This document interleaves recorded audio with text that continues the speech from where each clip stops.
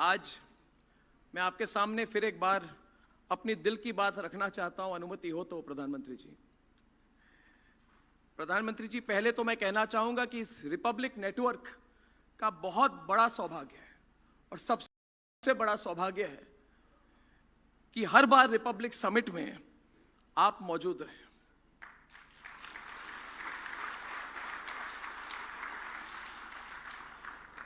तीन 315 दिन पहले रिपब्लिक समिट के इसी मंच पर आप थे और मुझे आपको बताने में बहुत खुशी हो रही है प्रधानमंत्री जी कि इन दिनों हमने एक और न्यूज़ चैनल लॉन्च किया है, रिपब्लिक कन्नड़, और रिपब्लिक अभी दक्षिण भारत में भी हमारी एंट्री हुई है। प्रधानमंत्री जी, आज हमारे नेटवर्क की रीच 45 करोड़ क्रॉस कर चुकी है। प्रधानमंत्री ji, this means that Republic is reaching 1 in every 3 Indians. और मैंने सुबह ये कहा था कि मतलब we still can reach 2 out of every 3 Indians. And I want to tell you, Pradhanmantri ji, that this has started 7 years back from a very small co-sharing space of 500 square feet in a private mill in Mumbai with me and only 2 or 3 believers in me. और प्रधानमंत्री जी, हर भारतीय के पास हमेशा सपने थे, हर भारतीय परिश्रम करता था, लेकिन आपके आने के बाद ऐसा माहौल, ऐसी पॉजिटिव एनर्जी मिली जो आपने तैयार की है। And I have no hesitation in saying this that it is because of the environment that you have created that companies and dreams like Republic can come to life and become a reality. And we are very grateful to you because all that we had a dream, Pradhan Mantri ji, was a dream of professionals who believe they can get the job done. आपके vision और आपके leadership ने ऐसा माहौल बनाया इस देश में जिसमें पहला तो लेवल प्लेइंग फील्ड मिली है, सेकंड एक पॉजिटिव इन्वेस्टमेंट क्लाइमेट मिली है, और थर्ड एक प्रोटेक्टिव इकोसिस्टम मिली है which keeps भारतीय dreams secure in an environment of economic stability. प्रधानमंत्री जी, 10 साल में आपने एक बिलीफ सिस्टम बनाई है इस देश में। आपने एक बिलीफ सिस्टम खड़ा किया है जिसमें एक स्टार्टअप, और रिपब्लिक बिल्कुल एक स्टार्टअप है, और ये अमेरिका में नहीं हो सकता है 7 सालों में। प्रधानमंत्री जी, it can happen only in India, and under your overall vision. And Pradhan Mantri ji, the most important thing about your belief system, which matters to me personally, matters to everybody at Republic and everybody here, जिसके बारे में ज़्यादा बात नहीं होती, it is because your belief system is based on high ethics, नैतिकता, which is at the core of it. And I remember that in India, people used to say कि people with ethics, people with ideals and idealism can never get far. It is because of your vision and your leadership that ethics are today the baseline of success in this country. चाहे राजनीति हो, चाहे corporate culture हो,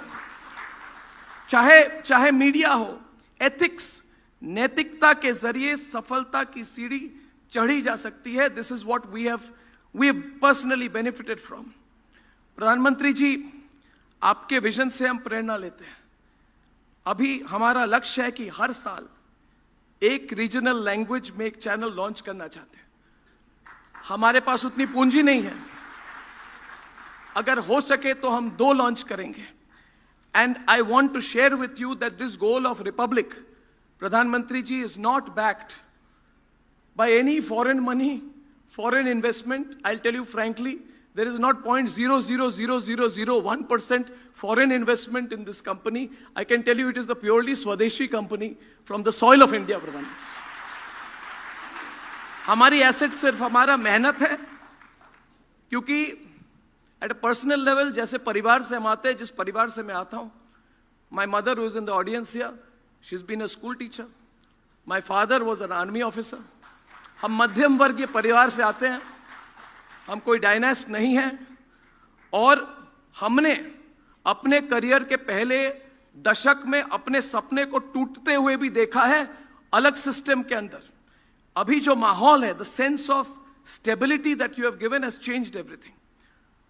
और प्रधानमंत्री ji, I want to share something with you which I was waiting till today to tell you. आपने कहा क्या हो रहा है, तो मैं उस समय बोल नहीं पाया, तो मैं आपको स्टेज से कह रहा हूं प्रधानमंत्री जी, जितना संघर्ष हुआ रिपब्लिक का, जितनी कठिनाई से हम आए आप सब जानते हैं, मगर सच्चाई के साथ हम बढ़ रहे हैं, मुश्किलें हम पार कर रहे हैं. And it is this conquering of struggle प्रधानमंत्री ji, from this hall 25 kilometres from this hall प्रधानमंत्री जी, सिर्फ 25 किलोमीटर दूर, I am proud to share with you प्रधानमंत्री ji that the Republic Media Network is building and is almost completing the building of the largest news complex network and studio in Asia.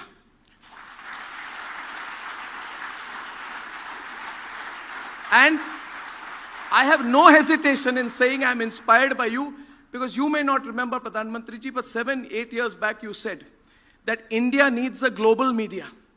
और आपने कहा था ये सिर्फ सरकार का काम नहीं है, कोई एंटरप्रेन्योर इंडिया से करे, and we have taken upon the challenge. That center, I hope and pray that one day you will visit our news center.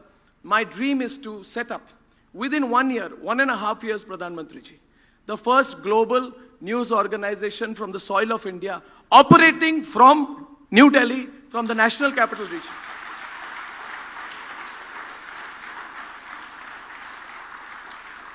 Finally, Pradhan Mantri ji, the theme of the summit is Bharat the next decade. लेकिन मैं एक और कदम बढ़कर कहूंगा कि आने वाले दशक जो है वो भारत का है, हर भारतीय के लिए विकसित भारत एक लक्ष्य है. आपने रेड फोर्ट से कहा था, वहां से it really went into our hearts. People are believing it, and the belief makes things happen. Everybody is talking about it today. Everybody believes it. In fact, I'll tell you, Pradhan Mantri ji, you have set a target of 2047. But I'm sure today you were in Kashmir. I congratulate you for your Kashmir visit. I'm sure you believe. I'm sure 2 days back I saw the video of you in Bengal, Pradhan Mantri ji. We run one of the big channels, the Republic Bangla. We saw how people were lined up. We saw the people were responding to you. So I believe that in this country, every Indian has absorbed the idea of Viksit Bharat. And our commitment to you is, we will not even believe in 2047, Pradhan Mantri ji. If all of us come together, then I believe that we can do it even earlier. Your vision is our vision. Your vision is the vision of 1.4 billion Indians. And what they say about pro-incumbency, I am not a psephologist. I don't believe in psephology, Pradhan Mantri ji. But I'll tell you one thing. Pro-incumbency for me, as a citizen of India, is when I see things happen in my lifetime, in our parents' lifetime, in our children's lifetime. We are seeing the changes. It is not a far-off dream. We are seeing what is happening in the next half decade, in the next decade, and it is all because of your hard work and your vision. And therefore, I feel proud to invite you. I feel overwhelmed that you've come for my event. And Pradhan Mantri ji, I invite you to take the stage today and inspire all of us who have been waiting since morning with your vision,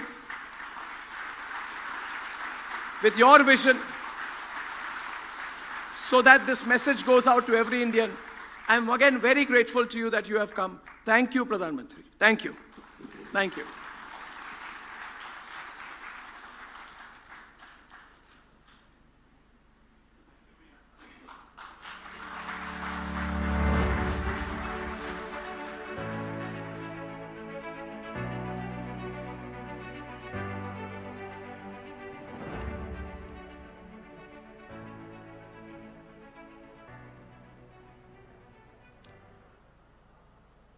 आप सबको नमस्कार.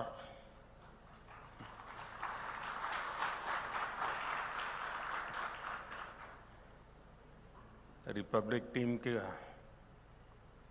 भी मेरी तरफ से विशेष इस summit के लिए मैं बहुत बहुत बधाई देता हूं. और मैं मानता हूं कि अर्नब ने जो बताया, वो दिन भर जो मंथन चला होगा उसी में से निकला होगा.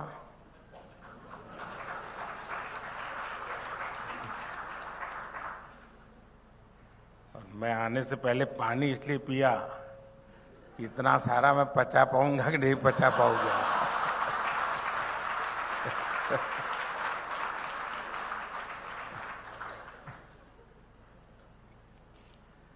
कुछ साल पहले जब मैंने कहा था कि ये दशक भारत का है,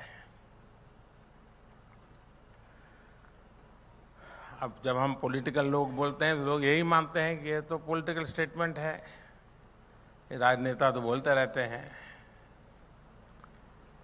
लेकिन ये भी सच्चाई है, आज दुनिया ये कह रही है ये दशक भारत का है।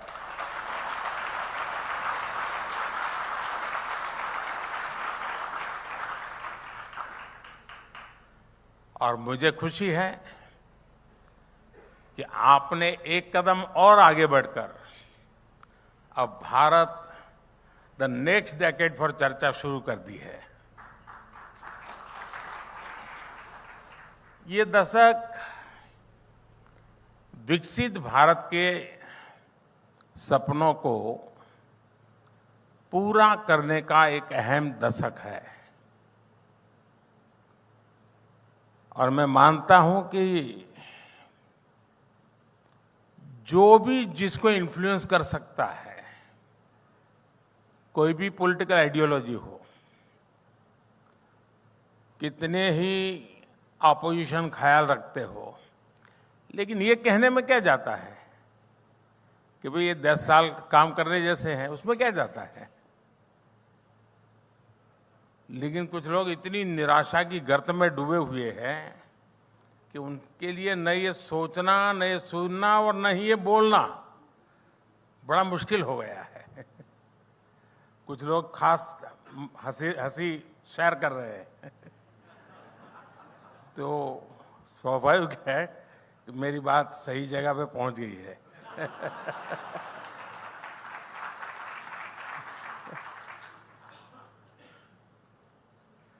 लेकिन मैं मानता हूं कि ऐसे विषयों पर चर्चा भी बहुत आवश्यक है, मंथन भी बहुत आवश्यक है। लेकिन साथियों, जिस दशक में हम अभी हैं, जो दशक अभी गुजर रहा है, मैं समझता हूं वो आजाद भारत का अब तक का सबसे इंपॉर्टेंट डेकेड है। और इसलिए ही लाल किले से मैंने कहा था, यही समय है, सही समय है।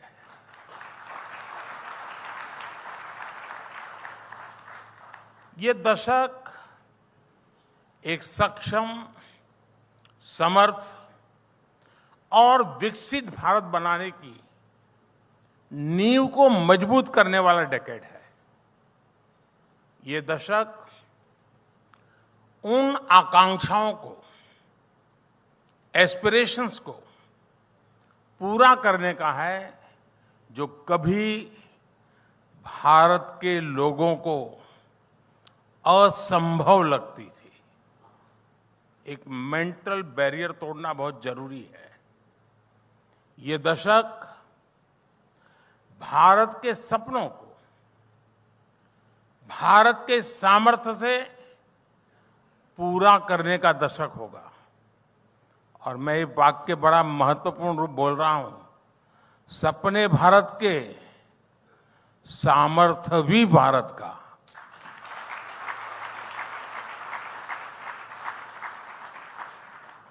अगला दशक शुरू होने से पहले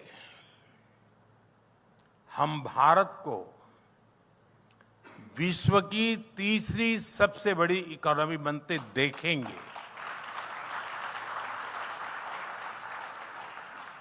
अगला दशक शुरू होने से पहले भारतीयों के पास घर, शौचालय, गैस, बिजली, पानी, इंटरनेट, सड़क, हर बुनियादी सुविधाएं उसके पास होगी।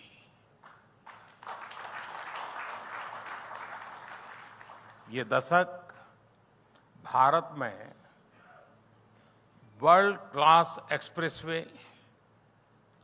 हाई स्पीड ट्रेन,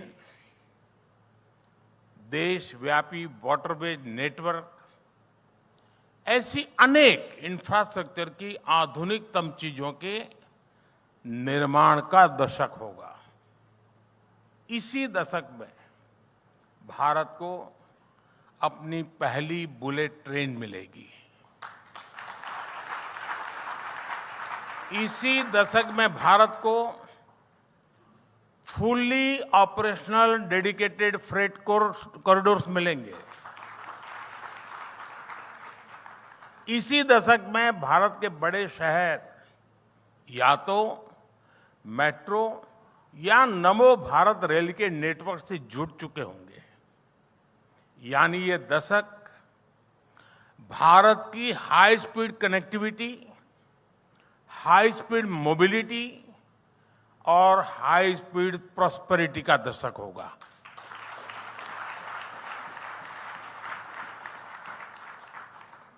साथियों, आप भी जानते हैं ये समय वैश्विक अनिश्चितताओं और अस्थिरता का समय है और एक्सपर्ट्स कह रहे हैं कि सेकेंड वर्ल्ड वॉर के बाद ये सबसे अधिक अस्थिर समय अनुभव हो रहा है। उसकी तीव्रता भी और उसका स्प्रेड भी। पूरी दुनिया में कई सरकारों को सत्ता विरोधी लहर का सामना करना पड़ रहा है, लेकिन इन सब के बीच भारत एक सशक्त लोकतंत्र के रूप में विश्वास की किरण बना हुआ है।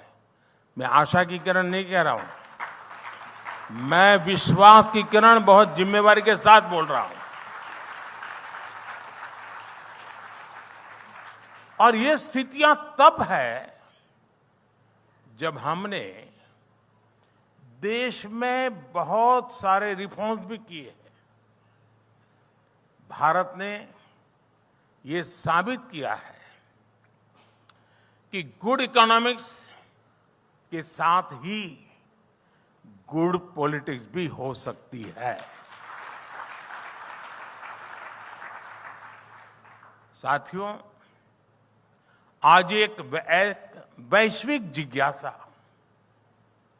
ग्लोबल क्यूरियोसिटी है कि भारत ने ये कैसे किया। ये इसलिए हुआ क्योंकि हमेशा सिक्के के किसी भी पहलू को नजरअंदाज नहीं किया। ये इसलिए हुआ क्योंकि हमने देश की जरूरतें भी पूरी की और सपने भी पूरे किए। ये इसलिए हुआ क्योंकि हमने समृद्धि पर भी ध्यान दिया और सशक्तिकरण पर भी काम किया। जैसे हमने कॉरपोरेट टैक्स में रिकॉर्ड कमी की, लेकिन हमने ये भी सुनिश्चित किया कि पर्सनल इनकम पर भी टैक्स कम से कम हो। आज हम हाईवे, रेलवे, एयरवे, वाटरवे के निर्माण पर रिकॉर्ड इन्वेस्ट कर रहे हैं, लेकिन साथ ही हम गरीबों के लिए करोड़ों घर भी बनवा रहे हैं। उन्हें मुफ्त इलाज, मुफ्त राशन की सुविधा दे रहे हैं। हमने मेक इन इंडिया की पीएलआई स्कीम्स में छूट दी तो किसानों को बीमा से सुरक्षा और आय बढ़ाने के साधन भी दिए हैं। हम टेक्नोलॉजी और इनोवेशन पर बड़ा इन्वेस्ट कर रहे हैं, लेकिन इसके साथ हमने युवाओं के स्किल डेवलपमेंट पर भी हजारों करोड़ रुपए खर्च किए हैं। साथियों, आजादी के बाद के दशकों में भारत का बहुत समय उसे गलत दिशा में ले जाने में गंवा दिया गया।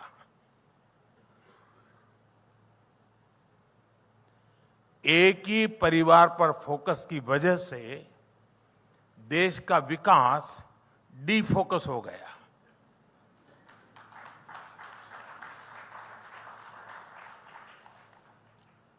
मैं इसके विस्तार में नहीं जाना चाहता, लेकिन आप ये मानेंगे कि विकसित भारत बनाने के लिए हमने अपने खोए हुए समय को भी रिकवर करना होगा। इसके लिए अभूतपूर्व स्केल और अभूतपूर्व स्पीड पर काम करना होगा। आज आप भारत में हर तरफ यही होता देख रहे होंगे। मैं जब गुजरात में था तो मैं उस समय पब्लिकली चुनौती देता था कि किसी भी दिशा में 25 किलोमीटर जाइए, आपको कोई न कोई डेवलपमेंट का, इंफ्रास्ट्रक्चर का काम चलता हुआ नजर आएगा। किसी भी दिशा में 25 किलोमीटर कहीं से भी शुरू करो। मैं आज किलोमीटर की भाषा नहीं बोल रहा हूं, लेकिन मैं आज कह सकता हूं कि आप हिंदुस्तान के किसी भी क्षेत्र में आप अगर नजर करेंगे, कुछ न कुछ पहले से अच्छा हो रहा है।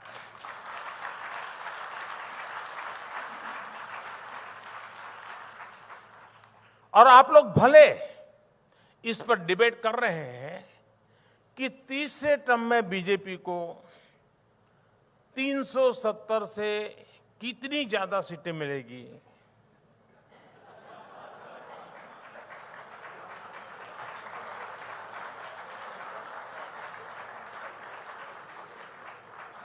मैं भी तो आप लोगों के बीच में रहता हूं ना।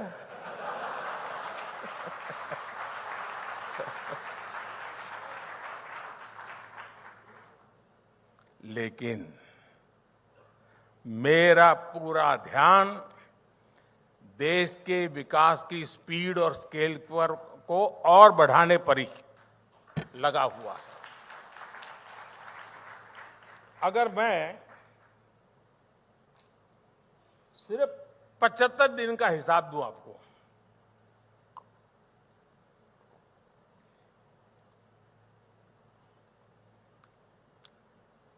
सिर्फ 75 दिन की बात करूं, 75 डेज, तो रिपब्लिक के दर्शक भी हैरान हो जाएंगे, और मैं पक्का मानता हूं हैरान हो जाएंगे। यहां कुछ लोग नहीं होंगे। देश में किस स्पीड पर काम हो रहा है। पिछले 75 डेज में मैंने करीब करीब 9 लाख करोड़ रुपए के प्रोजेक्ट का शिलान्यास और लोकार्पण किया है।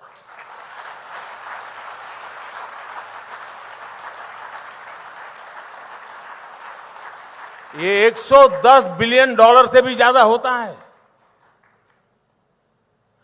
दुनिया के कितने ही देशों का ये साल भर का खर्च भी नहीं है, और हमने सिर्फ 75 डेज में आधुनिक इंफ्रास्ट्रक्चर पर इससे ज्यादा इन्वेस्ट कर दिया है।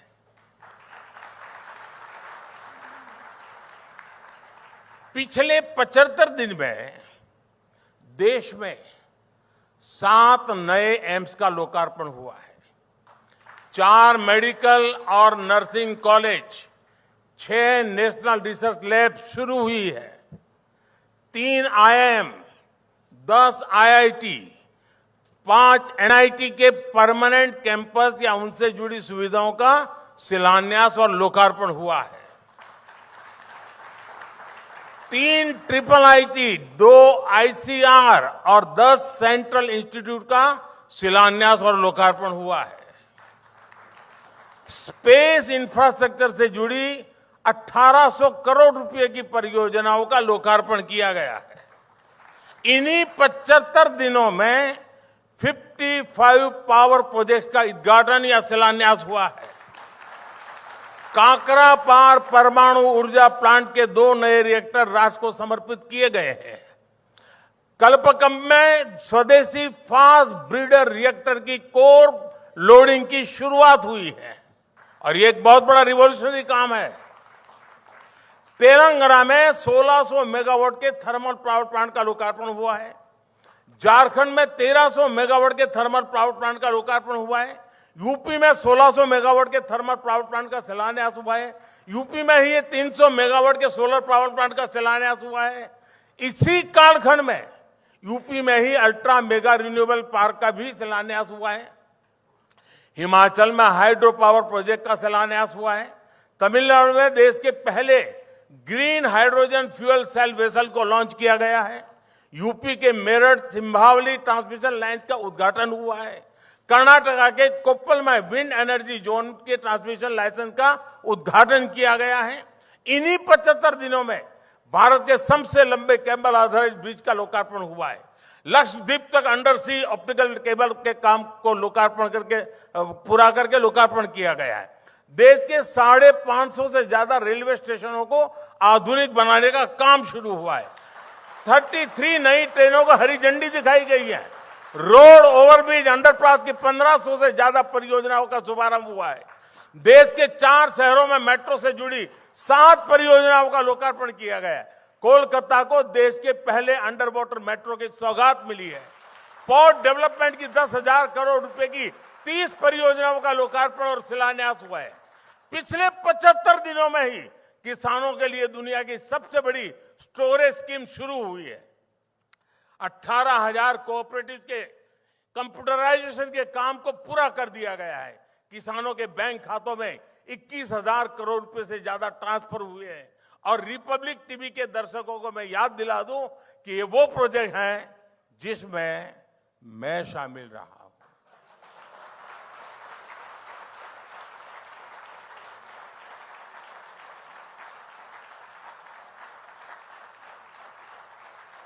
और ये मैंने सिर्फ शिलान्यास और लोकार्पण की बात की, और भी तो बहुत कुछ किया है, वो मैं नहीं बता रहा हूं।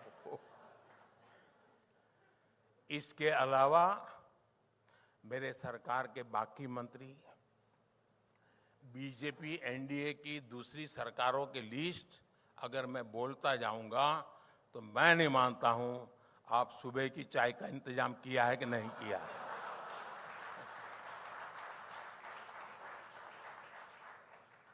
लेकिन मैं एक और एग्जाम्पल दूंगा कि हमारी सरकार की स्पीड क्या है, कैसे काम कर रही है। आप भी जानते हैं कि इस साल के बजट में, यानी बजट तो अभी गया है, इस साल के बजट में सोलर पावर से जुड़ी एक बड़ी योजना की घोषणा की गई थी। बजट की घोषणा के बाद पीएम सूर्यघर मुफ्त बिजली योजना को कैबिनेट से मंजूरी देने में, लॉन्च करने में 4 सप्ताह से भी कम का समय गया है।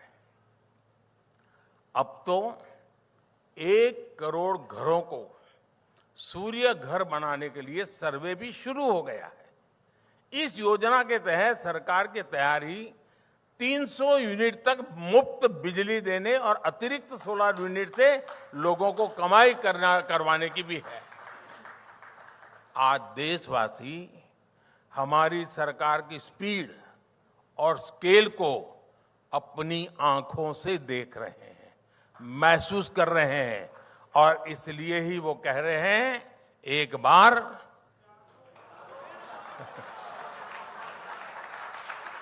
फिर एक बार। साथियों, अक्सर लोग मुझसे पूछते हैं कि आपके खिलाफ इतनी नेगेटिव कैंपेन चलाई जाती है, इतने हमले होते हैं, आपको फर्क नहीं पड़ता क्या? मैं उनको यही बोलता हूं कि अगर मैं इस नेगेटिव कैंपेन पर ध्यान देने लग गया तो फिर मुझे जो काम करने हैं वो रह जाएंगे।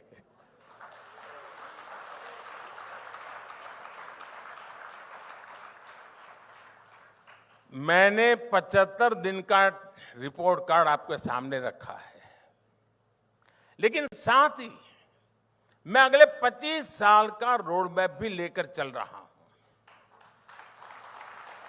और मेरे लिए एक एक सेकंड कीमती है।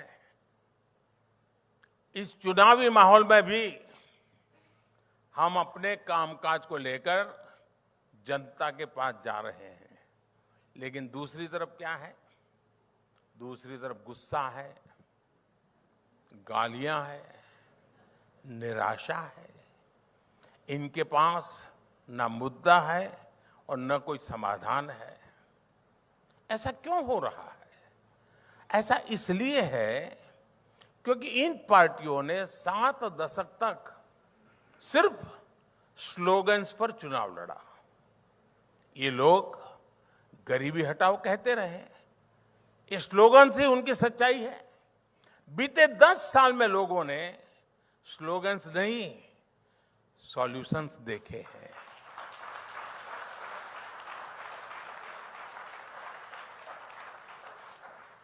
खाद्य सुरक्षा हो या खाद कारखानों को फिर से शुरू करना हो, लोगों को बिजली देनी हो या बॉर्डर इंफ्रास्ट्रक्चर को मजबूत करना हो, लोगों के लिए आवास योजना बनाने से लेकर आर्टिकल 370 को हटाने तक हमारी सरकार ने सारी प्राथमिकताओं को एक साथ लेकर काम किया है। साथियों, रिपब्लिक टीवी का सवालों के साथ बहुत पुराना रिश्ता रहा है। Nation wants to no.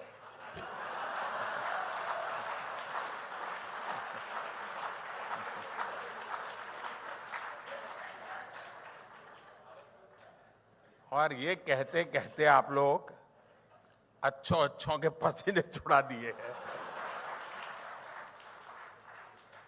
पहले देश में सवाल होता था कि आज देश कहां है, देश किस हालत में है। लेकिन देखिए, बीते 10 वर्षों में ये सवाल कैसे बदल गए हैं। 10 साल पहले लोग बोलते थे हमारी इकोनॉमी का अब क्या होगा। आज लोग पूछते हैं हम कितनी जल्दी तीसरी सबसे बड़ी इकोनॉमी बनेंगे। 10 साल पहले लोग बोलते थे हमारे पास ये विकसित देशों वाली टेक्नोलॉजी कब आएगी। आज लोग विदेशों से आने वालों से पूछते हैं आपके यहां डिजिटल पेमेंट नहीं होता है क्या।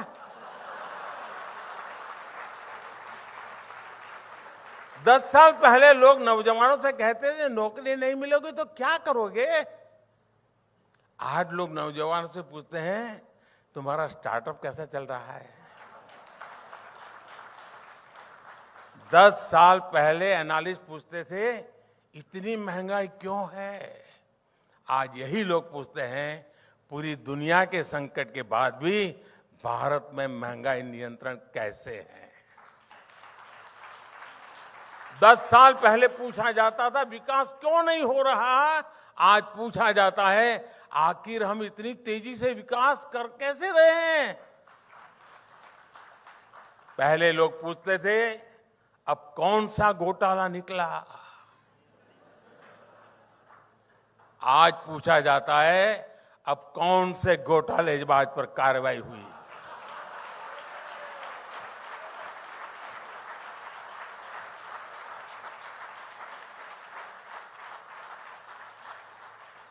पहले मीडिया के साथी पूछते थे कहां है बिग बैंग रिफॉर्म्स, आज पूछा जाता है इलेक्शन टाइम बजट में भी रिफॉर्म्स कैसे आ रहे हैं। 10 साल पहले लोग पूछते थे जम्मू कश्मीर से आर्टिकल 370 कभी खत्म होगा क्या, आज पूछा जाता है कश्मीर में कितने पर्यटक आए, कश्मीर में कितना निवेश आया। वैसे मैं आज सुबह ही श्रीनगर में था, अनेकों नई परियोजनाओं का शिलान्यास करके और लोकार्पण करके आया हूं। और आज नजारा ही कुछ और था दोस्तों। 40 साल से मेरा उस धरती से नाता रहा है। आज मैंने अलग मिजाज देखा, अलग रूप देखा, सपने देखे, आत्मविश्वास से भरे हुए लोग देखे मैंने। साथियों, दशकों तक सरकारों ने जिन्हें कमजोर मानकर, लायबिलिटी मानकर छोड़ दिया, इन 10 वर्षों में हमने उनकी जिम्मेदारी लेने का काम किया है। इसलिए मैं कहता हूं, जिसका कोई नहीं, मोदी उसके साथ खड़ा है।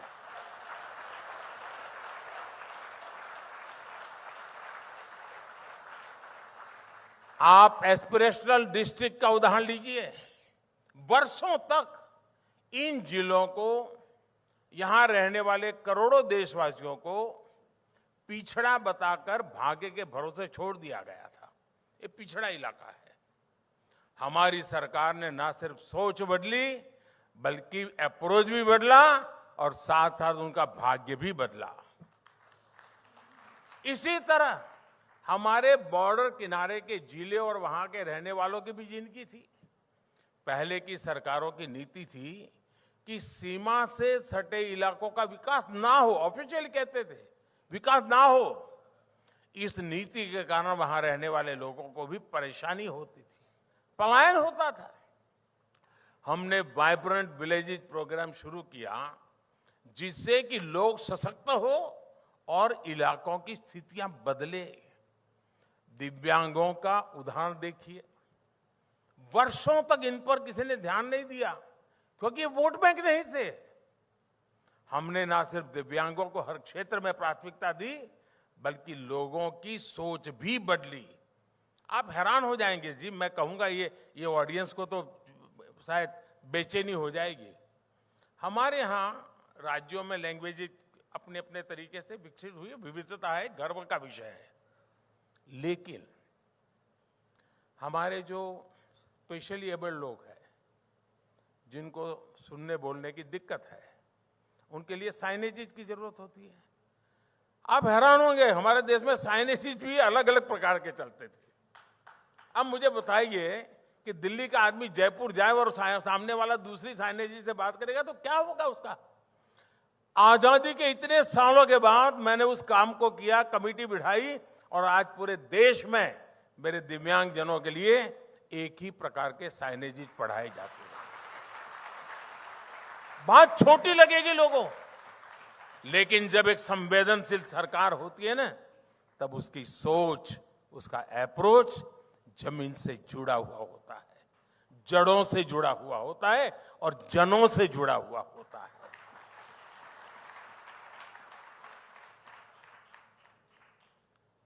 और देखिए, दिव्यांगों के प्रति आज समाज का नजरिया बदला है। पब्लिक इंफ्रास्ट्रक्चर का निर्माण तक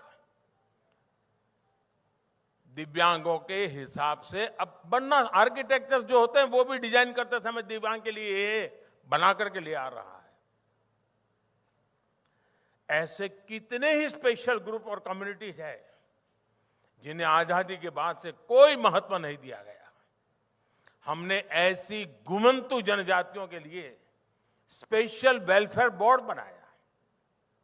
किसी ने भी हमारे लाखों रेडी पटरी वाले दुकानदारों के बारे में नहीं सोचा, लेकिन कोरोना के समय हमारी सरकार ने इनके लिए पीएम स्वनिधि योजना बनाई। किसी ने भी हमारे उन स्किल्ड कलाकारों की परवाह नहीं की जिन्हें आज हम विश्वकर्मा कहते हैं।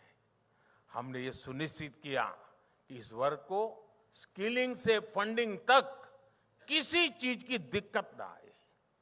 इस पर केंद्र सरकार अब 13,000 करोड़ रुपए खर्च कर रही है। साथियों, रिपब्लिक टीवी की टीम जानती है कि हर उपलब्धि के पीछे मेहनत, विजन और संकल्पों की एक लंबी यात्रा होती है, जो अभी अर्नब ने भी थोड़ा बहुत ट्रेलर दिखाया हमको। भारत भी अपनी इस यात्रा में तेज गति से आगे बढ़ रहा है। अगले डेकेड में भारत जिस ऊंचाई पर होगा वो अभूतपूर्व होगी, अकल्पनीय होगी। और ये भी मोदी की गारंटी है।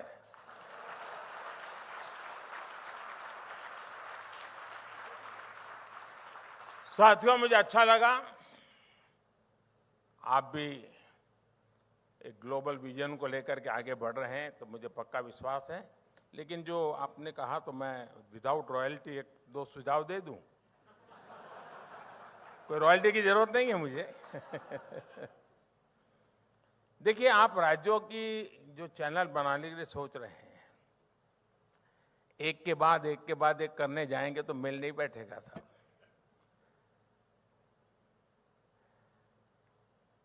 मैं मूलतः मेरा सोचने का तरीका ही अलग है, इसलिए मैं कह रहा हूं, आप एक डेडिकेटेड ऐसी चैनल बनाइए जिसमें आप टाइम फिक्स कीजिए कि 2 घंटे गुजराती, 2 घंटे बंगाली, 2 घंटे मलयालम, एक ही चैनल होगी। और आज गूगल गुरु आपका ट्रांसलेशन तो कर ही देता है, और मैं एआई की दुनिया में काफी आगे बढ़ा रहा हूं देश को। अब मेरे अपने भाषण 8-9 भाषाओं में तो आप आसानी के साथ सुन सकते हैं। अभी मैं भाषण कर रहा हूं, सभी भाषाओं में बहुत ही विदाउट नो टाइम मिल जाएंगे। तमिल लोगों को मिलेगा, पंजाबियों को मिलेगा। आप भी, उससे क्या होगा, आपकी एक कोर टीम तैयार हो जाएगी, और जो कोर टीम ज्यादा तैयार होती है, जो इकोनॉमिकली वायबल बनता है, फिर आपको 15 दिन के बाद उसको डेडिकेट कर दीजिए। आप एक दिन में 6 राज्यों की चैनल क्यों नहीं चलाते? टाइम फिक्स कर दीजिए। और टेक्नोलॉजिकली ये सब बड़ा बहुत मुश्किल काम नहीं है। दूसरा, जो आप ग्लोबल चैनल बनाना चाहते हैं, जरूरी नहीं कि हर कोई आपकी चैनल देखे। शुरू में आप एक न्यूज एजेंसी के रूप में 4 देशों पर काम कर सकते हैं। ये मालदीव वाले लोगों को मदद हो जाएगी।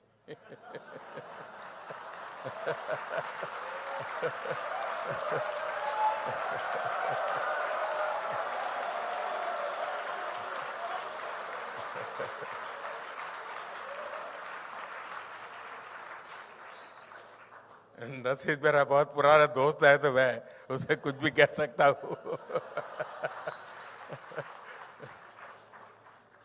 लेकिन अगर आप 4 देशों में कम से कम, क्योंकि उन लोगों को इंडिया के न्यूज में इंटरेस्ट होता है 4 देशों में, उनकी लैंग्वेज एक प्रकार से, फिर बिम्स्टेक में चले जाइए। धीरे धीरे मैं समझता हूं, लेकिन ये काम ऐसा नहीं होता साहब कि इस 5 साल में मनरेगा करूंगा, फिर 5 साल तक मनरेगा के ढोल पिटूंगा। देश ऐसे नहीं चलता है जी।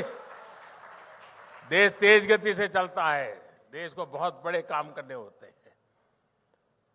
और मैं मानता हूं आपको तो चुनाव लड़ना नहीं है, भी चिंता क्यों कर रहे हो? और मुझे लड़ना है तो भी मैं चिंता नहीं करता हूं।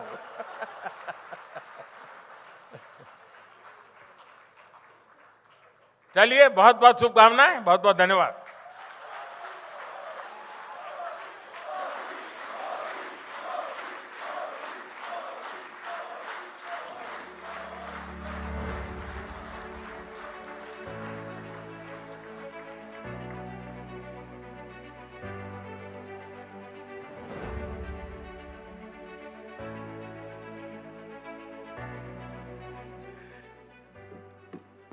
मोदी जी, प्रधानमंत्री जी, नेशन वॉन्ट्स टू नो, पूछता है भारत। प्रधानमंत्री जी ने जो 75 डेज की रिपोर्ट कार्ड हमारे सामने रखी, उसे हमें ऊर्जा मिली कि नहीं मिली? Did we all feel energised by that or not? Louder. Modi ji, pro incumbency यही है, दिस इज द बिलीफ। दूसरी बात कहूंगा Modi ji, I will keep it very short, very short. आपके स्टाइल और आपकी थिंकिंग को कोई ट्रेडिशनल पॉलिटिकल एनालिस्ट या ट्रेडिशनल इकोनॉमिस्ट समझ नहीं पाते हैं, बिल्कुल नहीं समझ पाते हैं मोदी जी। क्यों? मगर आपने जो बात कही, अगर कोई गहराई से समझने की कोशिश करे, you are the first prime minister of the country and of this generation and in the world who understands the macro picture and the micro picture. You are, and it's very, ये इसलिए बनी है क्योंकि आप देश के जमीन से जुड़े हुए हैं। You been a social worker. मैं आपको जानता हूं बहुत दिनों से मोदी जी, जब आप छोटे से रूम में रहते थे बीजेपी कार्यालय से पीछे, तो आप जी तो मैं, और Modi ji have been very kind to me. मुझे पता है आपको बहुत तकलीफ देता था तब भी मैं, मगर मैक्रो और माइक्रो समझना बहुत मुश्किल है। आप गगनयान और जीएसटी के बारे में भी सोचते हैं, मगर आपने जो दिव्यांगों के बारे में जो ये साइनेज सिस्टम की बात कही, इससे आपकी एम्पैथी और अंडरस्टैंडिंग भी दिखती है। This is very important for a leader and that's why people believe in it. ये कोई स्ट्रक्चरल इकोनॉमिक्स की बात नहीं है मोदी जी। और आपने एक और बात कही जिससे मतलब हम पे बहुत प्रभाव पड़ा, सब पे प्रभाव पड़ा, और पिछले 5 दिन से ट्रेंडिंग है मोदी का परिवार। और कोई आर्टिफिशियल ट्रेंडिंग नहीं है, इनऑर्गेनिक नहीं है, ये लोग कह रहे हैं ऑल ओवर। जब से किसी ने कहा कि मोदी जी का परिवार ही नहीं है, तो it is non stop trending, हम मोदी के परिवार हैं। हमारे न्यूज रूम में छोटे बच्चे भी वीडियो मैसेज भेजते हैं, आपको मैं भेज दूंगा, मोदी का परिवार हैशटैग करके। और आपने कहा कि जिनको लायबिलिटी मानकर छोड़ दिया गया था, उनके साथ आप खड़े हैं। This is absolutely true. और यही मतलब स्ट्रक्चरल इकोनॉमिक्स से तो इकोनॉमिक नींव बनती है। आपने देश की सोशल नींव बनाई है। You have brought back respect, you have given respect to every Indian, respect to every Indian, Modi ji. Finally Modi ji, nation looks forward to your leadership. The nation looks forward to your leadership for many years and many decades to come. We wish you good health. The way you are working and the way you are traveling, we wish you absolutely the very best. And in 2 months, you are going to start your 3rd term.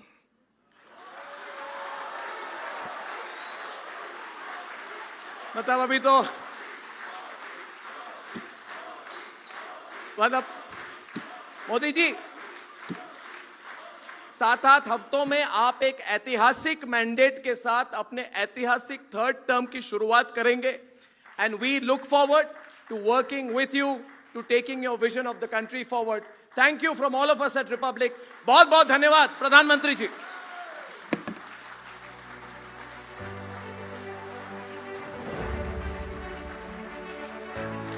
Ladies and gentlemen, kindly remain in your places until the Honorable Prime Minister has left the hall. With that invigorating and inspirational vision, the Honorable Prime Minister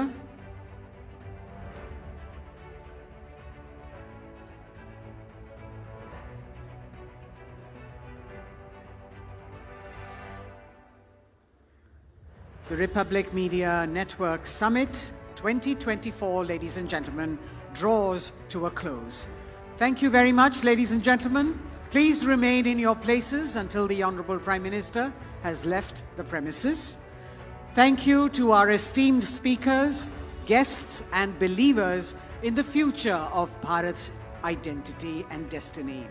It is upon each of us, ladies and gentlemen, stakeholders that we are, to come together to take these deliberations and script the destiny of our great nation.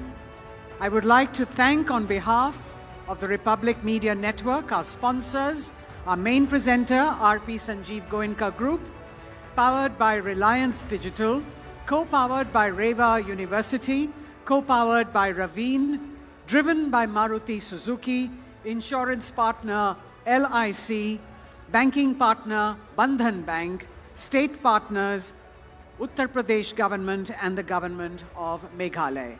Thank you very much, ladies and gentlemen. Safe travels, and we hope to see you again next year with a new mandate.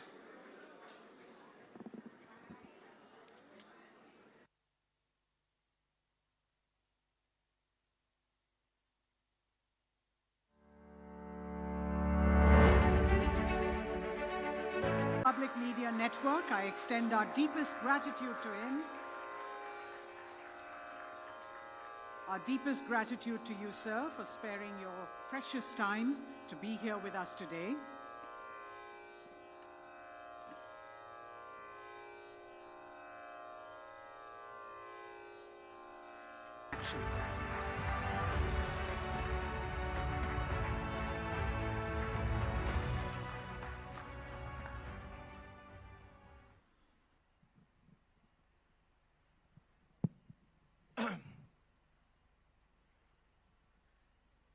Friends, दोस्तों, सियासत के हर संकट का समाधान जिनके पास है, the one who is the master of checkmating every political and opposition move.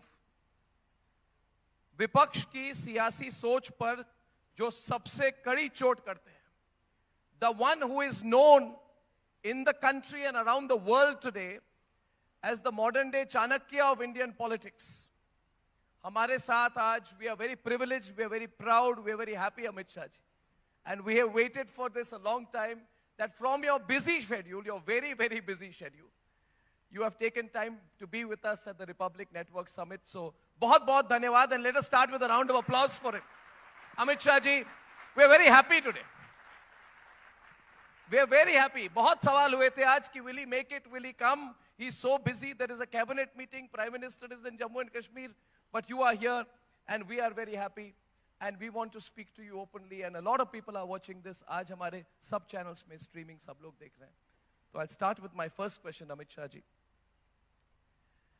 Lok Sabha चुनाव के लिए 195 बीजेपी उम्मीदवारों की लिस्ट अभी आ चुकी है, और प्रधानमंत्री जी ने 370 सीट की टारगेट फिक्स की है, और एनडीए का अपना टारगेट 400 का है.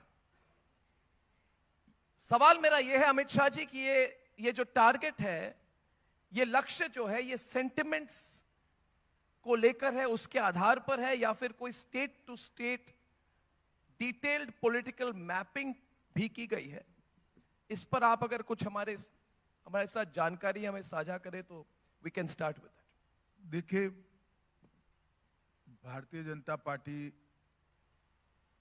राजनीति में विजय प्राप्त कर सत्ता प्राप्त कर लंबे समय तक सरकारें बनाने के लक्ष्य से नहीं है. हम राजनीति में जब से हमारी पार्टी की स्थापना हुई, तब से आजादी के आंदोलन के वक्त से जो लोग भारत को जानते थे, उनकी कल्पना के भारत बनाने के लिए हम राजनीति में आए हैं. लाखों लोगों ने बलिदान ऐसे भारत के लिए नहीं दिया था जिसकी दुनिया में कोई पूछ न हो. ऐसे भारत के लिए नहीं दिया था जो असुरक्षित हो, अशिक्षित हो. इसका 2/3 हिस्सा दारुण गरीबी में अपना जीवन व्यतीत करता हो, और विश्व में इसका कोई सम्मान न हो. ऐसे भारत के लिए आजादी का आंदोलन नहीं लड़ा गया था. आजादी का आंदोलन एक सशक्त, समृद्ध, सुरक्षित, शिक्षित और विश्व गुरु के स्थान पर बैठे हुए भारत की रचना के लिए लड़ा गया था, और उसी लक्ष्य के लिए हम राजनीति में हैं, और उसी लक्ष्य के लिए हम काम कर रहे हैं. जहां तक ये सीटों का सवाल है,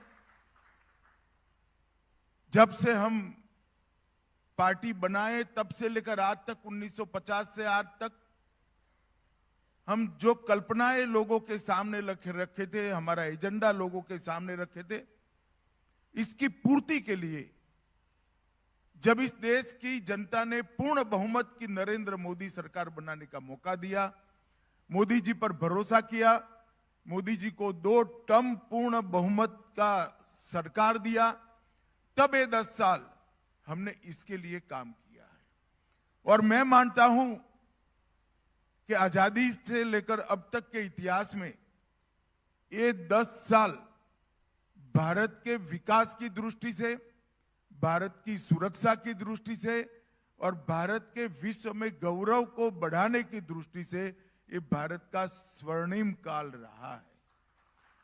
मगर मैं आज ये भी कहना चाहता हूं देशवासियों से, ये फुल स्टॉप नहीं है, ये शुरुआत है. अच्छा समय आने वाला है और अच्छा समय आने वाला है. और इसके लिए ये जो प्रयास हमने 10 साल किया है, जो प्रचंड जन समर्थन देश भर में आज नरेंद्र मोदी जी को, भारतीय जनता पार्टी को, एनडीए को मिल रहा है. मैं देश के कोने कोने में गया हूं. चुनाव के पहले ही मैंने 136 सीटों का विजिट करा है. मैं आपको बता सकता हूं कि देश के कोने कोने से नरेंद्र मोदी जी के समर्थन में जनता खड़ी है।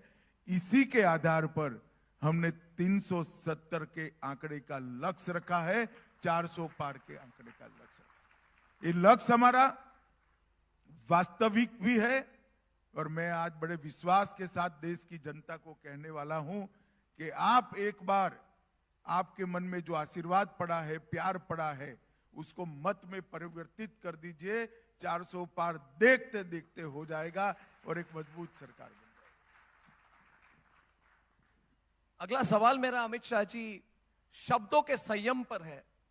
वैसे नेताओं का स्टैचर जितना बढ़ता है संयम भी बढ़नी चाहिए, मगर लालू प्रसाद यादव जी ने हाल ही में एक बहुत ही विवादित बयान दिया था जिस पर पिछले 2-3 दिन से इस पर ही बहुत डिबेट हो रही है। उन्होंने कहा था कि मोदी जी का परिवार ही नहीं है। उन्होंने कहा कि मोदी जी का परिवार ही नहीं है। हर चुनाव के पहले क्या जानबूझकर ये सेल्फ गोल किए जाते हैं? पिछले 3 चुनाव में पहले हमने देखा चाय वाला, फिर हमने देखा चौकीदार चोर है, और अब ये कि मोदी जी का परिवार नहीं है। तो पिछले 3 चुनाव में कुछ ऐसे ही देखने को मिला है। तो ऐसे विपक्ष पर आप क्या कहेंगे? देखिए, इस तरह की बातें वही लोग कर सकते हैं जिनके पास और कोई रास्ता नहीं बचा है। ऐसी ओछी बातें कर कर देश की राजनीति को, उसके स्तर को गिराने का जो काम कर रहे हैं, हर बार जनता उसका जवाब देती है। परंतु मैं एक बात बताना चाहता हूं, मैंने मोदी जी को बहुत करीब से देखा है, कई सालों से उनके साथ काम किया है। लालू जी ने एक महीने में सही ही कहा है कि मोदी जी का कोई परिवार नहीं है। परिवार जिनका होता है वो बेटे बेटियों को प्रधानमंत्री बनाने का प्रयास करता है, मुख्यमंत्री बनाने का प्रयास करता है, सत्ता पर बिठाने का प्रयास किया है। इस व्यक्ति ने 40 साल से केवल और केवल देश की जनता के लिए काम किया है। 23 साल से मुख्यमंत्री और प्रधानमंत्री रहने के बाद भी मैंने एक दिन छुट्टी लेते हुए उनको नहीं देखा है। सुबह 5 बजे से रात को 1 बजे तक अहरनिश काम काम काम, एक दिशा में काम और सेल्फलेस काम करते हुए मैंने देखा है। और इसी का परिणाम है कि उनके नेतृत्व में इतनी बड़ी कैडर खड़ी हुई है, इतने सारे नेताओं की श्रृंखला खड़ी हुई है, एक मजबूत भारतीय जनता पार्टी खड़ी हुई है और देश आज दुनिया में सर्वप्रथम बनने के लक्ष्य के साथ संकल्प लेकर 2047 में विकसित भारत, आत्मनिर्भर भारत का आत्मविश्वास भरकर देश आगे बढ़ रहा है।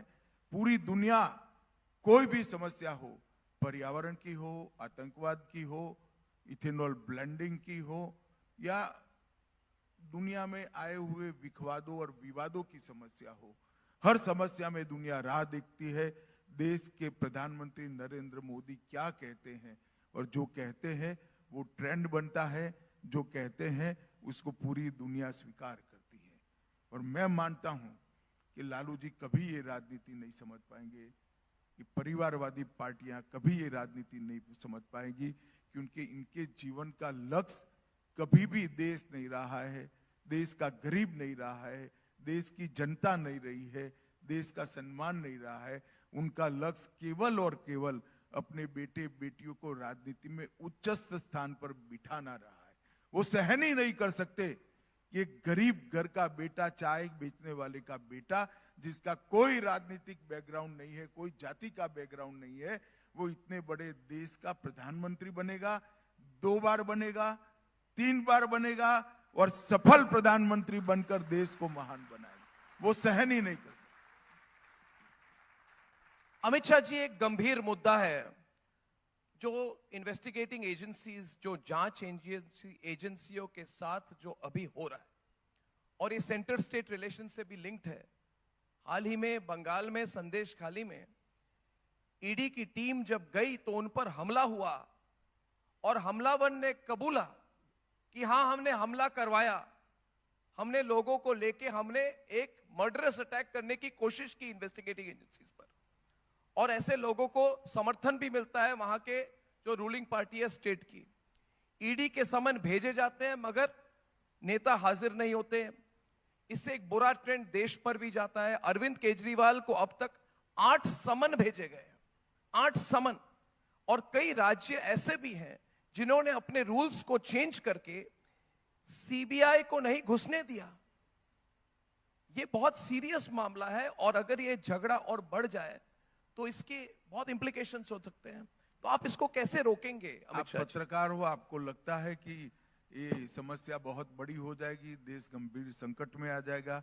मुझे कोई डर नहीं है। डेमोक्रेसी में हर चीज का जवाब जनता दे देती है, जनता सब देखती है। अगर बंगाल में किसी के घर से 52 करोड़ रुपया इकट्ठा मिल जाता है, झारखंड में किसी के घर से 355 करोड़ रुपया कैश मिल जाती है, 25 मनी मशीन कैश गिनते गिनते गर्म हो जाते हैं और ये कहते हैं हम पर एक्शन न लो। क्या कह रहे हैं? मैं आपको बताना चाहता हूं कि यूपीए सरकार के खिलाफ 40 केस सिर्फ यूपीए को रजिस्टर करने पड़े। हम ऑपोजिशन में थे, संसद में मामले उठाते थे, पीआई लगाते थे, कोर्ट ऑर्डर करती थी, उनको जांच करनी पड़ती थी। उस वक्त तो आप ही सत्ता में थे भाई। और आज देश में अदालतें हैं, अगर किसी को अन्याय हो रहा है तो अदालत में जाइए, अदालत सुनेगी आपको। मगर वास्तविकता यह है कि 12 लाख करोड़ के घपले घोटाले कर कर अपने घर भर कर बैठे हुए लोग जांच से डरते हैं और इसीलिए ये हवा खड़ा करते हैं एजेंसियों का। मैं आज उनको कहना चाहता हूं, 12 लाख करोड़ के घपले घोटाले किए, सैकड़ों जांच आपके सामने हुई, जेल में जाना पड़ रहा है। 23 साल से नरेंद्र मोदी सत्ता पर है, मुख्यमंत्री भी रहे, प्रधानमंत्री भी रहे, 10 साल से हमारी सरकार है। एक चार आने का भी आरोप नरेंद्र मोदी पर हमारे विरोधी भी नहीं लगा पाए। हमने पारदर्शिता से शासन किया है। और मैं आज फिर से एक बार कहना चाहता हूं विपक्ष के मित्रों को, आपके खोखले प्रचार के साथ जनता आने वाली नहीं है। आप इससे एक्सपोज हो रहे हो, आप कानून का साथ नहीं दे रहे हो। अगर आपको कोई ग्रीवेंसेस है तो अदालतों में जाना चाहिए, वहां से प्रोटेक्शन लेना चाहिए। मगर आप कोऑपरेट नहीं कर रहे हो, वो तो ठीक नहीं हो रहा है। मैं किसी व्यक्ति के बारे में नहीं कह रहा हूं। जहां तक संदेश खाली का सवाल है, मैं मानता हूं संदेश खाली की घटनाओं ने बंगाल के शासन को 100% एक्सपोज कर रख दिया है। एक महिला मुख्यमंत्री के राज्य में जिस तरह से धर्म के आधार पर महिलाओं का शोषण हुआ है, वो सहन ही नहीं किया जा सकता। हम इसके खिलाफ लड़ेंगे, एड़ी चोटी का जोर लगाकर लड़ेंगे और बंगाल में हम परिवर्तन कर करेंगे। आपने संदेश खाली पे जो कहा, इसके लिए बहुत बहुत धन्यवाद अमित शाह जी। सब लोग सुनना भी चाहते थे और आज आपकी जो मैसेज है बहुत क्लियरली जा चुकी है। मैं आपको कहना चाहूंगा कि संदेश खाली के महिलाओं के साथ जिस तरह का अत्याचार हुआ है, और ये अब नहीं 1-2 महीने से नहीं, ये कई सालों से चल रहा है। और जब हमारी टीम भी वहां गई तो हमारे रिपोर्टर भी अरेस्ट हो गए और रिपब्लिक बांग्ला ने जब सच दिखाया तो हमको भी कुचलने की कोशिश की गई थी। मगर आपने जो आज मैसेज दिया है बहुत बड़ी बात है। बंगाल की परिस्थिति पर मैं चाहता हूं थोड़ा और आप बताएं, आप बंगाल की लॉ एंड ऑर्डर सिचुएशन पर संदेश खाली ही नहीं, उसको आप कैसे देखते हैं? हर दिन ऐसे न्यूज में इस तरह की घटनाएं आ रही हैं आजकल। देखिए, बंगाल एक बॉर्डर स्टेट है। हम सब जानते हैं कि घुसपैठ की समस्या सबसे ज्यादा अब कोई एक राज्य में बची है तो बंगाल में बची है। और मैं बिल्कुल विश्वास के साथ देश की जनता को तथ्यों के आधार पर बता रहा हूं कि बंगाल से जो घुसपैठ होती है वो स्टेट स्पॉन्सर घुसपैठ है। इसमें किसी को शंका रखने की जरूरत। स्टेट स्पॉन्सर्ड इन्फिल्ट्रेशन, अपनी वोट बैंक की राजनीति को बढ़ाने के लिए, अपनी वोट बैंक को बढ़ाने के लिए राष्ट्रीय सुरक्षा को ताक पर रखा जा रहा है। ये बहुत गंभीर समस्या है और बंगाल की जनता भी उसको मान रही है। मैं आज पूरे देश भर के लोगों को बताना चाहता हूं कि देश ने बंगाल के साथ खड़ा रहने की जरूरत है। वहां गंभीर समस्या है जी। ये बॉर्डर स्टेट को हम सब ने गंभीरता से लेने की जरूरत है। बंगाल में भी जागरूकता आई है। हम एक भी सीट नहीं थे, हम 18 जीते। इस बार हम 25 का आंकड़ा पार कर पूर्णता की ओर आगे बढ़ रहे हैं। हमारे 2 एमएलए थे, 77 बने हैं। मजबूत विपक्ष के रूप में हमारी भूमिका अदा कर रहे हैं। बंगाल में जो शासन है वो भ्रष्टाचारी है। बंगाल में जो शासन है वो धर्म के आधार पर एपीसमेंट करने वाला शासन है। बंगाल में जो शासन है वो न्यायी शासन है। देश की सुरक्षा के लिए बहुत जरूरी है कि वहां परिवर्तन हो और भारतीय जनता पार्टी वहां संघर्ष कर रही है। मैं बंगाल की जनता को भी विनती करने आया हूं कि आप हमारा समर्थन करिए। मोदी जी के नेतृत्व में बड़ी मजबूत प्रतिनिधित्व बंगाल से एक बार भेजिए। हम बंगाल को फिर से सोनार बांग्ला बनाना चाहते हैं, उसमें आपका साथ और साथ जी। ये बहुत बड़ी बात कही है आपने। 2 हेडलाइन तो है। पहली बात उन्होंने कही कि सरकार की, राज्य सरकार की स्टेट स्पॉन्सर्ड इन्फिल्ट्रेशन है। ये बहुत बड़ी बात है क्योंकि हर बार स्टेट गवर्नमेंट कहती है कि बीएसएफ का दोष है। और दूसरी बड़ी बात आज आपने कही कि 18 नहीं 25 से ज्यादा 42 में से out of 42 more than 25 seats he says is going to be the target for the BJP in Bengal. That's a big headline. Amit Shah ji, Ram Mandir, धारा 370 और अब uniform civil code, 1 nation 1 law, ये ऐसा मुद्दा है अमित शाह जी, जब भी हम कोई हमारे नेटवर्क पे इस पर बात करते हैं हर बार मिनटों के अंदर ये सब्जेक्ट ट्रेंड करता है। यानी कि बहुत मास सपोर्ट है। आप इधर ही हमारे ऑडियंस को पूछ ले, यूनिफॉर्म सिविल कोड के लिए टाइडल वेव ऑफ सपोर्ट है। तो एक हर बार जब, और आपको नहीं, आप ही इस पर हमें क्लैरिटी दे दे। राज्यों में हो रहा है, अभी उत्तराखंड की बात हुई कि एक एक करके राज्यों में होगा, मगर कई लोग चाहते हैं कि जैसे ट्रिपल तलाक वाज अ नेशनल लेवल पे चेंज की गई, तो यूनिफॉर्म सिविल कोड हमारे देश में कब आएगी, इस पर प्लान क्या है? इलेक्शन अनाउंस होने वाले हैं, उसके पहले आप अगर थोड़ी क्लैरिटी दे दे तो। दुर्भाग्यपूर्ण बात है कि यूनिफॉर्म सिविल कोड को जी धर्म के साथ जोड़कर दिखा गया है। मैं आज देश की जनता को बताना चाहता हूं कि यूनिफॉर्म सिविल कोड सिर्फ भारतीय जनता पार्टी का एजेंडा नहीं है। भारतीय जनता पार्टी का एजेंडा तो है ही। जब से हमारी पार्टी की स्थापना हुई 1950 से, तब से हम कहते हैं कि हम पावर में आएंगे तो यूनिफॉर्म सिविल कोड इस देश के अंदर लाएंगे। परंतु संविधान सभा ने भी आर्टिकल 44 में, आर्टिकल 44 में डायरेक्टिव प्रिंसिपल्स फॉर स्टेट में एक कहा है कि इस देश के विधानमंडल और संसद उचित समय पर यूनिफॉर्म सिविल कोड को लागू करेंगे। जी, अगर आप पंथ निरपेक्ष देश की कल्पना चाहते हैं, पंथ निरपेक्ष राज्य की कल्पना चाहते हैं, तो धर्म के आधार पर कानून कैसे हो सकता है?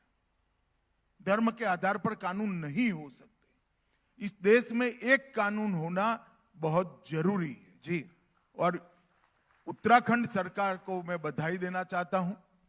भारतीय जनता पार्टी की उत्तराखंड सरकार ने इसके लिए सुप्रीम कोर्ट की निवर्तमान न्यायाधीश के अध्यक्षता में एक कमेटी बनाई।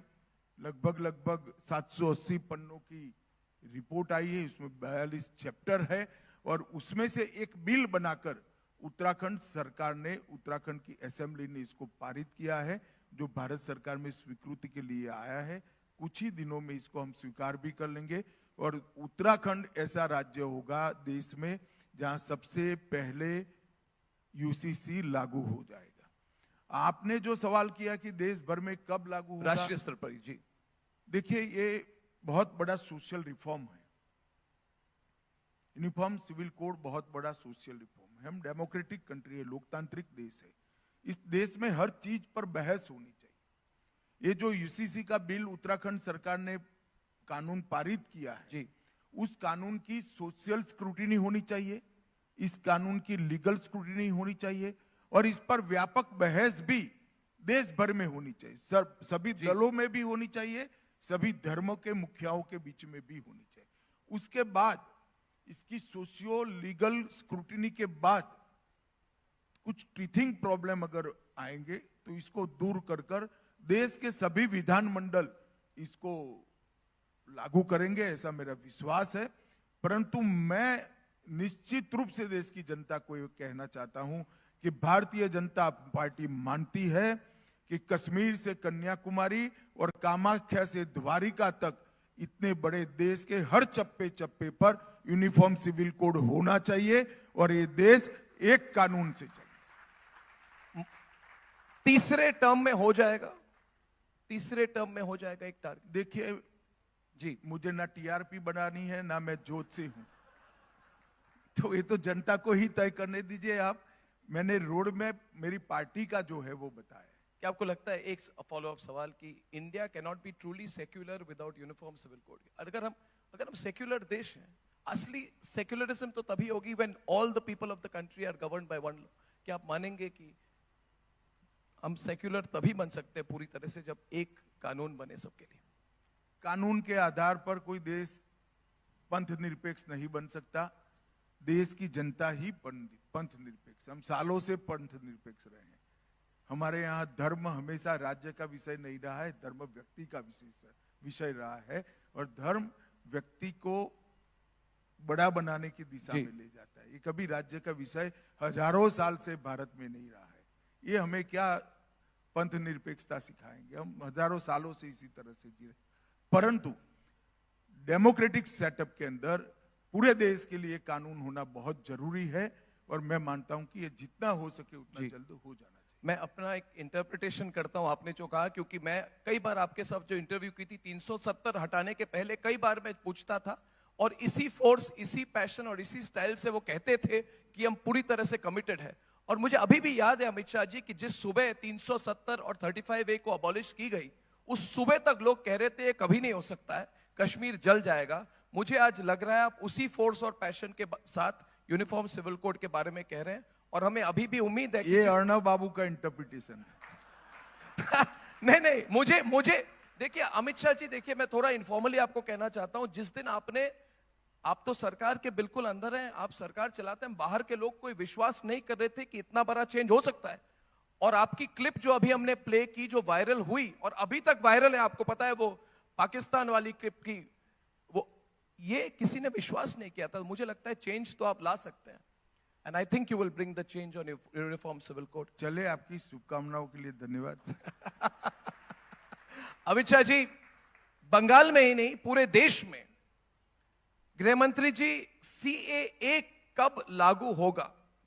क्योंकि अब मॉडल कोड ऑफ कॉन्डक्ट कभी भी लागू हो सकता है, और आपका बयान भी आ चुका है कि CAA लागू होकर रहेगा।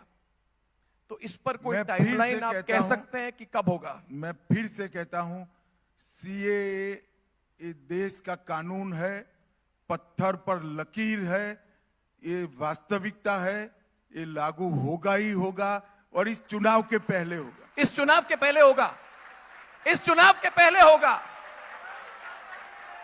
ये बहुत बड़ी बात कही है आज। मैं तो ये कह सकता हूं कि ये हाहाकार हो गई आपने जो बात अभी कही है। गृह मंत्री जी ने बहुत बड़ी बात हम सबके सामने कही। प्रणव जी, तालियां बज गई, कोई धमाका नहीं। ये बात मैं 10 बार बता चुका हूं। नहीं, मगर आप चुनाव के पहले CAA लागू होगा। इस देश का कानून है, इसको कोई नहीं रोक सकता। फैंटास्टिक। तो नोटिफिकेशन बस आने वाली है, फिर आपको लगता है नोटिफिकेशन तो बस आने वाली है? देखिए, हमें तो ब्रेकिंग न्यूज चाहिए ना। अब आपने इतनी बड़ी ब्रेकिंग न्यूज दी है, आदत से मजबूर हम भी हैं। बहुत बड़ी ब्रेकिंग न्यूज है, और मुझे लगता है सब लोग इस पर जरूर बात करेंगे, और इसका प्रभाव क्या होगा, इसका इंपैक्ट क्या होगा, अगर आप संक्षिप्त में इस पर कुछ कह सकें। देखिए, CAA कानून कोई नई बात नहीं है जी। कांग्रेस पार्टी कई चीजों को भूल गई है। मत बैंक की लालच में, वोट बैंक की लालच में कई चीजें भूल गई है। जैसे UCC, जी, संविधान सभा का वादा था। इसी तरह से जब देश का दुर्भाग्यपूर्ण तरीके से धर्म के आधार पर विभाजन हुआ, तब पाकिस्तान और अब के बांग्लादेश से लाखों की संख्या में हिंदू, बौद्ध, सिख शरणार्थी आ रहे थे, और मार काट हो रही थी। कांग्रेस के ही नेताओं ने, देश के नेताओं ने एक वादा किया था, आप धैर्य रखिए, आप कभी भी यहां आएंगे, आपको ये देश स्वीकार करेगा, आपको नागरिकता देगा। इस वादे पर सभी लोग वहां रहे जी। उनके पर अनेक प्रकार के अत्याचार हुए, धार्मिक प्रताड़ना हुई, धर्म परिवर्तन करने के लिए दबाव बनाया गया, उनकी महिलाओं को, हमारी माताओं बहनों को अपमानित किया गया। वो लोग बदलने के लिए भारत की शरण में आए, और अगर आज भारत अपने वो वादे को जो 15 अगस्त 1947 में किया गया है उसको याद नहीं करता है तो वो ठीक नहीं होगा। करोड़ों लोग इस देश के अंदर नागरिकता के बगैर रह रहे हैं, जो वहां से प्रताड़ित, मुझे कोई बता सकता है, ममता बनर्जी बता सकती है कि वो कहां जाए, कहां जाएंगे वो लोग? वहां उनकी सुरक्षा नहीं है, उनकी महिलाओं को अपमानित किया जा रहा है, हमारी माताओं बहनों को अपमानित किया जा रहा है, धर्म परिवर्तन करने के लिए मजबूर किया जा रहा है। हम भी शरण न दे जी, हम भी उनका स्वागत न करें। भारत में स्वागत है, भारत उनको नागरिकता की भी देगा और मेरे आपके जितना अधिकार भी देगा और स्वागत करें।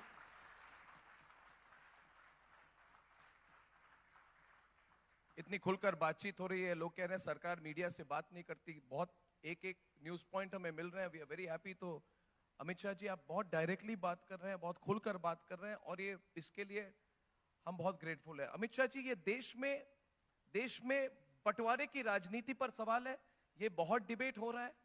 हमारा राष्ट्र सर्वोपरि हमारा स्लोगन है, we believe in nation first, मगर देश में उत्तर दक्षिण की राजनीति हो जाती है, कोई चुनाव के बाद बांटने की राजनीति हो जाती है, सनातन धर्म और हिंदुओं को जाति में बांटने की कोशिश हो रही है, और राहुल गांधी लगातार ओबीसी का मुद्दा उठा रहे हैं। आप लोग विकसित भारत और आत्मनिर्भर भारत की बात कर रहे हैं। इस तरह की डिवाइसिव पॉलिटिक्स, ये ट्रेंड क्यों बन गई है? ये डिवाइसिव पॉलिटिक्स पर आप क्या कहना चाहते हैं, जो इस बार भी हो रहा है? देखिए, भारत जोड़ो के बैनर के तहत भारत तोड़ने की एक्सरसाइज चल रही है। मुझे मालूम नहीं है ये कांग्रेस पार्टी को क्या हो गया है, इतनी पुरानी पार्टी, उनका कोई प्रमुख नेता कहता है हिंदुस्तान के 2 टुकड़े कर दो, नॉर्थ इंडिया और साउथ इंडिया, और कांग्रेस पार्टी चुप रहती है, सांप सूंघ गया है ऐसे चुप रहती है। मुझे तो आश्चर्य हो गया है ये पार्टी को क्या हो गया है। इनके अलाई पानी पी पी कर सनातन धर्म का अपमान कर रहे हैं, सनातन धर्म के लिए जहर उगलने का काम कर रहे हैं। कांग्रेस पार्टी रोकती भी नहीं है, ना मादा है, ना हिम्मत है, ना इच्छा है, और यात्रा लेकर निकलते हैं भारत जोड़ो की। देश की जनता ढंग से समझ ले, इनका एकमात्र लक्ष्य है सत्ता प्राप्त करने का, एपीसमेंट कर कर सत्ता प्राप्त करने का। वो भारत को एक नहीं रख सकते। भारत को एक केवल और केवल भारतीय जनता पार्टी और भाजपा के नेता नरेंद्र मोदी रख सकते हैं। और मैं देश की जनता को अपील करना चाहता हूं कि जिन लोगों ने भारत को तोड़ने की बात करी है, जिन लोगों ने विश्व के सबसे पुराने धर्म के, पुरानी संस्कृति को और पुरानी परंपराओं को अपमानित करने की बात की है, इनको देश की जनता को पहचान लेने की भी जरूरत है और दंडित करने की भी जरूरत है। आने वाले चुनाव में मैं चाहूंगा कि कांग्रेस के नेता अगर हिम्मत है तो इनके भारत तोड़ो की ये सारी घटनाओं का रिपीटेशन चुनावी मंच पर से करें। वो कोई नेता के मुंह से कुछ निकल गया इसका खंडन भी नहीं करते, पार्टी को अपने आप से अलग नहीं करते हैं। इसका मतलब आपकी पार्टी का एजेंडा ही ये है, आपकी पार्टी का उद्देश्य ही है, और ओबीसी के लिए तो बोलने का कांग्रेस पार्टी को अधिकार ही नहीं। कांग्रेस पार्टी है जिसने इस देश के पिछड़ा वर्ग को सबसे ज्यादा अन्याय किया है। 50 साल तक काका साहब कालेलकर कमीशन की रिपोर्ट को आप दबाकर बैठ गए, इसके बाद मंडल कमीशन की रिपोर्ट को आप दबाकर बैठ गए। जब मंडल कमीशन लागू हुआ देश में, राजीव गांधी ने 1 घंटा और 40 मिनट इसके विरोध में भाषण किया था। कांग्रेस पार्टी 55 साल तक सत्ता पर रही, कभी भी ओबीसी को संवैधानिक स्टेटस नहीं दिया, ओबीसी आयोग की रचना नहीं की, नीट की और केंद्र सरकार की परीक्षाओं में ओबीसी को आरक्षण नहीं दिया। ये सारा काम हुआ नरेंद्र मोदी के नेतृत्व की भारतीय जनता पार्टी की सरकार में, और एकमात्र सरकार है जिसमें 27 ओबीसी मंत्री बैठे हैं। और राहुल गांधी देश को ज्वाइंट सेक्रेटरीज गिना रहे हैं, सेक्रेटरीज गिना रहे हैं। जी, मैं इनको बताना चाहता हूं, अभी जो भारत सरकार में सेक्रेटरी बना है वो आपके शासन में भर्ती हुआ है, वो प्रमोट होते होते यहां सेक्रेटरी बना है। आप हमें क्या दोष रहे हो? इनको देश का प्रधानमंत्री ओबीसी है वो दिखाई नहीं पड़ता, देश की कैबिनेट में 27 मंत्री है वो दिखाई नहीं पड़ते, किसी एनजीओ ने पकड़ा दिया कि इतने सेक्रेटरी ओबीसी है वो रटे जा रहे हैं। और देश की जनता भी बहुत एंटरटेनमेंट के भाव से उनको सुन भी रही है। मगर वास्तविकता देश की जनता भी जानती है कि ओबीसी का, पिछड़ा वर्ग का जितना विरोध कांग्रेस पार्टी ने किया है, अन्याय जितना कांग्रेस पार्टी ने किया है, इतना किसी और राजनीतिक दल ने नहीं किया। अगला सवाल आपके मंत्रालय से जुड़ा हुआ सवाल मेरा यह है कि पिछले 5 साल में गृह मंत्रालय ने FCRA यानी कि फॉरेन कंट्रीब्यूशन रेगुलेशन एक्ट को लेकर बहुत सख्त कार्रवाई की है। होम मिनिस्ट्री का अपना डेटा है कि 16,000 एनजीओ जो है उनके FCRA लाइसेंस को कैंसिल किया गया है। उसके साथ साथ टेरर फंडिंग, एनजीओ फंडिंग पर रोकने की कोशिश हुई है, लेकिन शायद पूरी सफलता नहीं मिली। इसके पीछे स्ट्रेटेजी क्या है? एक तो जो ओवरग्राउंड और अंडरग्राउंड सेल होते हैं, नेक्सस है, इसके फॉर्मूले को तोड़ने की कोशिश है, या एनजीओस को टारगेट किया जा रहा है वो कहते हैं। तो इस पर अगर आप देखिए अपनी अर्णब जी, आप दो चीजों को मिक्सअप कर रहे हैं। अच्छा, FCRA को हमने कानून में परिवर्तन किया। कानून को में परिवर्तन करने का हमारा उद्देश्य था कि FCRA का उपयोग कर कर विदेशों से चंदा लाकर, डोनेशन लाकर इस देश की डेमोग्राफी को बदलने का प्रयास नहीं होना चाहिए। एक, सेवा के लिए अगर कोई पैसा भेजता है, सेवा कार्य के लिए करता है, व्यक्ति समूह के उत्थान के लिए भेजता है तो उसका स्वागत है। हमने कठोर नियम बनाए, ऑडिट कंपलसरी किया और ऑडिट को रेगुलर किया। इसके आधार पर ये सारे रजिस्ट्रेशन कैंसिल हुए हैं। कुछ लोगों ने तो 16,000 में से 12,000 लोगों ने स्वतः ही कैंसिल करा दिया। भारत सरकार ने नहीं किया है, वो स्वतः विड्रॉल का अर्जी डाले हैं। तो 4,000 ऑडिट के आधार पर कैंसिल किए हैं। तो जो लोग हाय तौबा करें उनको मेरा यही कहना है कि कानून की परिधि में रहकर कोई भी व्यक्ति कितना भी चंदा विदेश से लाए, भारत सरकार को कोई आपत्ति नहीं है। वो देश के नागरिकों के और देश के समाज के उत्थान के लिए खर्च होना चाहिए। देश की जनसांख्यिकी बदलने के उद्देश्य से खर्च नहीं होना चाहिए। अगर जनसांख्यिकी के बदलने के उद्देश्य से खर्च होगा तो हम कठोर से कठोर कार्रवाई करेंगे, इसमें हमारे मन में कोई कंफ्यूजन नहीं। जहां तक टेरर फंडिंग का सवाल है, 1914 से हमने टेररिस्ट एक्टिविटी और टेररिस्टों के इकोसिस्टम को ध्वस्त करने के क्रमबद्ध कदम उठाए हैं। हमने NIA को, ED को, दोनों को टेरर लिंक्स, हवाला के जरिए पैसा आने वाले टेरर फंडिंग और नार्को टेरर लिंक्स को पकड़कर उसको खत्म करने की दिशा में एक्टिव किया है। सैकड़ों रेड्स हुई हैं और बहुत कठोरता के साथ उनके फंडिंग के फ्लो को बहुत पतला करने का काम भारतीय जनता पार्टी की नरेंद्र मोदी सरकार ने किया है। ऐसी चीजें जो सार्वजनिक चर्चा में नहीं आती है, मगर मैं कहता हूं कि मोदी जी की सरकार की बहुत बड़ी सफलता है कि हमने टेररिज्म के लिए आने वाले फंड को लगभग सूखा नहीं दिया है, समाप्त कर दिया है। ये हमारी बहुत बड़ी सफलता। इसी से जुड़ा सवाल कि नक्सलवाद से भारत को और भारत के लोगों को संपूर्ण छुटकारा कब मिलेगा? देखिए, मैंने कहा है, पहले भी कहा है कि 3 साल के अंदर, आने वाले 3 साल के अंदर, इसका मतलब मोदी 3 में देश नक्सलवाद से पूर्णतया मुक्त हो जाएगा। इसमें कोई संशय रखने की जरूरत 3 साल। अमित शाह जी, एक ट्रेंड और एक है, और ये इसको लाइटली भी लिया जा सकता है, मगर मैं इसको सीरियसली लेता हूं क्योंकि वी आर नेशनलिस्ट, हम राष्ट्रवादी हैं। मगर आजकल एक ट्रेंड बना है कि भारत एक राष्ट्र नहीं है। ये कॉन्सेप्ट लोग इलेक्शन रैलीज में स्टेट लीडर्स बोल रहे हैं। अभी अभी जैसे डीएमके के ए राजा ने कहा, India is not a nation. मैं हिंदी में इसका, India is not a nation. चले अर्णब बाबू, आप लोग इससे डर सकते हो, मैं नहीं डर सकता। नहीं, डरने की बात ये नहीं। देश सालों से चल रहा है, दुनिया का सबसे पुरानी सभ्यता है। इस देश को ऐसे जी कुछ लोग बोलकर कुछ नहीं बिगाड़ सकते।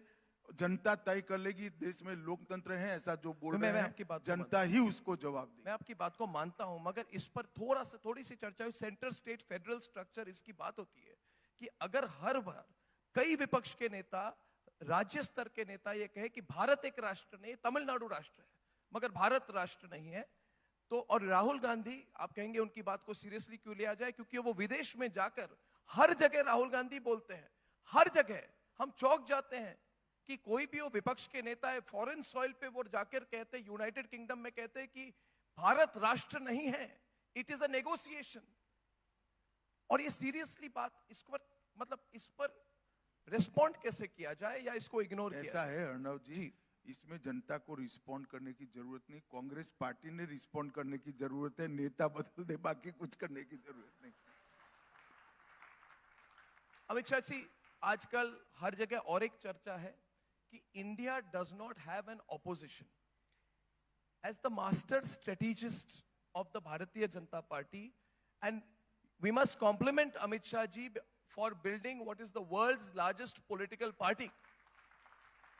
और मुझे अभी भी याद है, एक बार मैं इन्हें मिलने गया था तो इन्होंने मुझे आंकड़े दिखाए थे और समझाया था कि ऐसे within this few months इस प्लान के साथ कार्डर बेस, मेंबरशिप बेस बना के we will make BJP the largest political party on earth, and he has achieved it.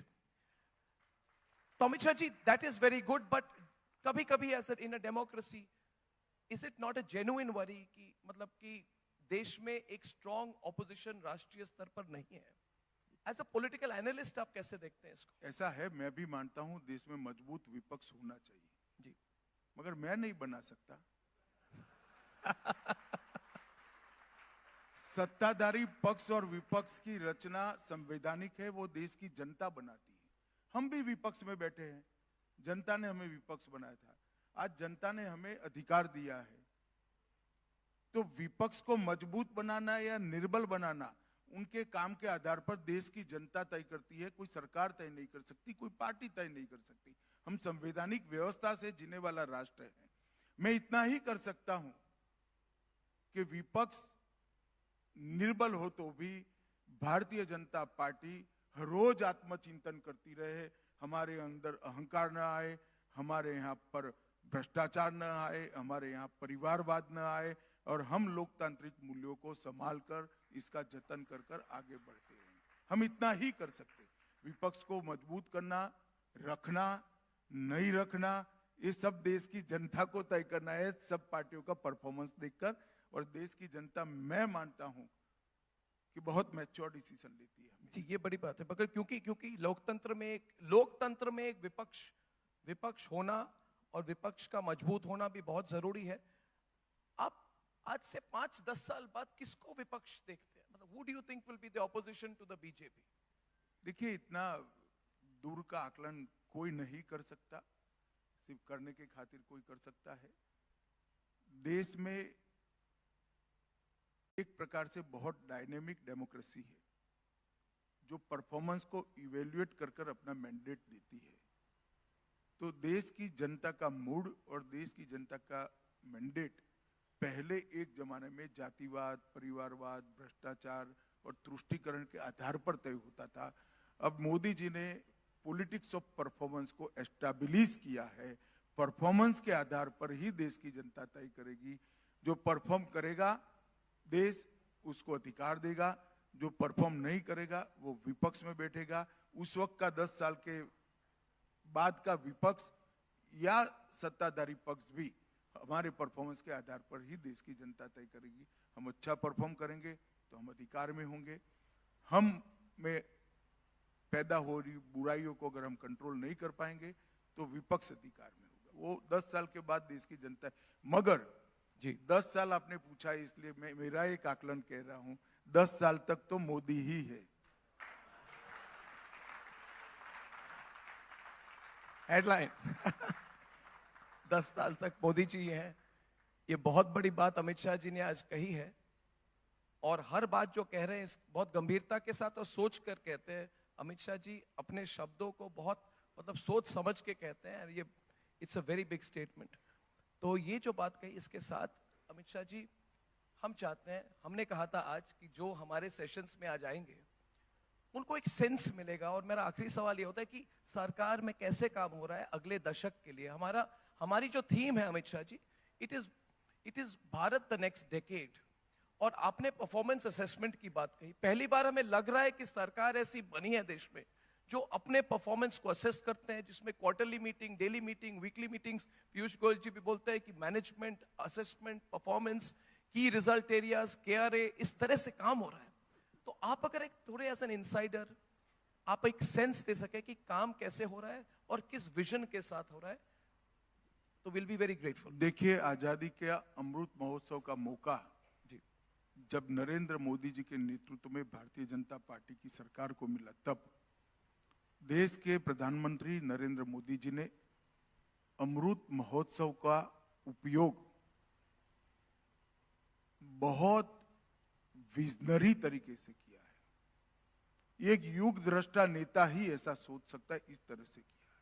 Amrit Mahotsav का उपयोग कर कर उन्होंने देश की नई पीढ़ी को आजादी के आंदोलन का पूरा इतिहास याद कराया।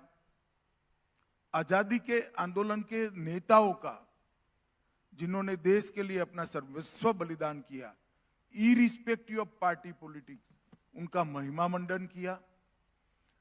अब तक 75 साल में हमने जो अचीव किया है उसका आत्मबोध कराकर देश की जनता के अंदर एक गौरव का भाव पैदा किया। और 2047 में देश पूर्ण विकसित बनेगा, इसका लक्ष्य तय कर 130 करोड़ की जनता को अमृत काल में, मतलब 25 साल में देश को दुनिया में सबसे 1 नंबर का देश बनाने का संकल्प लिलाकर एक पूरी 130 करोड़ की जनता को भारत निर्माण की यात्रा में जोड़ने का काम नरेंद्र मोदी जी ने किया। आप मुझे 1 दशक का पूछ रहे हैं, मगर मैं बताना चाहता हूं 25 वर्ष के बाद शायद हम तो नहीं होंगे, मगर इस देश के युवा होंगे। ये युवा देख पाएंगे कि हर क्षेत्र में भारत प्रथम होगा, भारत सुरक्षित होगा, समृद्ध होगा, पूर्ण शिक्षित होगा, और पूरा विश्व जिसका लोहा मानता है, इस प्रकार के भारत की हम रचना करेंगे।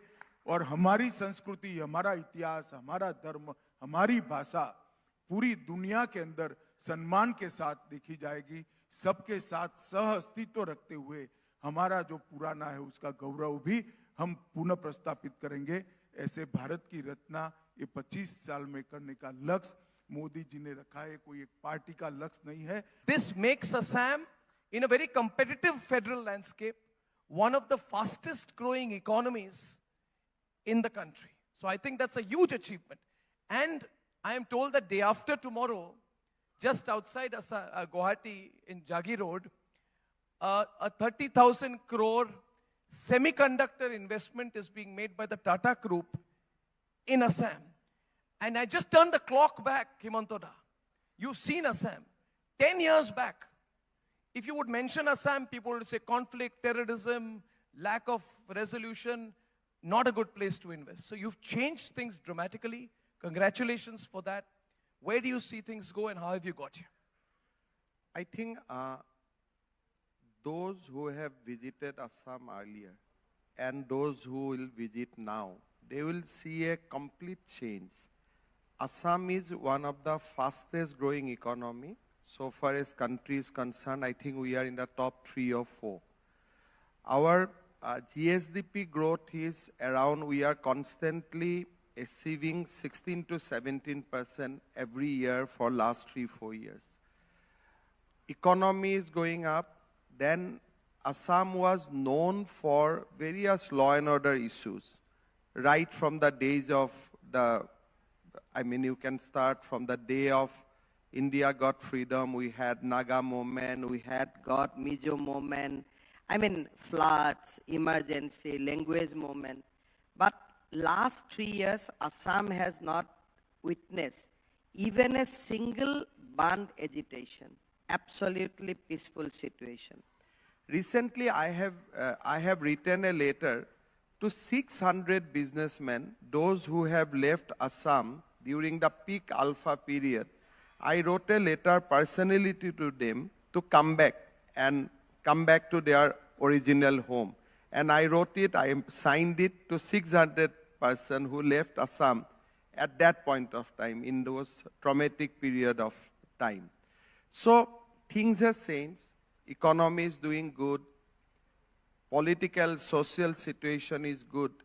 And Assam is, I can say proudly that as of now, you can consider that this is one of the best states when it comes to social harmony, law and order, political stability, economic stability. On 13th, Prime Minister is going to lay the foundation stone for the semiconductor industry, where investment will come from the Tata Group. So Assam will be the second state after Gujarat to have semiconductor industry in my state, back in my state. So those are huge things from our point of view, and I think we'll be stronger every day. How do you do this? Are you a likable person? Do people like you? Do you negotiate well? You seem to get your way with everything. Eventually, for example, you recently materialized a tripartite memorandum of settlement between the center, the state of Assam, and the ULFA. Now, many people felt this would not be possible. In fact, I had many members of ULFA who came to my studio. They had said, we will not surrender. We never will surrender. We will die, but we will not surrender. But while all other chief ministers failed, you managed to strike the deal. So, can you tell us about what is the art of negotiation when that happens? And why did this not happen earlier? First of all, Assam has seen a different kind of treatment from New Delhi, post-2014. Now, people realize that whatever apprehension we had, now it is not there. There was a strong sentiment in Assam that central government exploited its natural resources, and we have been pushed to the margin. Yes. In 1972, there was an agitation in Assam when Mrs. Gandhi tried to set up a refinery in Barauni, utilizing crudes from Assam. But now, day after tomorrow, Prime Minister is going to going to inaugurate a new pipeline where crude from Paradip will be pushed to Assam, and Assam refineries, refining capacity will be increased manifold. That we should be a net contributor to the growth of the country rather than being a dependent state. We should be a contributor state to the nation growth. So the perception in Assam has completely changed, and it is all along now hopes and aspiration. Would it be the same if Assam was not a BJP-ruled state? I think I'll not go back to the party, but this would not have been same if Narendra Modi would not have been the Prime Minister. That I can say confidently. No, but you didn't answer my question. My question was that would things have been the same if Assam was not a BJP-ruled state and Himanta Biswa Sharma would not have been in the BJP? See, Mr. Biswa Sharma, let me expand on this. Arvind Kejriwal said in February, just this last month, he said, and I'll quote him, the BJP has waged a war against opposition-ruled states. They have created an India-Pakistan situation with us. These are Kejriwal's words last month. The center is using all the tactics to harass the opposition government. Similarly, Pinarayi Vijayan said in Kerala, and I'll quote him, We are beginning a reunited fight that would herald the dawn of ensuring equal treatment to all the states. So we have lost a balance in center-state elections. That's the basic point that they're making? Arnab, if you are going to do such a huge excise scam, then should not be a war against the Delhi government by the central government? If what is the demand of Chief Minister of Kerala? Allow me to borrow money. Who will repay? So the question is that these people are accusing Prime Minister Modi because he is standing for justice, he is standing for transparency.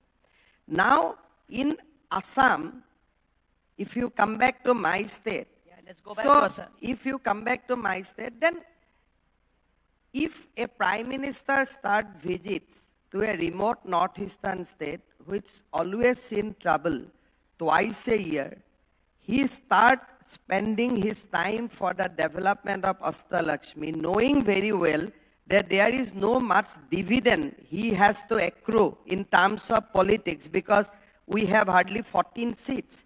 So even then, Prime Minister is doing for the Northeast because we are in a frontline state so far as India-China is concerned, or a bordering state, or we can be in future a good center for entire South Asian state. Assam can be a basically nucleus for our Southeast Asian outreach. So when opposition state accuse, it is more on a political arena. But you have to analyze Prime Minister from his larger vision.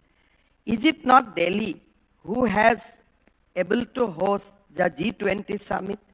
Prime Minister could have taken it to Gujarat also, but he has done that in Delhi. Is it not indirectly helping Kejriwal in enhancing the stature of Delhi? So what he has not done, what Prime Minister has not done for the Delhi in last 6, 7, 8 years. अगर असम में इतना करते थे हम तो कहाँ पहुँच जाते थे? So you cannot, if a chief minister spend money for his own bungalow, 50 crores, 60 crores, then that is a personal issue. That is nothing to do with the citizen of Delhi. But so far as citizen of Delhi, you can change everywhere. The Bharat Mandapam is for the people of Delhi. G20 summit was for the people of Delhi. So everywhere Delhi is doing. Mamta says you're not releasing the funds, you're making it extremely difficult to release the funds. I think all these are political rioting. How can you not release funds? There is a set formula. The Finance Commission give you a set formula. Every month, on 10th of every month, central government release by 11 o'clock whatever dues to us. There is a set formula that this % of the money will be devolved Demand to the letters state. of usage from BJP ruled states?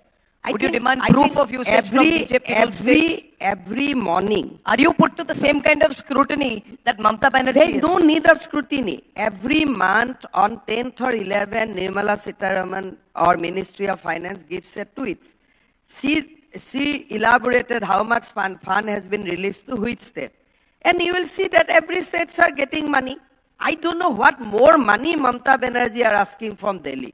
Whatever is due to us is religiously released on 10th morning by the government of India. Whether it is a Bengal, whether it is Assam, in one stroke, they release to all the states of the country. There is no such system in the central government that morning they will release to Assam, evening they will release to Bengal, next day they will release to Tamil Nadu. There is no such formula. Whatever we should get, we get it on 10th of every month in the early morning. I don't know what they are keeps on saying. And you call one day the opposition chief minister with us, then we will show them that whatever you are getting, we are also getting. There is no privileges. When central government deal with the state, it has to be based on certain formula. And people are getting money according to the formula. Hemantata, I have had the privilege of knowing you personally for a long time and I have watched your career. Now, you come across and everybody who's listening here, बड़े balanced व्यक्ति हैं, ठीक से plan कर रहे हैं, strategy है, असम की economy बढ़ रही है, मैं भी हिंदी में try कर रहा हूँ, कुछ ग्रामेटिकल मिस्टेक हो तो बता दीजिए। होना चाहिए मिस्टेक थोड़ा थोड़ा। तो मैं दिल साफ है, वही जबान साफ नहीं हो मगर दिल साफ है। तो मैं कहता हूं कि लोग कहते हैं कि देखिए ये डुअल पर्सनालिटी है हिमंत बिस्वा शर्मा का। यानी मैं let me explain that you have a dual personality. एक तो as a chief minister very good, very rational, thinking ahead, inviting investment, talking to the right people, you know, you're running the state very well. But when it comes to, and I'll speak directly, when it comes to the Muslim community, then people feel you are anti-Muslim. Are you anti-Muslim? I mean, क्या आप anti-Muslim हैं? Let me, इससे मैं घुमा फिरा के सवाल नहीं पूछ रहा हूँ। आप देखिए, आप इसको सोच लीजिए। आप देखिए, I am anti OSC or anti Rahul Gandhi.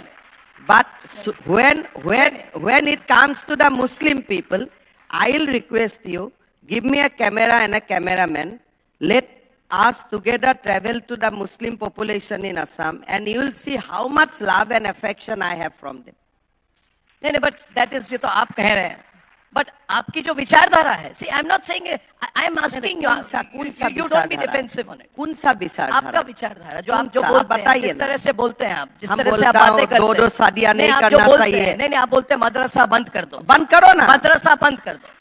नहीं, हमेशा हर जगह जाके किसी और को ठेस देना और कहना मदरसा बंद कर दो। आसाम के पॉपुलेशन में कितनी परसेंटेज मुस्लिम, मोर देन 30%, आप जाके बोल रहे हैं मदरसे बंद कर दो। आप देखिए, मतलब आप किसी को नहीं, आप मुस्लिम बोलने से किसको मानते हैं? मेल एंड फीमेल दोनों को मानते हैं? मुस्लिम, हाँ जी, मुस्लिम मेल और फीमेल दोनों को मानते हैं। ऑब्वियसली।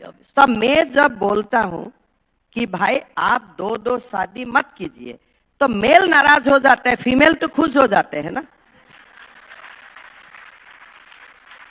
हमें जब जाके बोलता हूं कि आप तलाक मत करवाइए, आप सब्सिस्टेंस दीजिए, कोर्ट से जाके आप डाइवोर्स लीजिए, माँ तो खुश होता है ना। At the end of the day हमारा तो जन्म माँ का कोख से ही तो हुआ है ना। आप देखिए बात को घुमा रहे हैं, आप बात को घुमा रहे हैं। मैं नहीं घुमाया, तो हमारा वो कहेंगे मेरी मर्जी है। हिमंत बिस्वा शर्मा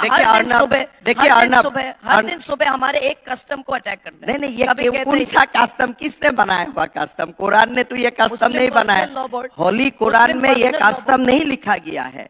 ये कस्टम, ये 200 दलाल जो होता है वो बनाने वाला कस्टम है। जो कस्टम हजरत मोहम्मद बना के गया है, कुरान शरीफ में है, इसको आप सम्मान करना चाहिए। And one should respect the holy books of every religion.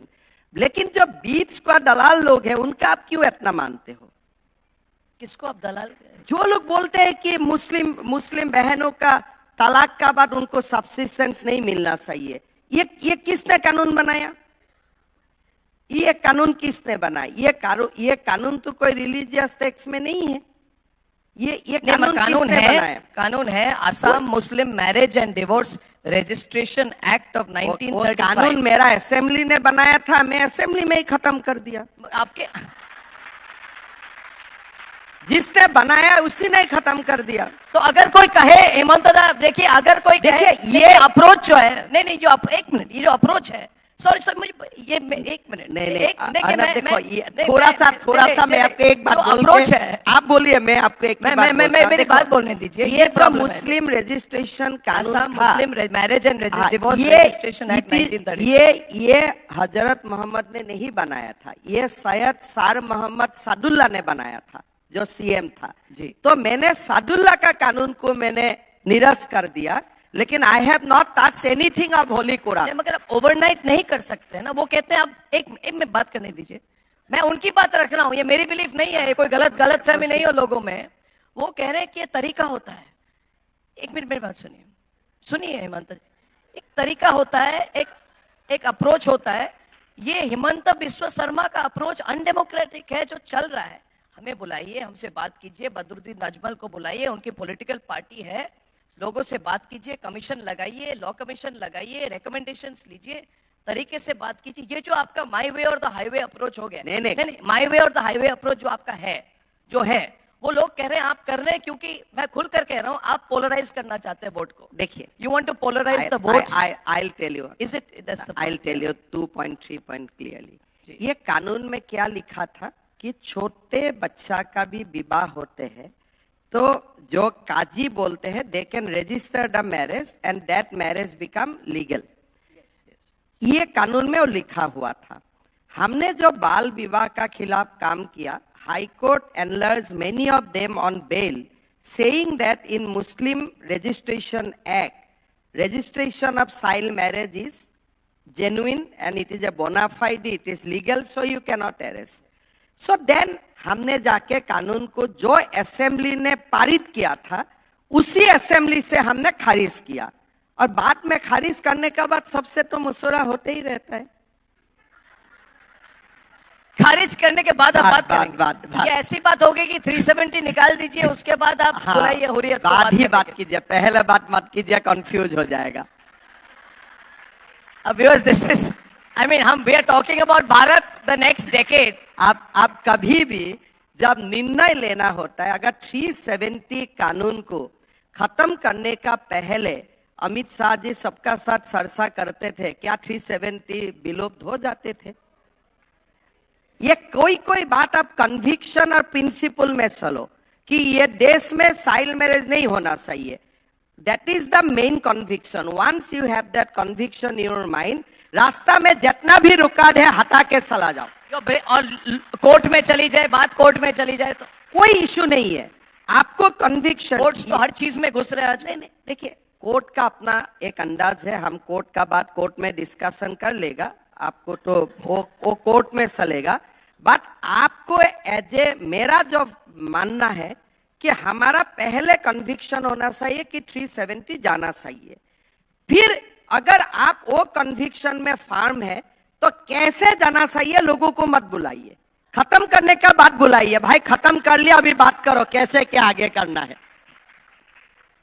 This is a remarkably unique approach. नहीं, वही न्यू इंडिया है. हाँ, this is the new India. New India. यही न्यू इंडिया है. I tell you, this is the different level of political incorrectness. देखिए, but I like your style. देखिए जो भी है बोल रहे हैं, ये नहीं कि इधर भी उधर भी थोड़ा इधर. लोग बोलता है कि चर्चा करो. हर किसको चर्चा करे? When you know their point of view, हम हमारा point of view जानता है, उसमें तो कोई compromise नहीं हो सकता है ना कि ठीक है आप 18 साल छोड़ दीजिए, 16 साल में रजिस्टर करवा लीजिए. कोई बोलेगा 12 साल, कोई बोलेगा 18 years, then you come into compromise of 16 years. ऐसा डिस्कशन नहीं होता है. यही गलत है भारत का. आप पॉइंट ठीक कर लीजिए कि ये देश को विश्वगुरु बनाना है. On that we are united. जब बनाना है तो मोदी जी को छोड़ दीजिए ना, बना लेगा. तो फिर आपका साथ चर्चा करने आपका स्टाइल कुछ अलग है. देखिए आपको मैं बता रहा हूं, राहुल गांधी जी आपके दोस्त आए आसाम में, और आसाम आपने कुछ आपके झगड़ा हो गया, आपने उनको रोक दिया, आपने उनको जाने नहीं दिया, ये वो. उन्होंने आपको कई कॉम्प्लीमेंट्स दिए. उसके 2 दिन के अंदर आपने पूरे कांग्रेस पार्टी को बीच से तोड़ दिया सामने, और आपने कहा ये मेरा return gift. You said what is it? It is my return gift to Congress. ये बात बोलिए, रिटर्न गिफ्ट ही बोलिए. बर्थडे में गिफ्ट देने से आपको you get a return gift also. क्या चल रहा है आपके? आप देखिए, राहुल लॉन्ग राइवलरी. मेरा बात अलग था. मैंने राहुल गांधी जी को बोला था, I have requested him through different channel, कि जब राम मंदिर का उद्घाटन हो रहा है, प्राण प्रतिष्ठा हो रहा है, वो समय आप आसाम का मंदिर में मत आइए. Then it looks like there is a competition between Ram and Shrimant Shankar Dev. I made him a very, very bona fide, genuine request. Please avoid 10 to 12 p.m. When there is a Pran Pratishtha Mahotsav of Ram Mandir, you do not enter Ma Kamakya temple, or you do not enter the Batadrava Satra. Come after 3 hours. He become arrogant. नहीं हम उसी समय जाएगा. हम बोला चलो अभी देश के गांधी का शासन चल रहा है, क्या हमने थोड़ा दिखा दिया है कि ये अभी देश गांधी का अंडर नहीं है. This is a big statement. Now, arrogancy has no place when it comes to Ram Mandir, when it comes to हमारे आस्था. अगर मेरा घर में कुछ था तो आप कर लो, मेरा कोई आपत्ति नहीं है. But you cannot put Ram against Assam. You cannot put UP against Assam. You cannot put Ajodhya against Sriman Shankardev. Those are bad tricks he wanted to play. So, मैंने आप बोला कि आपको आसाम आने का इतना सखी है. After लोकसभा इलेक्शन में आपको आसाम बुलाता हूँ. In fact, police has given him notice also. He will come back to Assam. Let him then visit every temple. But ये गांधी वाला रूप नहीं चलेगा. आप उनको इनवाइट कर रहे हैं और ये भी बोल रहे हैं द मोमेंट ही कम्स आप उनको अरेस्ट करेंगे. वो भी तो जेल भी तो एक देखने का ही चीज है ना.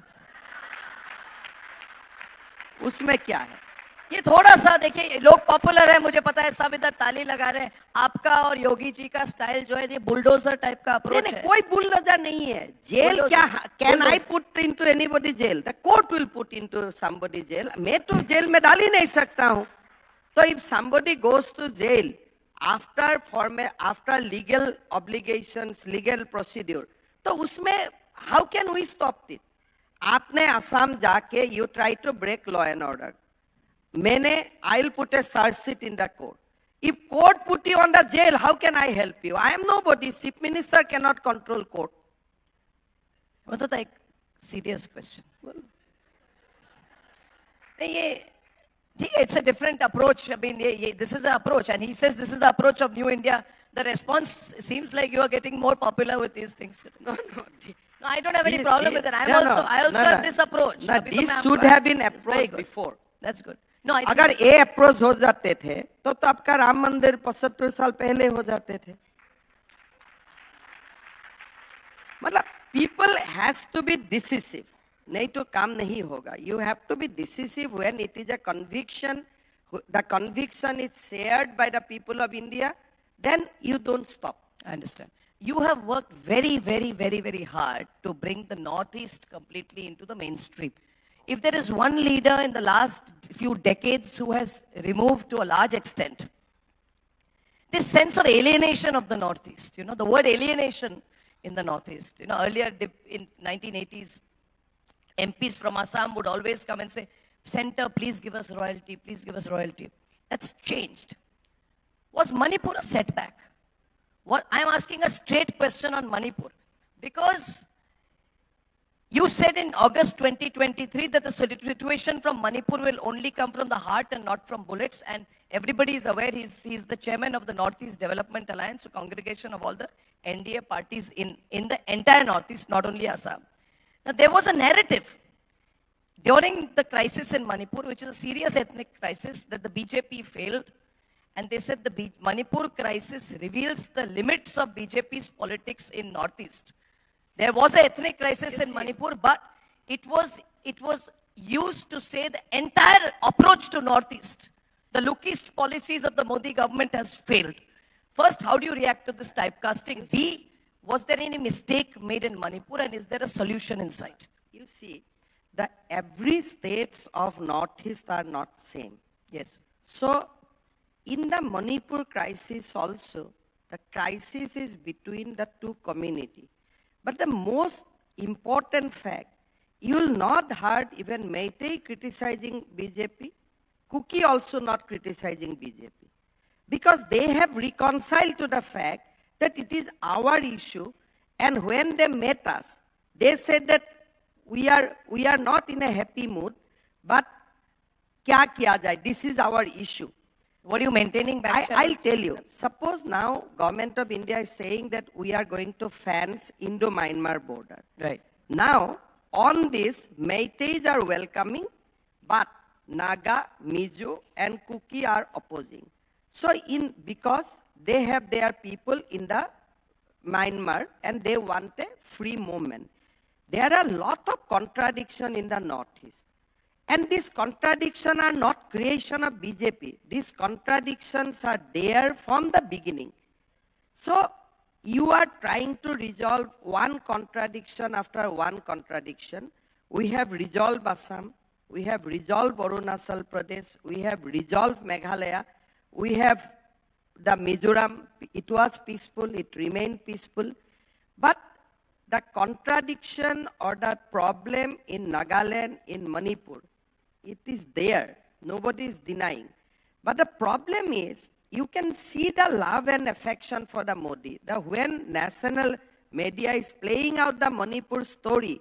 Have you ever seen any credible Meitei people criticizing Prime Minister Modi? Have you seen any credible Kuki people criticizing Prime Minister Modi? So the people in Manipur realize that this is not a problem against central government. This is our own internal problem, and I feel that this problem will also be resolved. But it has nothing to do with the BJP. It is not that BJP has suddenly announced certain ordinance, BJP has suddenly passed a bill, or BJP has started a policy decision. That is why the contradiction has erupted. Contradiction is there since hundreds of years. And these are tribal community. Yes. And tribal community has their own way of putting things into race. They will develop their internal strength to bring solution. Third party hardly has any role. I have both friends in Meitei and Kuki. What they advise me whenever I visit Manipur, Dada, you please stay out. You please stay out. You please stay out How because can you stay? they don't want any intervention from the third party. Okay. They want, the tribal people are of that kind of, tribal people has their own strength. They have their own way of looking at things. And I am sure that what we should do, we should strengthen both Meitei and Kuki so that they can resolve the dispute in between them. From outside, you can maintain law and order, but you cannot bring solution because tribal people will not allow it to be resolved by the third party. It's a very different society, difficult society. I agree. But in Manipur, even many people went there and tried their level best. But nobody is issuing a single statement against Prime Minister Modi or Home Minister Amit Shah. That is the most important thing. Yeah, because people has no grievances against Delhi. No, I think that I agree with you. One thing, being from Northeast myself, that the analysis of Manipur is oversimplified sometimes. Whenever people I don't see even it understand in the TV, complexities. it is 100 years of struggle Yes. between the two community, and people simplify, Modi kya kar raha hai, Modi kyun wahan nahi Correct, jate correct. hai. I get It is not the solution. If the solution would have been that simple, It would have been, then we would have got relative peace much before. So how many seats do you think the Congress will get in this upcoming election? How many seats will the Congress get in 24 in your view? Indian cricket team में कितना player होते हैं? So my own wish that they should be reduced to a number of Indian cricket team, but I am sure my wish will not be fulfilled. They will be around 30-40. 30-40. मेरा Just तो मन 30. है कि 15 तक सीमित जाना चाहिए with extra man 12 men इतना ही होना चाहिए, but नहीं होगा. They will go up to 30-40. 30-40 makes them a regional party. Is that a good thing? They are already a regional party. It will be now segregated. I am making a prediction. Yes, yes. After staying that party for 22 years, post-election, many of the state unit will declare that they are the Kerala Congress, they are the Punjab Congress, they are the Tamil Nadu Congress, they are the Assam Congress. You are not only seeing the declining of Congress, you will also see end of family politics after this election. I think this is the last election where that family cards will be played out and they will be You're defeated saying like last anything. election for the Vadra Gandhi family. I mean, no family Politics will now survive in this country after this election because that will be third consecutive blow. And the family, none of this family has the guts to face third consecutive blow. I feel whether it is in UP, whether it is in Bihar, whether it is in Delhi, all the family politics will come to an end. A new politics will emerge where people will compete for development. Who has built how much kilometer of roads? On that basis, election will be conducted. So, ये मैं गांधी का photo देख के vote देता हूँ. आप इंदिरा गांधी जैसा सजा लो तो अब आपको वोट मिलेगा. Those kind of things will be now history, and India will enter a new era post this election. I am told all the opposition leaders also like you. And you are involved in many discussions. So are there any more alliances that BJP will announce? Like we are hearing about possible alliance with Biju Janata Dal in Odisha. which are the other alliances that you will possibly enter just before or after the Model Code of Conduct is announced? Because now it's 7th of मेरा March. तो my wish will be Yeah, what is that your wish? except the political parties which are run or decided by a particular family, everybody should join hand with Prime Minister. Because you have to build a India, you have to build a new India. So if we have to go beyond all 400, are run in that if way. you have to go beyond 400, I think all like-minded people has to come Who will you towards go with? NDA. You'll go with Chandrababu Naidu or Jagan in Andhra? देखिए, my brief is not to go answer into this, but मैं तो- Akali, Badal, but that's also family run. चलिए 400 तो पार कर ही लेगा. So you put the now account. But So alliances बाकी हैं. 400 पार होने के लिए what are the things? Because the seeds has to come from the state. 400 पार के लिए और alliances की जरूरत है. मेरा इतना ही जो थोड़ा मैं देख के बता सकता हूँ कि the strategy is still what we are seeing. It is still at maybe 75%, 60%. Lot of things are going to happen in days to come, and I believe many people will come to BJP and NDA. That is my belief. I am not part of any discussion, but मैं दिल से चाहता हूँ कि सब लोग आके प्रधानमंत्री मोदी जी का साथ जोड़ जाए. That's fantastic. Lastly, Revantada, in last couple of minutes, because we are talking about Bharat the next decade, Hindi में या इंग्लिश में, आप अपना विजन बताइए अगले half decade, 1 decade की लोग बहुत excited है, because what we are seeing today, people earlier used to say 30 years from now, 40 years from now, we will build a dam. Now people are talking about things being done next month, in the next 6 months, performance metrics. So give all our viewers your view of where the country and Arnab, the state will be. you just watch certain things. अभी प्रधानमंत्री जी असम गया था 10 दिन पहले. He inaugurated project worth 16,000 crore. Day after tomorrow, he will again go to Assam. He will inaugurate a project worth 16,000 crore. Yes. On 23rd, he will lay the foundation stone for 30,000 crore investment. You went to Jammu Kashmir, you have seen similar kind of investment. Wherever he is visiting, you are seeing that what kind of development is taking place. Now Congress is not questioning the number. भाई ये 16,000 jute है बताओ.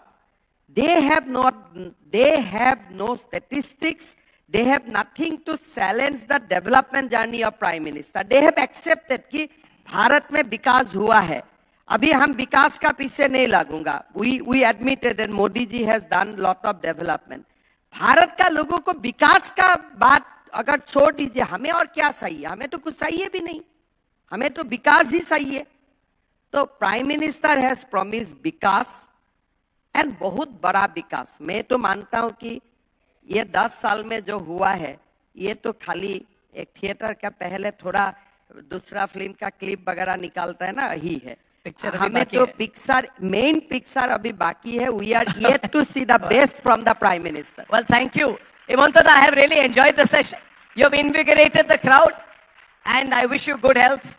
And tomorrow, Prime Minister is coming. You're receiving him. He's going straight there to make the preparations for the Prime Minister's visit. That you took the time, despite the so much work. Thank you very much. Thank you. हमारा असम का representative है.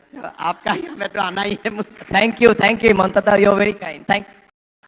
Thank you very much, Chief At the Republic Summit and for lighting the lamp, but the nation wants to know. The nation wants to know whether it's true that you are fighting the next Lok Sabha elections from Mumbai.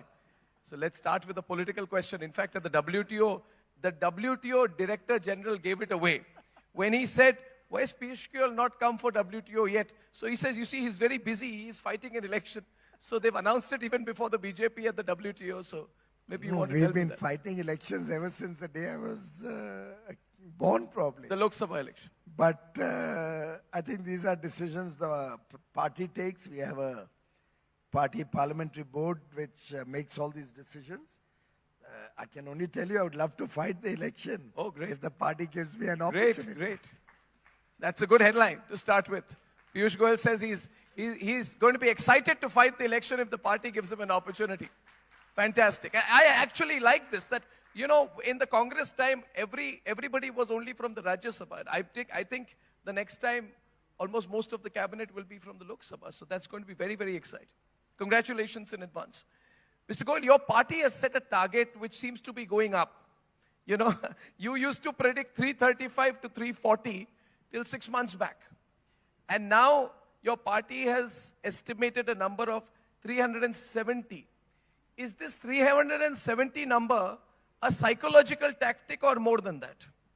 Is it a psychological tactic vis-a-vis the I think it's a others? courage of conviction that what we have delivered in the last 10 years is being appreciated by the people of India. And it is our confidence, not arrogance. It is our confidence that ये जनता सब समझती है. भारत की जनता जानती है उनके लिए अच्छा क्या है और भारत के लोग सही और गलत के फासले में इस देश को बहुत अच्छी तरीके से You think it's आगे achievable? बढ़ाएंगे. You think it's हाँ, achievable? हाँ, हम You 400 mapped it पार एज एनडीए और 370 एज बीजेपी पाएंगे. पूरी तरीके से अचीवेबल है. और मैं समझता हूं कि आज जो मूड ऑफ द नेशन है, जो इस प्रकार का देश में माहौल है, उसमें it's 100% achievable. Absolutely. Well, we're all waiting to hear the Honorable Home Minister who's going to be coming in next. We'll talk more politics with him there. Mr. Goyal, under your government, the economy is on track to reach a goal of 5 trillion by 2027. And we've got a great growth rate of 8.2% in the last quarter. So congratulations for that. But your government is still, our government is still in a way unable to convince your biggest critics. So my question is about the narrative. The narrative from the naysayers is that the growth is not for all, the growth is for few, that it's the macro, it's the macro taking a dim view, but individual level change for the people of the country is not happening. We are still not doing well on the global hunger index. Things like that, that our per capita income is still around $2,000. So there's nothing to celebrate yet. So, do you believe somewhere that you need to more strongly counter this narrative? Do you have plans for it? Do you intend to do it?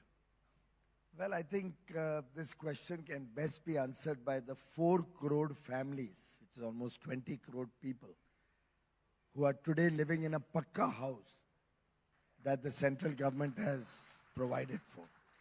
I think this narrative can best be countered by the 80 crore brothers and sisters, some from poor, some from the neo-middle class, whose food security is assured because they get free food grains month in and month out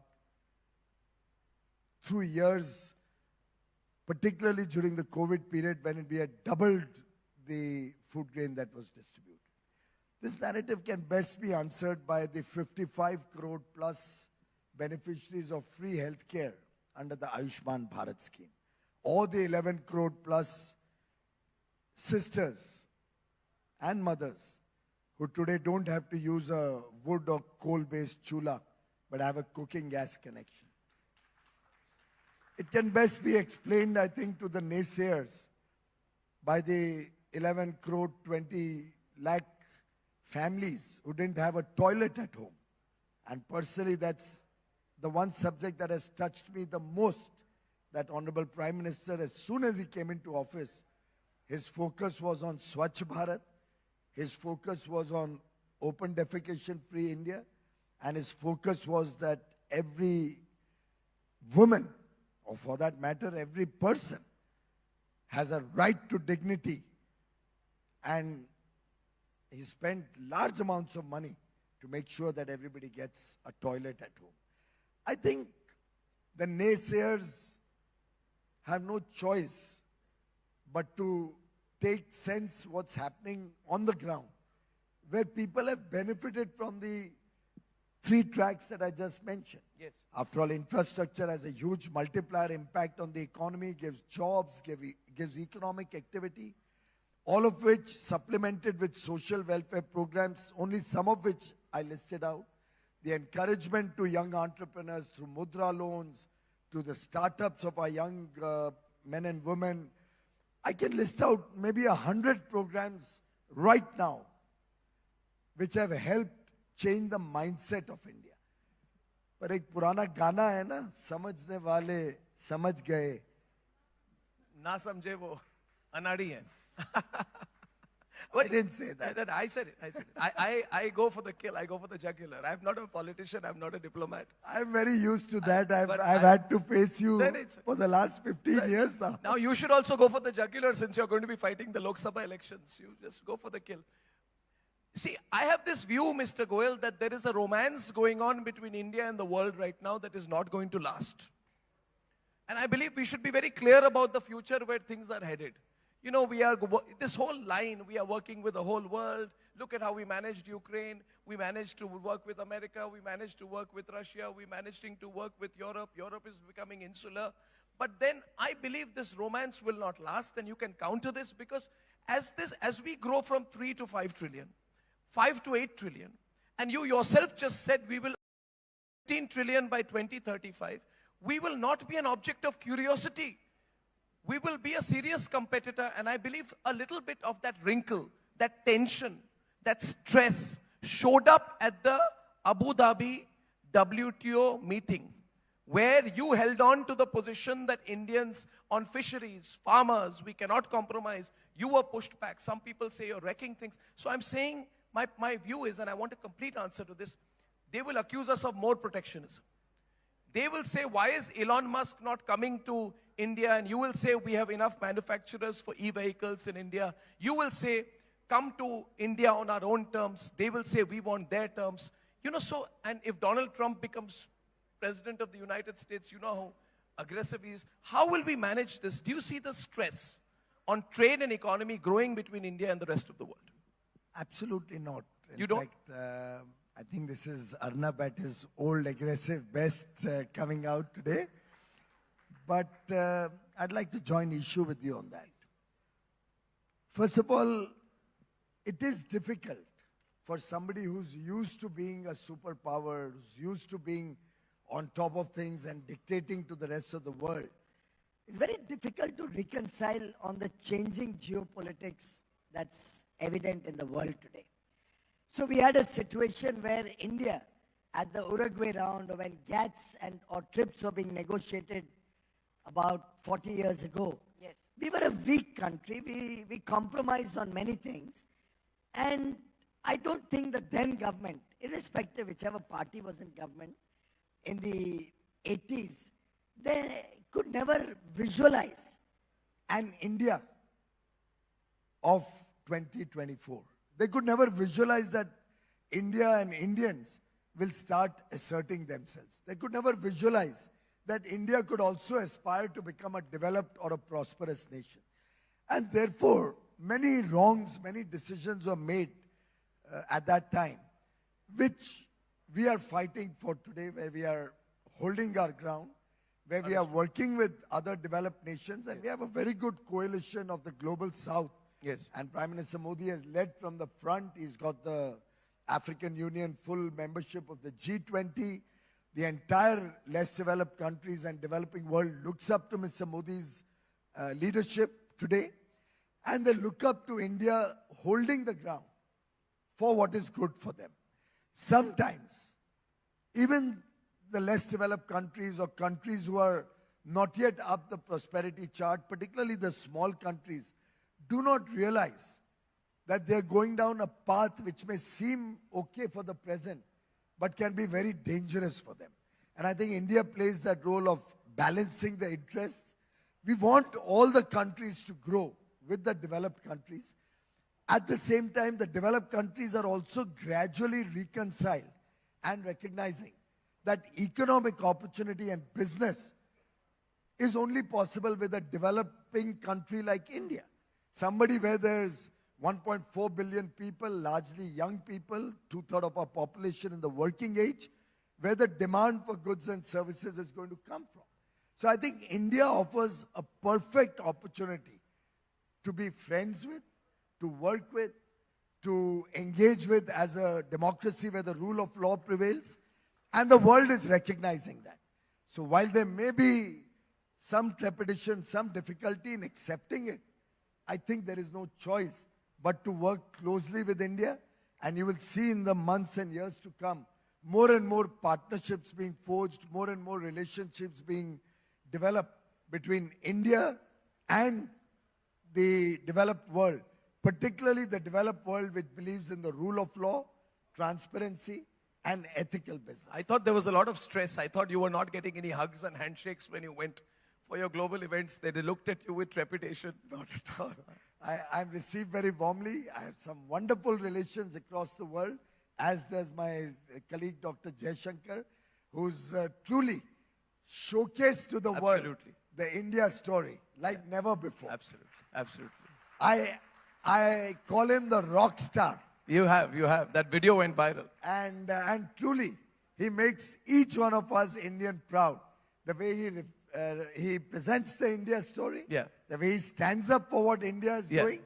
And I can only tell you, commerce and foreign ministry Yes. are today Working very working closely. literally as twin ministries, very closely aligned with each other. Messaging goes on between him and me literally by the minute. Wow, wonderful. And I can assure you that under Prime Minister Modi's guidance and leadership, both are working in an aligned manner to get the best for every Indian. So I said to everyone coming to this event today, I said you should come for the event because if you spend half the day, one day with me at the event, you will get some sense of what is going to happen in the next half decade. We called it the decade. And I believe that is what we want. You know, we go back into our lives. Somebody called me, oh no, what is in it for me? I said, you do your job every day, you do your work every day. Spend half a day, one day on where the country is going. You'll go back more inspired in your jobs. So my last question to you is this. Just 2 minutes if you can give me a sense. You know, you mentioned trade. You know, we are working very hard, for example, on the India-Middle East EU economic corridor. Give us some sense of what we are going to see in our lifetime in the next 5 to 10 years. You know, what is that in the next decade, in a couple of minutes, from your insider's perspective? What are people going to see? Well, I think in the next decade or so, we'll see a lot of technologies and investments coming from across the world to manufacture in India, which will provide economic activity, jobs to our young boys and girls, which will also provide our young startups Yes. with opportunities to innovate on their own ideas. Yes.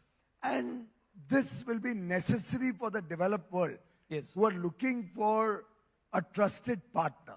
Yes. And today, for most parts of the developed world, in Europe, in the United States, in the Middle East, Yes. large parts of Eastern world like Australia, Japan, Korea, Taiwan, they are all finding in India a trusted partner, a country where the rule of law prevails.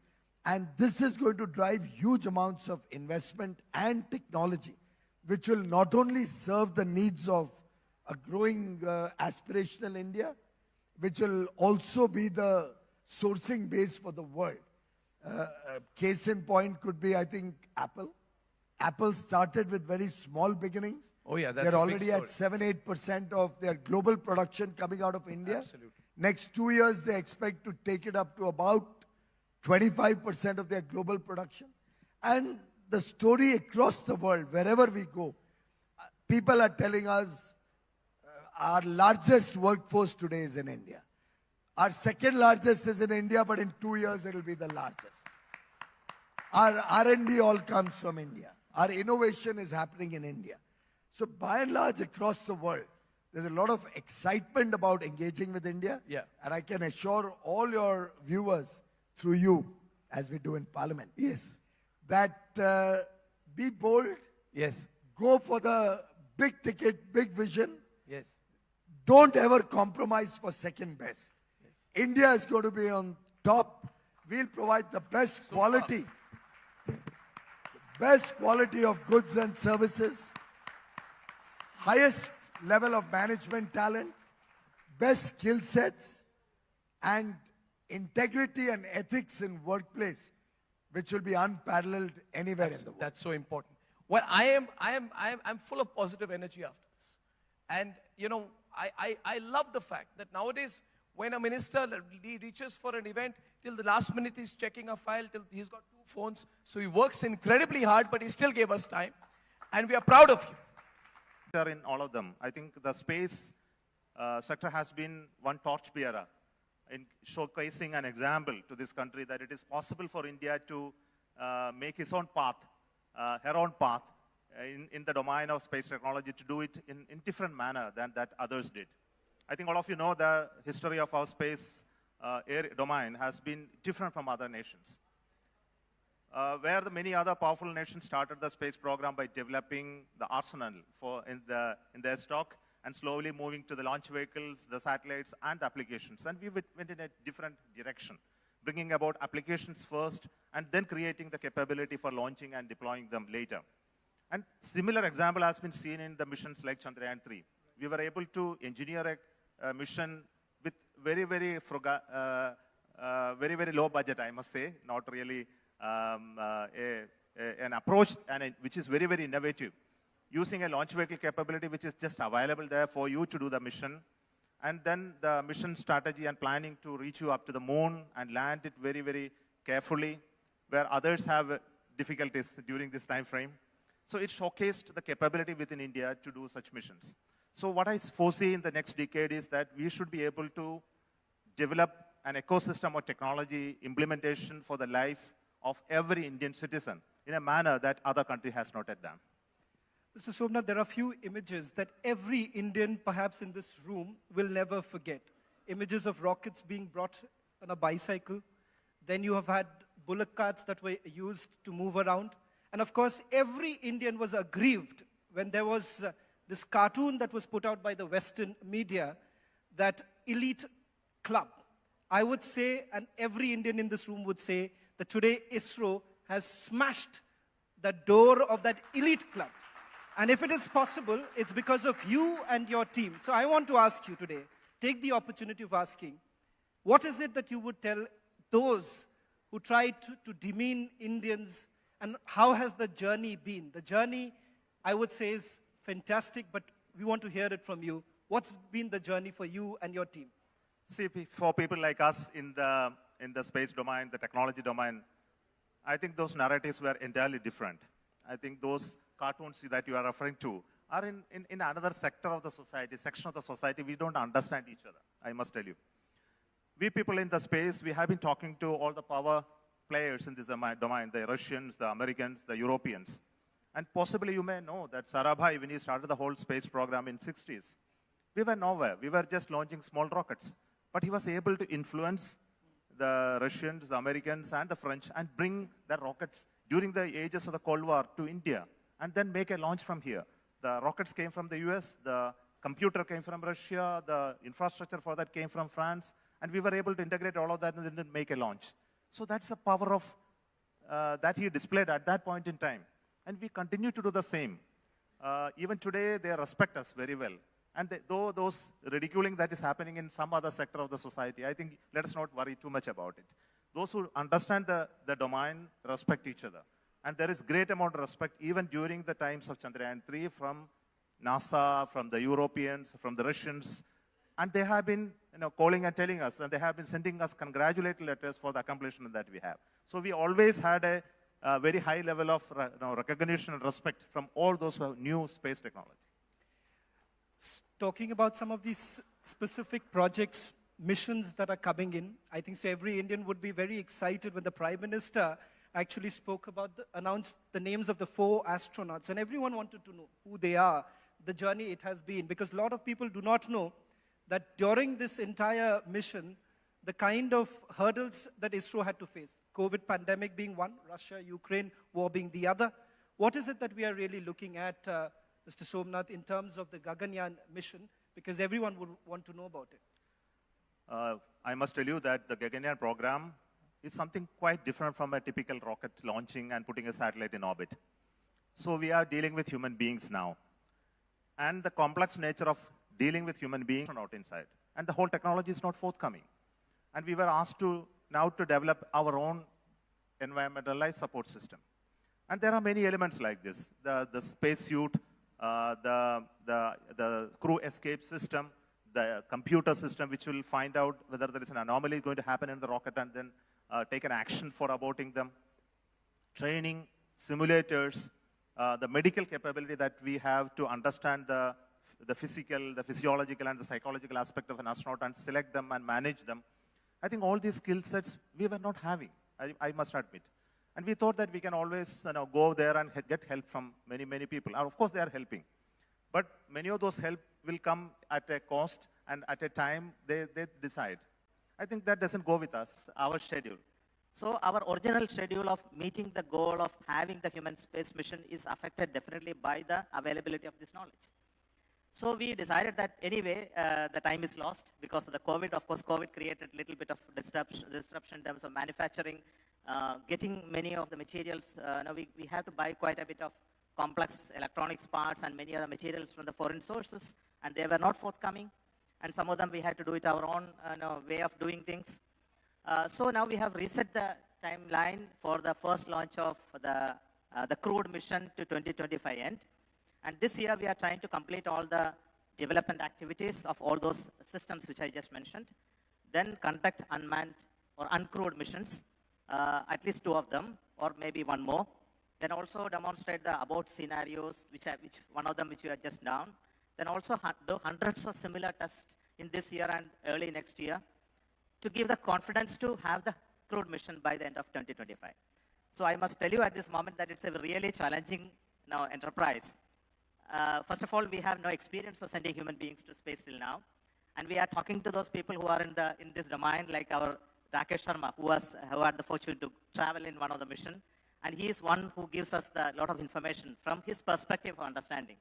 But there is different layers of understanding. I must tell you that an astronaut layer of understanding, a technocrat's level of understanding, a certification or authorizing the whole system for launch, and that level of understanding, it's all differ. So we are collecting the best brains in this country, including Air Force and various institutions, to come together and help us to build this capability. And there are many countries helping us. Of course, I must tell you that France is helping us in a big manner, especially with the medical aspect of human spaceflight. The doctors who are dealing with astronauts in France came to India. They helped us in training and in creating the basis guidelines. And we are having now engagement with NASA. And they are going to take one of our astronauts in their flight in ISS, which will definitely give us some exposure to the way they handle astronauts and then prepare them before the launch. And all these are very important. So if everything goes very well, I am very sure by 2025 end, we will be able to make the launch. Of course, and we will not make the launch on 2025 if anything goes wrong in the travel towards that point. Like encountering failures, encountering serious design deficiencies. We will have to reset the timeline, of course, because life is very, very important and we don't want to take the risk of causing any injury to any of our astronauts. So we are looking at a manned mission by 2025, ladies and gentlemen. I think so that's the big news now coming in. And I think so at the hands of Mr. Somnath, I would say there was a point in time when the International Space Station, to get a part of it, or to be a part of the International Space Station, India was jostling for it. Today, ladies and gentlemen, the Prime Minister has already announced that we are looking forward to our own International Space Station. Nothing can be more bigger than this. So why not a little bit about the space station that India is looking forward to, and the Atmanirbhar concept to it. I think so, nothing more. No other sector has achieved as much as the Prime Minister would say, Atmanirbharta, as much as it's happening in ISRO. See, I must tell you that after the Chandrayaan-3 successful landing, our Honorable Prime Minister took a review of our program and he was very, very happy with the type of accomplishment that we have in terms of mastering the technology required for soft landing on the moon. And his confidence on us has been so high that he said, so let's have a plan for next 25 years on what you really want to do in the space sector. We have been continuing to build our communication satellites, remote sensing satellite, and various applications, delivery. I think this will continue. That's a regular type of work which is required to be done. But there must be a very, very inspiring, with a and type of program that is more visionary in nature. So this is the first time in the history of ISRO, a 25-year-long roadmap has been developed by the advice of our Honorable Prime Minister. And it has three, four key elements. First thing is the human spaceflight program, which we call Gaganyaan, is going to continue. It's not going to be a one-time event. There is no point in sending an Indian to space and show that, yeah, we have achieved something majestic.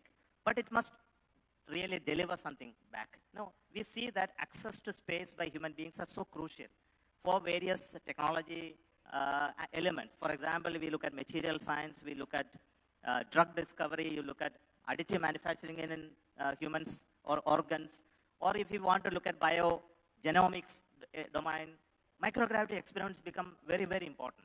And this requires human beings to be present to organize experiments and do measurements and bring back those samples, in a healthy condition for us to analyze in the ground and then give some outcome.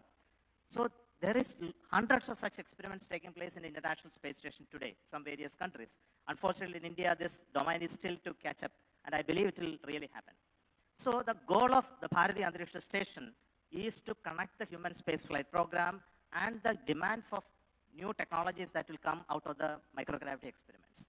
And once you have a space station like that, it should be possible for us to send Indian scientists up there and conduct experiments to serve those sectors of the industry.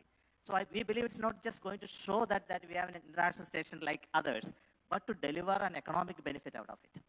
The second element is to continue the scientific exploration that we have been doing so far. That's the Chandrayaan series, we did the Mangalyaan, we did the AstroSat. So these are low-cost scientific experiments that we have been able to do and really bring out substantial scientific outcome.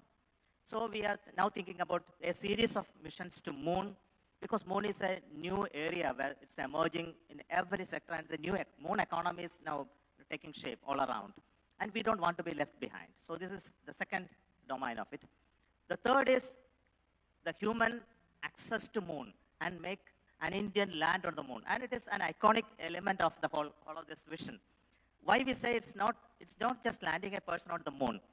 Taking him up to there requires so many technologies need to be developed. For example, our launcher capacity must substantially increase. Today we have only 4 tons to GTO capability. It's not enough. We need to have something like 30, 40 tons of mass lifting to a low Earth orbit capability if you really want to send a human being to Moon.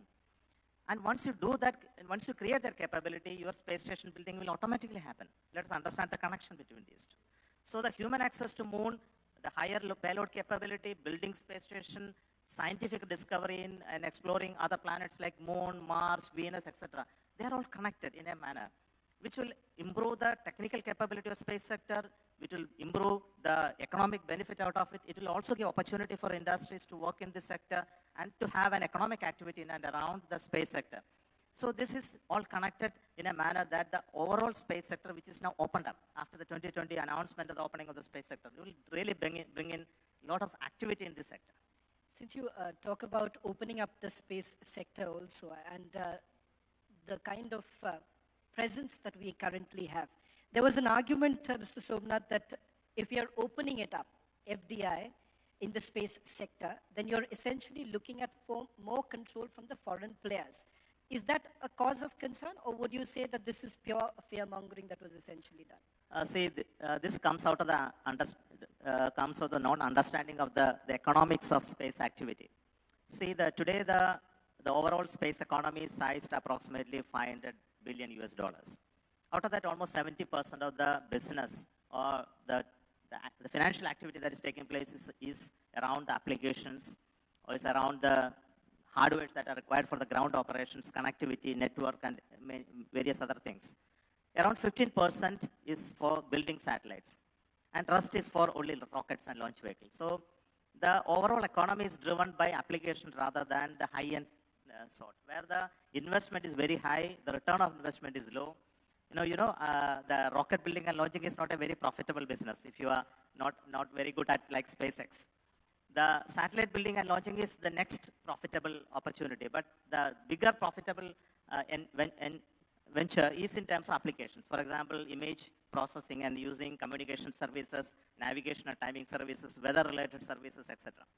So if you really look at these three sectors, the launching sector, the satellite sector, the application sector.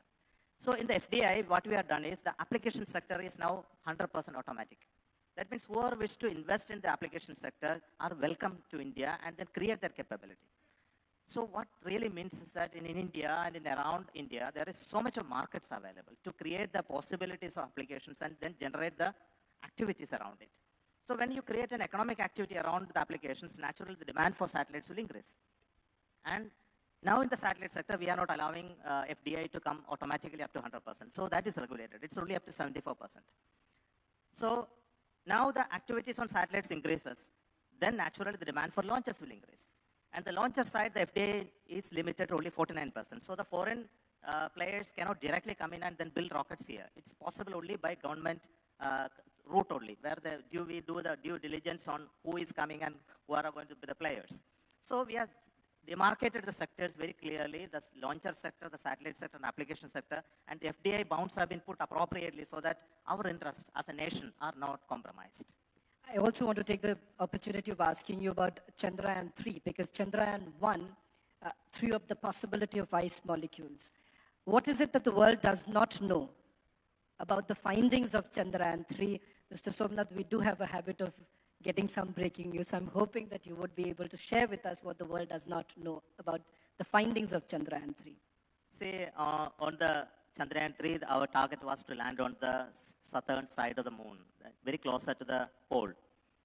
And everybody is interested in the south pole of the moon. I think all of you know why it is so, because that area is not well sunlit, and there is 14 days of day and 15 days of night there. So because of that, the structure of the moon is well preserved there, unlike the equator domain where there is better sunlight, and then the possibility of measuring and finding water, minerals, and many other things are much better off in the southern pole than in the equator. So when we went there and did the measurements using the 5 of our instruments, there were many interesting findings. I think the most surprising things are to be kept as a surprise because it's to be done. It is to be done by the scientists, not by me, because there is a set of moon scientists working on this data, and they have some observations, of course, I must tell you, but they have to corroborate with the other findings. There are experiments which are done on the ground and the measurements coming from there. For example, one of the important finding was that there will be huge amount of dust there. But when we went there, we found there is no dust like what we expected to happen in the equator. And you would have seen the rover moving around, and then the clumps of materials were coming out, not in the form of dust. Then there must be a surprising question, why there is no dust there, and why dust was seen in the Apollo landing. I think you all know that we have seen those videos of other landings. There was enough dust, but there is no dust there. The presence of water, which is much more abundant than the equator, or something else that is happening there. We also found that the atmosphere of the moon at that time, though you know that there is no atmosphere there, but there is an electron and a charged particle atmosphere. It's much different from that we expected. So there are surprising things, but for time being, let me not disclose, because it has to come in a peer-reviewed journal, and normally in scientific domain, it's not just announced like a chairman coming and telling you there is something surprising here. So we go through a process of peer review, and people in that domain should certify that what you are speaking is true. And once that is done, we will definitely announce. I'll do grave injustice if I let you go without telling the audience a few things that we generally never know about you. One, the hardship, ladies and gentlemen, that they've all gone through, not just you. I'm sure a lot of people in your team have gone through, but perhaps your story highlights that. There was a point in time, ladies and gentlemen, when Mr. Somnath was hitching a ride all the way to go to Sriharikota, taking the same train, I'm told, and also the fact that living in one tiny lodge room during his engineering days so that he would be able to cut cost and be able to complete his studies, gave up his dream of being part of the IIT. So these are some stories, and he's a great cartoonist and also a singer. I want to ask you this final question. Young minds, and that is what fuels billions of dreams of India, of Bharat. What is it that you would tell the young minds here and to the nation? My finding about meeting young people all around this country, I have been going to schools, especially the schools from villages, wherever I am getting some time to interact. I find very, very active minds. They are not only in those Tier 1 cities or Tier 2 cities, they are everywhere in this country. The only thing that they don't get opportunity to find out what is there in this world. What are the possibilities that each one can dream about? If you can give an element of dream, a possibility of dream in their minds, I think they will work through and then find out their way. The task that we have is today for those people who have had a fortune to expose themselves to the new world emerging in front of them, is to share that with those people who are not having an access to that. Of course, the communication revolution has made the change that now many people are able to see that much better than those in our times. But still, I find the dreaming possibilities are limited by the exposure that young people are not having in those villages and those localities where that type of access is very limited. I want to tell you that when I was a student, I have not seen anybody, a higher official in my life, in the whole of the school life, other than a school teacher. I have not seen an engineer in my life when I was a student. I saw an engineer much later when I went to a city. So that should not happen to the new generation. They must see the emerging India. And you must find way to communicate with them and show them there is so much a possibility for any young fellow in this world, girl or boy, to aspire for. If they are good at it, if you are good at studies, good at entrepreneurship, there must be a possibility for him to grow in life. I think this is something that we must show. And I'm very happy the Chandrayaan 3 has shown this example to the Indians. I think if I go to a village, I think they know about it, quite a bit of them. And they are inspired by our work. And they think that it is possible for Indians to do that. And I tell them, hey, look at this Chandrayaan 3. It's done by Indians. It's not a borrowed technology. We have done it all by ourselves in India. And this gives them a great confidence. And I have a photo of a small girl which I met just last week in a school. She was clinging to me and she is telling me, I want to be the first woman who will go to moon when you will land on the moon on 2040. And somehow you make it possible for me. She is telling me that. And this is a great thing to happen. And if you can inspire people, I think their life will change. And my life changed because I got inspired by people like that. So let us give it back to them. Thank you very much, ladies and gentlemen. Every time that I speak to Mr. Somnath, he always says, the credit does not go to me individually, it goes to the entire team ISRO. So through you, sir, on behalf of everyone and on behalf of Republic Media Network, I would say salute to every scientist of ISRO for doing what you have done and for making Bharat extremely proud. Thank you so much. Thank you for this opportunity. And I think the ISRO is now being looked upon as a torchbearer of the technology prowess that India is having. I think the work that is well laid out for the next 25 years is really challenging for us. And I wish all the very best for the team ISRO. And your blessings are very much needed for the task that is laid in front of us. And we are not going to rest until we achieve some bigger milestone that we achieve. That will map the way Bharat will connect in the next decade. Ladies and gentlemen, the engineer of the quantum leap, Shri Ashwini Vaishnav. Okay. Here we go. Are we going to have this on this one also? Same thing on both screens or? Okay, one only. Perfect. Great. So I'll speak for about 15 minutes. We'll go through very rapidly, through a very quick, basically trying to understand where the tech landscape is today and what we are thinking. That's what we discuss in the next 15 minutes. Friends, you are all aware of the India stack. You are all aware of how our Prime Minister has democratized technology by creating a structure in a public-private partnership where the big tech and the startups, large enterprises and the small entrepreneurs, the rich and the haves, and the low income and the have-nots, they all have access to the same level of technology that we should all aspire for. That kind of inclusive thing was possible because of the India stack, and this stack is growing day by day. I'll come to the conceptual point. How this concept was created. We have seen in many countries, some big tech companies, they monopolize technology. We have also seen another geography where the government does everything.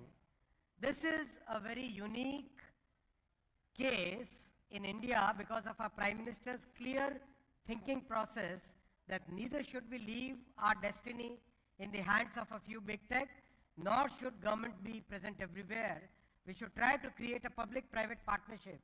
So this example you have seen in multiple things, multiple types, but I want to explain the thought process behind it. This platform of UPI has been created by public investment through a public company.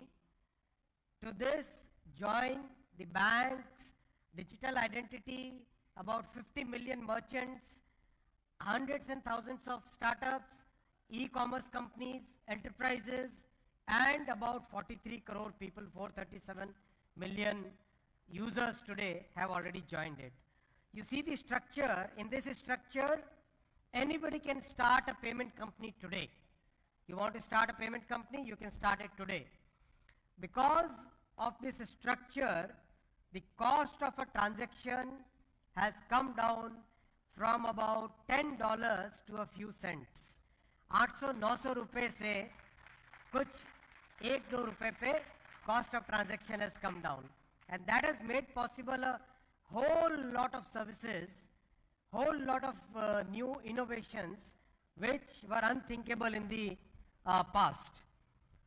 And the spread is amazing. Everywhere, wherever you see the technology, the use of Digital India stack, the DPI is today practically every part of the country. Now I'll come to a point how this combination, how this Digital India stack is today providing multiple solutions. I'll come to the digital credit. Now digital credit, okay, so when you want to give a credit to somebody, what do you need? You basically need 3 fundamental things. 1, whether the person can repay, what is the repaying capacity. 2, what are the documents that need to be checked. 3, whether the person is actually the person you are talking to, right? Identity. So when we look at this, you look at the right hand side of this. Payment history, the cash flow, transactions, that becomes the collateral if you don't have any other collateral, right? Somebody who doesn't have a property or some gold to put as collateral in loan can today create, using the UPI, a cash flow history, payment history, that becomes the collateral. Use Aadhaar structure for getting the identity verified, totally digital. All document verification can be done on DigiLocker, right? All the 3 things which are needed, whether a person can pay back or not, whether the person is exactly the person you are talking to, whether the documents can be checked or not. Now comes the account aggregator structure in between. So on this side is the people who can give credit, the loan, and on this side are the people who need a loan, right? A small micro enterprise on the streets of a city, right? चाय बनाने वाला ये व्यक्ति, भोपाल का है photo, right? देखो आप इसके कितने सारे आगे लगे हुए हैं. ये तो मेरे ख्याल से किसी बड़े अमेरिका के स्टोर में जाओगे तो जैसे दिखता था ना कि वीजा का एक लगेगा, मास्टर का एक लगेगा फोटो, वैसा ही यहाँ पे you can see very clearly there are so many multiple QR codes, Paytm का भी, फोन पे का भी, भीम का भी, सबका. That's the power, right? So the account aggregator basically intermediates between the people who need loan and the people who can provide loan. And the fundamental structure is what is the payment history. So UPI gives that, verification is done online, and in a very, very privacy protected method, people who need $10 loan for 3 days are today getting the same access to credit that a big industrialist would be needing $100 million ka loan. So today, because of our Prime Minister's clear focus on democratizing technology, the big industrialist and the small micro entrepreneur, they are equal today. That's the beauty of this structure. And the world over, people are looking at this as the most inclusive example of digital technology. Most inclusive example of digital technology. I'll go to the next point, which is our future, which is where we need to really put our focus and make sure that our future is secured. About semiconductors. Very interesting. The world is today noticing this. June 23, our Prime Minister signs the agreement with the US President for a company called Micron to set up their plant in India. June 20, just mark the dates. Mark the dates. June 23 is when the agreement gets signed and the proposal gets approved. September 23 is when the groundbreaking happens. How many days? less than 100 days. Less than 100 days. And would you believe this is the level of construction in December 23? That's the pace at which Prime Minister Modi ji's Sankalp for Viksit Bharat is working on ground, right? This is real data, real pictures on ground, complete plant. Close to 5,000 people are working to construct it at a rapid pace, torrid pace. And today people are giving examples of many other geographies. Announcement is, okay, after 2 years, 3 years, maybe, somewhere the construction will start. No, not in India. And in India, announcement happens within 100 days, construction also starts. I'll talk a little bit about chip designing, chip architecture, the whole value chain, how our Prime Minister has given us a clear mandate that don't look at simply setting up a fab, don't look at simply setting up a plant. Think of the entire value chain and think of a 20-year roadmap. Then only we'll be able to do justice to our country's talent and to our future. We have close to 3 lakh design engineers. So building upon this, manufacturing is the next logical way. So I'll talk a little bit about how chips are made. So this is sand, right? This sand is molten to make silicon ingots. This is an ingot. This will be cut to make wafers, right? वैसे आलू से सोना बनाने वाले कुछ लोग हैं. On this wafer, you basically apply multiple layers of photoresistors and metals and try to create a structure where exactly what you want to publish gets published, right? Exactly what you print gets printed on. And it's a very, very fine work. Focus is, our Prime Minister's clear vision is, we must create this entire value chain in India. We should not leave ourselves vulnerable to any supply chain shocks in future. So, from getting the ingot done, from getting the wafer manufactured, to getting the wafer fab done, to getting the entire operation in a proper mechanism and getting the final chip done, we are working on practically every aspect of this value chain, right? And today, because of the recent approvals by Prime Minister Modi ji, today we have the complete value chain from chip design to chip fabrication to getting the ATMP done so that it can be converted into a usable module which goes into practically everything, right? So when we look at this, the design, fab, ATMP, below that we are looking at augmenting our talent pool. We are a talent nation. We are a nation which has practically designed every complex chip in the world, but for somebody else. Now is the time when we should design our own products. From being a back office, now we are transitioning to becoming a product nation. From being a GCC, we are now transitioning into having our own products, our own IPR, our own contribution to the world as complete chipset. Along with comes the entire supply ecosystem, which is close to 16,000 items go into making a chip. I was looking at the periodic table. Science wale kaun hai yahan pe?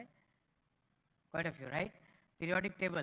Sare ke sare elements are used in this. Practically every element, maybe some of them may be not used, but practically every other element is used in chip making. And this goes into everything that you see here requires a semiconductor, right? This guy would be needing something like 30,000 chips, right? Vande Bharat. This would be looking at something like 3,000 or 4,000 chips. That's the magnitude of semiconductor requirement. We are very fortunate to have a very visionary Prime Minister who has given us a clear mandate of using technology. I gave these 3 examples today to share with you where we are today, what we are thinking in the coming days. In Prime Minister Modi ji's 3rd term, India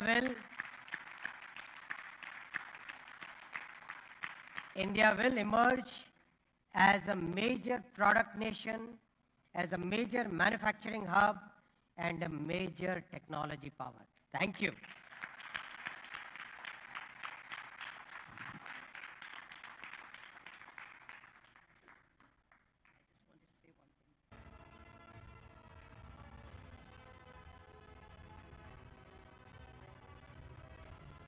I just wanted to say thank you to the Minister. Mr. Minister, we talk about how the country is changing. That we have such a qualified person like you making, it's amazing. The kind of talent that has been brought into the government by the Honorable Prime Minister, but also the honesty, integrity and professionalism. On behalf of Republic Media Network, a legal luminary extraordinaire, Mr. Harish Salve, has shouldered the fight for justice like no other. From lifting the hopes of 1 billion with his fight at ICJ to defending Bharat's cause in the Kulbhushan Jadhav case at The Hague, which saved an Indian from death penalty, Mr. Salve has been the go-to legal luminary for Bharat. Thank you. Ladies and Thank you gentlemen, very it's up much. to you. Thank you very much. Mr. Salve, I said this, our next session is with the Prime Minister, but I could not have done this day without you. And I want to start by saying thank you to you. All right. And I want My to say that pleasure to be if here. there's one person who has fought for the Republic Media Network, and he's the person, he's the person, he's the force, he's the mind. When I was in jail, I remember his arguments, and I can only even tell you the policemen, the prison authorities, and everybody inside was also following what Harish Salve was saying in the court. So thank you very much, sir. This is a very emotional moment for me, and I wanted to say thank you. You know, before in everything. that lies the hope for this country, that even the common people now have started looking beyond your politicians. Sir, the theme is Bharat the next decade, because we have very limited time today. And that is Bharat the next decade. Beyond the politics of India. Yes, sir. This growing nation, a nation which is now anxiously waiting for its day in the sun. And I think that's where we are headed. Today, when I walk in the streets of London, Sir. It's not, ouch, here comes an Indian, it's wow, here comes an Indian. Wow, that's amazing. So from where you are India's #1 jurist, legal voice, one of the biggest international lawyers. How do you view Bharat the next decade? And from the point of view of jurisprudence and law, what needs to be done to get us there? We need to, mic closes. We need to get our courts in sync with the rest of India. You don't think they are? They are. You cannot run a 21st century India with 19th century mindset courts. And that's what we have. Wow. You believe our courts are not with the times? No, they are not.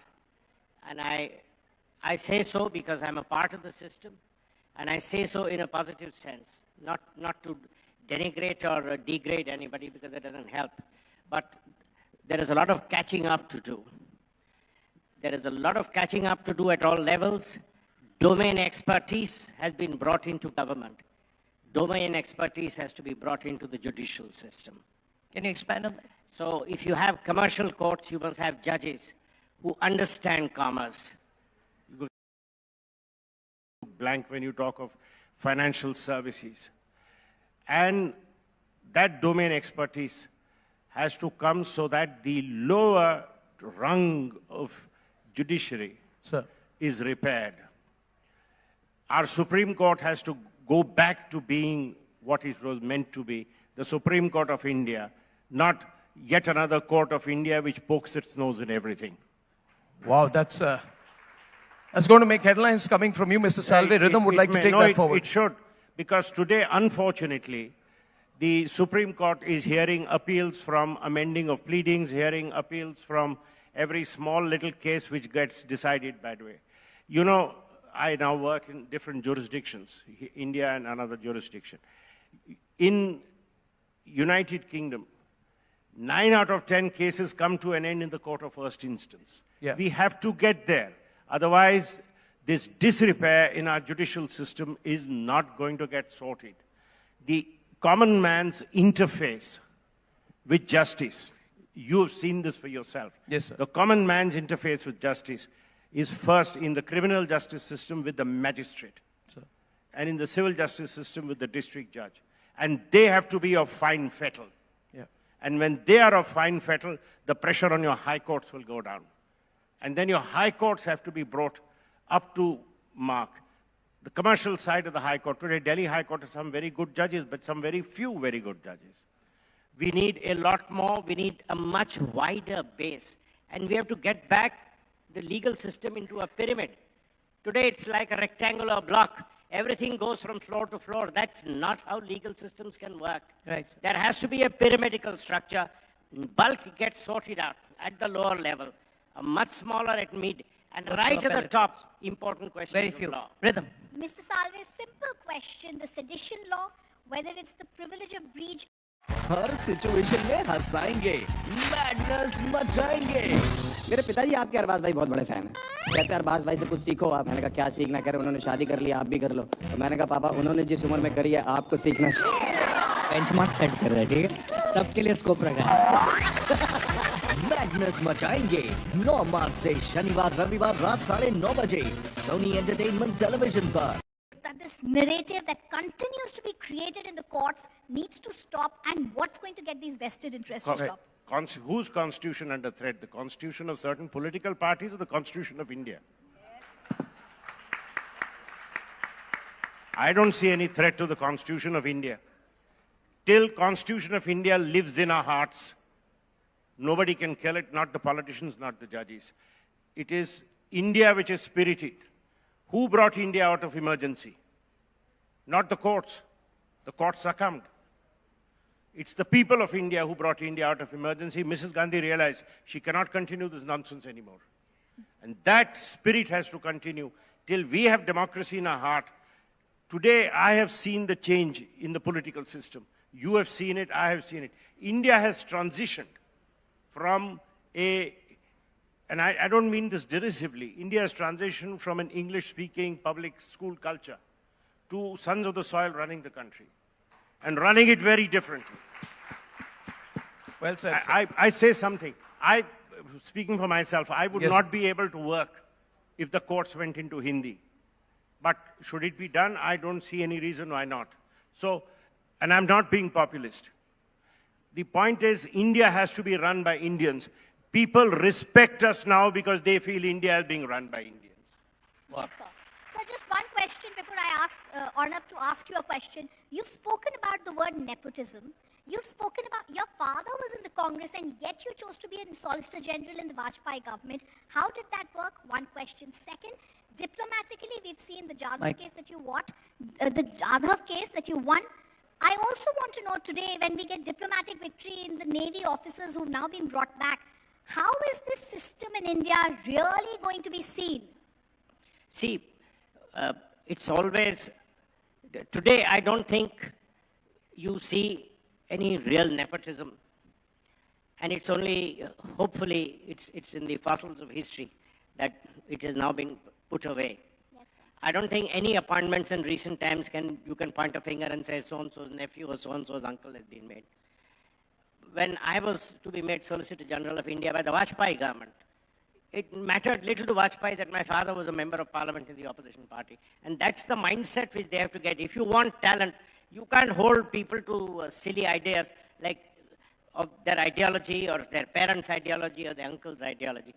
Family should become irrelevant to your movement in life. The second is, how are we seen today? Today we are seen as a powerhouse. Today India is seen as a powerhouse. And the world, look at the United Kingdom, the economy is in shambles and there is no hope in sight. Today they are most worried about their wobbly political system. We don't know the next elections. Will Labour win? If it wins, will it win a clear majority? Right. Or are they going to be in this mess and in the meanwhile everything dwindles? People in England today worry about heating their homes in winter. And they call themselves a developed country.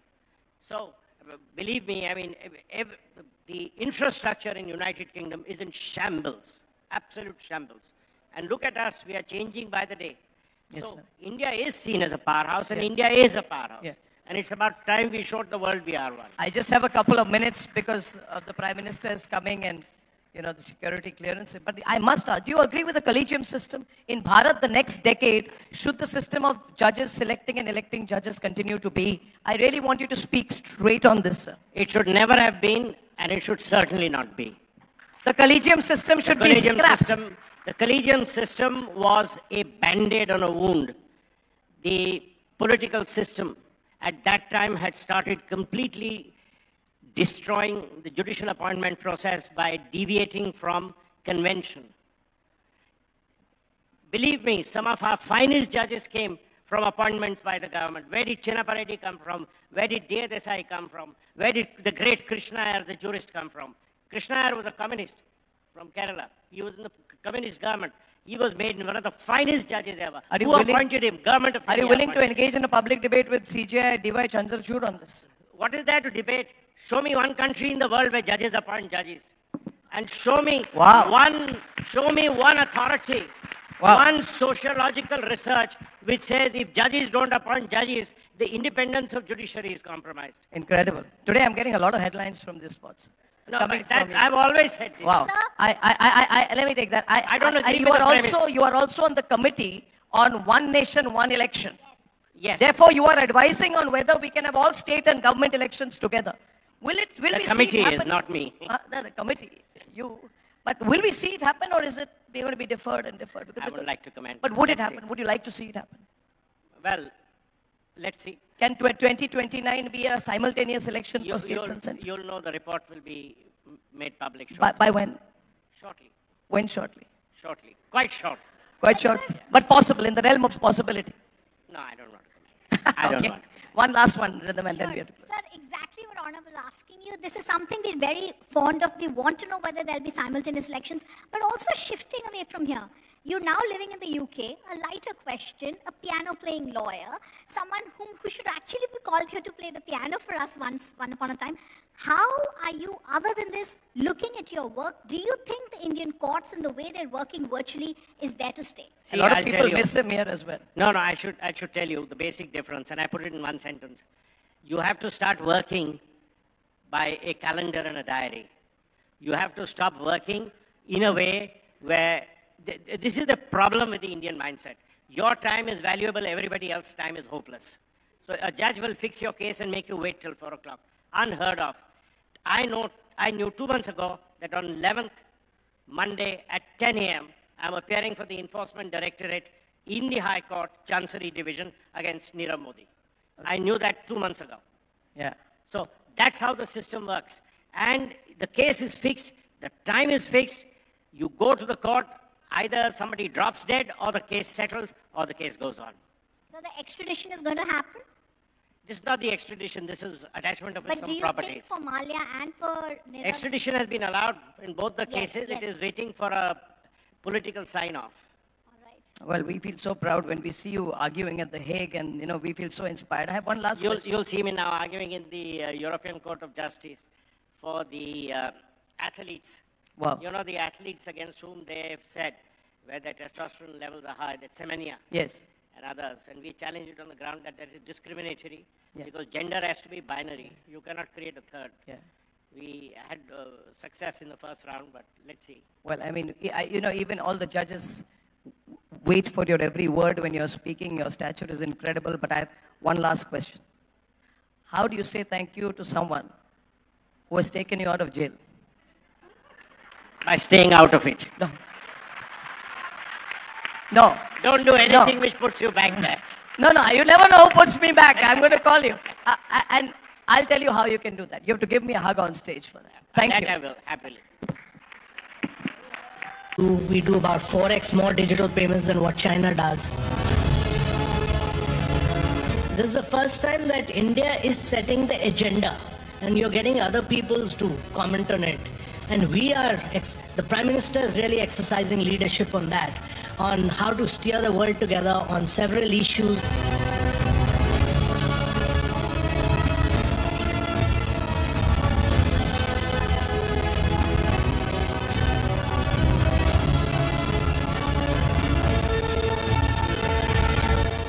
Ladies and gentlemen, Please welcome the global synergist, Mr. Amitabh Kant.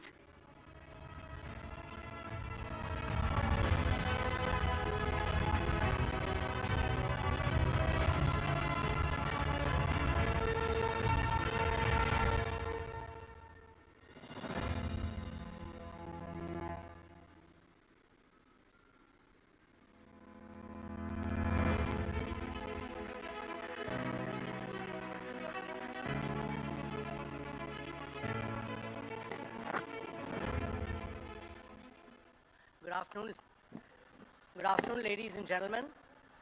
I'm truly delighted to be here at the Republic Summit. If you look at the last decade of India's growth, there's been both a great rise in the hard power of India and the soft power of India. During India's G20 presidency, and G20 is important because it accounts for about 85% of the global GDP. It accounts for almost 80% of the global trade. And it accounts for almost 75% of the global population. During India's G20 presidency, not only India did it very differently from the rest of the world, other countries hold it in one city or two cities at the best. India hosted a G20 in every state and union territory of India and held it in almost 60 cities of India and used that opportunity to transform these cities by improving its drainage, sewage, solid waste. But more important than that, India straddled through the world of G7, all the emerging markets, Russia, China, and bring them all together on all key issues confronting the world. Whether it was strong, sustainable, inclusive, and balanced growth, whether it was accelerating the pace of sustainable development goals in the post-COVID era, whether it was a green development pact for climate action and climate finance, or whether it was reform of the multilateral financial institution, or technological transformation and digital public infrastructure, or women-led development, in all these issues. And there were 83 paras in all. 83 paras, India was able to bring consensus on all these issues for the first time in G20. On all these issues. And more important than that, we were confronted with a very major challenge of an ongoing Russia-Ukraine war, where United Nations had failed. The G20 of India succeeded in bringing consensus on the issue of Russia-Ukraine. This was unparalleled, and this could happen because of India's hard power and soft power built during the last decade, and because of the stature and standing of the Prime Minister, Mr. Narendra Modi. We could take a lot of risk, we could be gutsy, we could be bold, we could be courageous, largely on account of this leadership. And it's important to dwell a little bit on this, because if you look at the last decade, India has carried out a vast range of structural reforms in its economy. It's brought in GST, one tax across the economy, is brought in a modern bankruptcy law, is brought in the Real Estate Regulation Act to save middle class of India, is brought in the finest corporate tax rates, it's focused on ease of doing business, and scrapped a vast range of rules, regulation, procedures, and processes, and scrapped almost 1,500 laws. The structural reforms were accompanied by digital transformation of India. 1.4 billion digital identities, 550 million bank accounts were opened during 2015-17. When we started opening bank accounts in 2015, only 18% of the women in India had bank accounts. Today, 91% of the women have bank accounts in India. This has not happened anywhere else in the world. And then we linked up both the digital identity and the mobile number, which enabled us to do fast payments. Today, we are the world's #1 in real-time fast payments in the world. We do 46% of the real-time fast payments. Last year, we did 128 billion fast payments in the world. China was second with 26 billion fast payments. That was the difference. From 128 billion India, China 26 billion.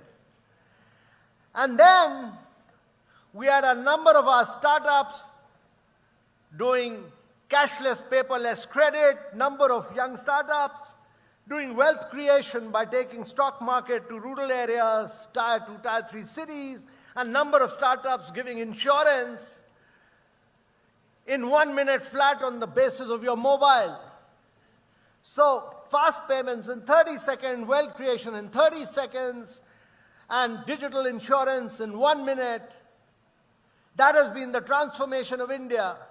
And this is all open source, open API. This is globally interoperable. And unlike the rest of the world, where data is monopolized by the big tech, Amazon, Google, Facebook, and Amazon in India, and in China by Tencent and Alibaba, in India, the data is owned by the citizens of India. And they give permission, which is technically made possible by their consent on the mobile, on the go. So our model during G20 was accepted as the best model in the world. The definition of digital public infrastructure and the framework was accepted.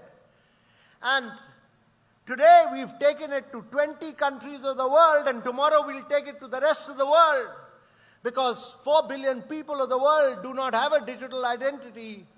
2.5 billion people do not have a bank account. 133 countries in the world do not have fast payments. So India's model will be taken to the rest of the world to transform the world. And that is why During COVID, we could do 2.2 billion COVID vaccination, and we could, instead of giving large packages, we could put money straight into the bank account of these beneficiaries. Whereas in the United States of America, 9 million checks came back, and Germany struggled for 18 months to create digital identities. So ladies and gentlemen, structural reforms, digital identity, and the third was in infrastructure, the push towards infrastructure. Creation of 40 million houses, of 110 million toilets, of 30 million electric connections to households, of 253 million piped water connection, and almost 80,000 kilometers of road. That's been the story of infrastructure creation in India. And that's why the Bank of International Settlement said that what India has achieved in 9 years would have taken India 50 years to achieve in the normal course. Instead of 50 years, we could do it in 9 years. And therefore, this infrastructure creation the government was able to do because it took its spending of capital expenditure for 1%, from 1% in 2014 to 4% till in the last budget. And this shows government's determination to create world-class infrastructure. And the fourth key point is what India has done for climate action and to build a sustainable and a clean India. we have not contributed to greenhouse gas emissions in the world. Our CO2 emission is only 1.3%.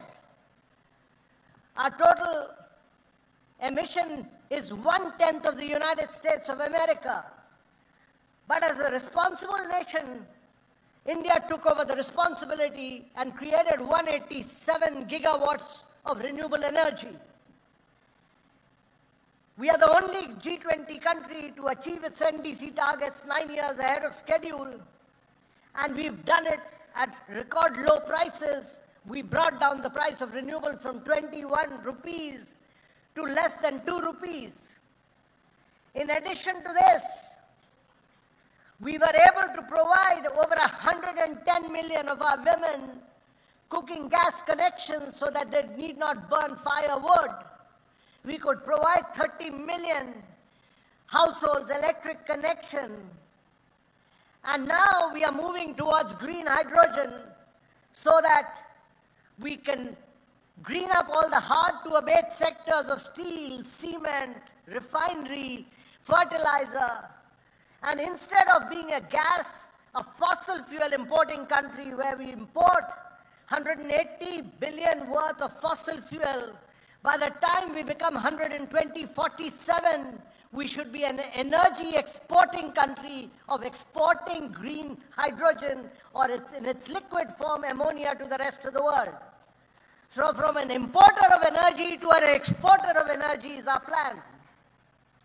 Ladies and gentlemen, what we've achieved in terms of structural reforms, in terms of digital identity, in terms of climate action, and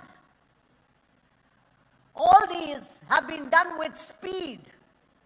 And the focus has constantly been on implementation, implementation, and implementation. So this has enabled us to build our hard power and our soft power.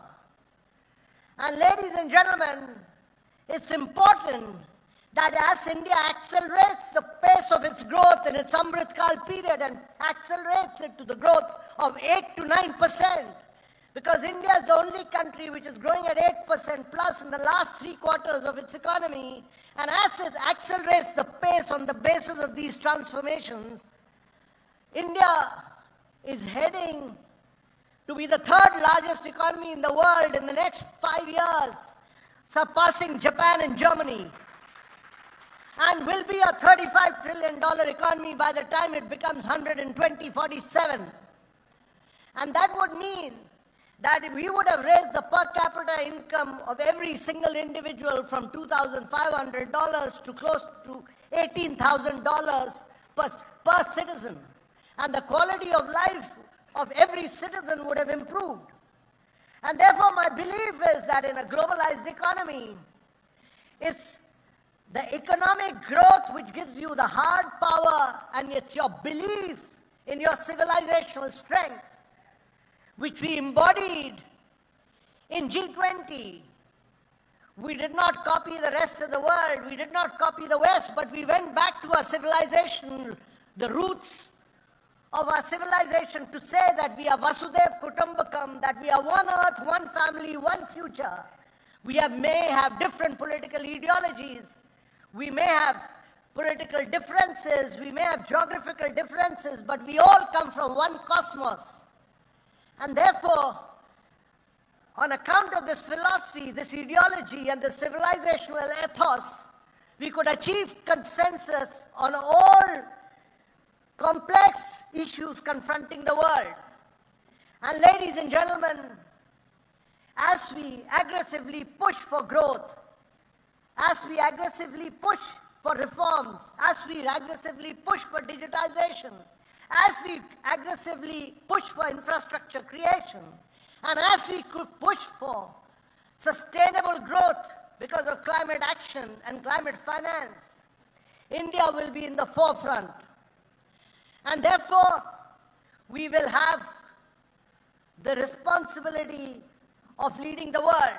It's important to realize that in the global GDP today, If you look at the global GDP, America's share of the global GDP has remained constant at about 25% in the last 2.5 decades. Europe's share, and it's important to understand this, Europe's share has come down from 30% to 15% and will come down even further. In the last 3 decades, due to China's acceleration of pace of growth, its share had grown from 3% to close to 18%. But China's growth has now slowed down and India's growth has accelerated, and therefore India's share will now grow from 3.5% to, in the coming till 2047, it will accelerate to close to 20% of the global GDP. And therefore, in the years to come, India will be providing 30% of the skilled manpower to the rest of the world by the time we get into our Amrit Kal period.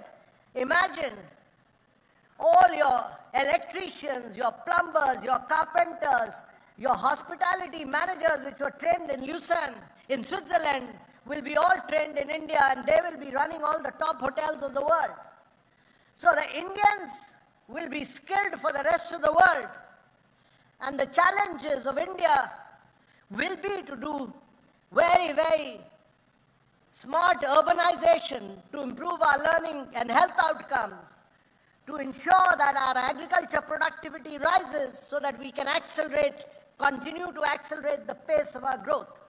So as many people have commented, this is not merely India's decade, this is India's century. And it is incumbent upon each one of us to ensure that as disciplined Indians, we ensure that we accelerate the pace of our growth, we become responsible citizens, and we ensure that India continues to grow and accelerate its pace of growth in all these aspects of structural reforms, digitization, sustainable growth, and infrastructure creation. The important challenge is that the center has done its bit. It's now for the states to accelerate reforms in all these areas.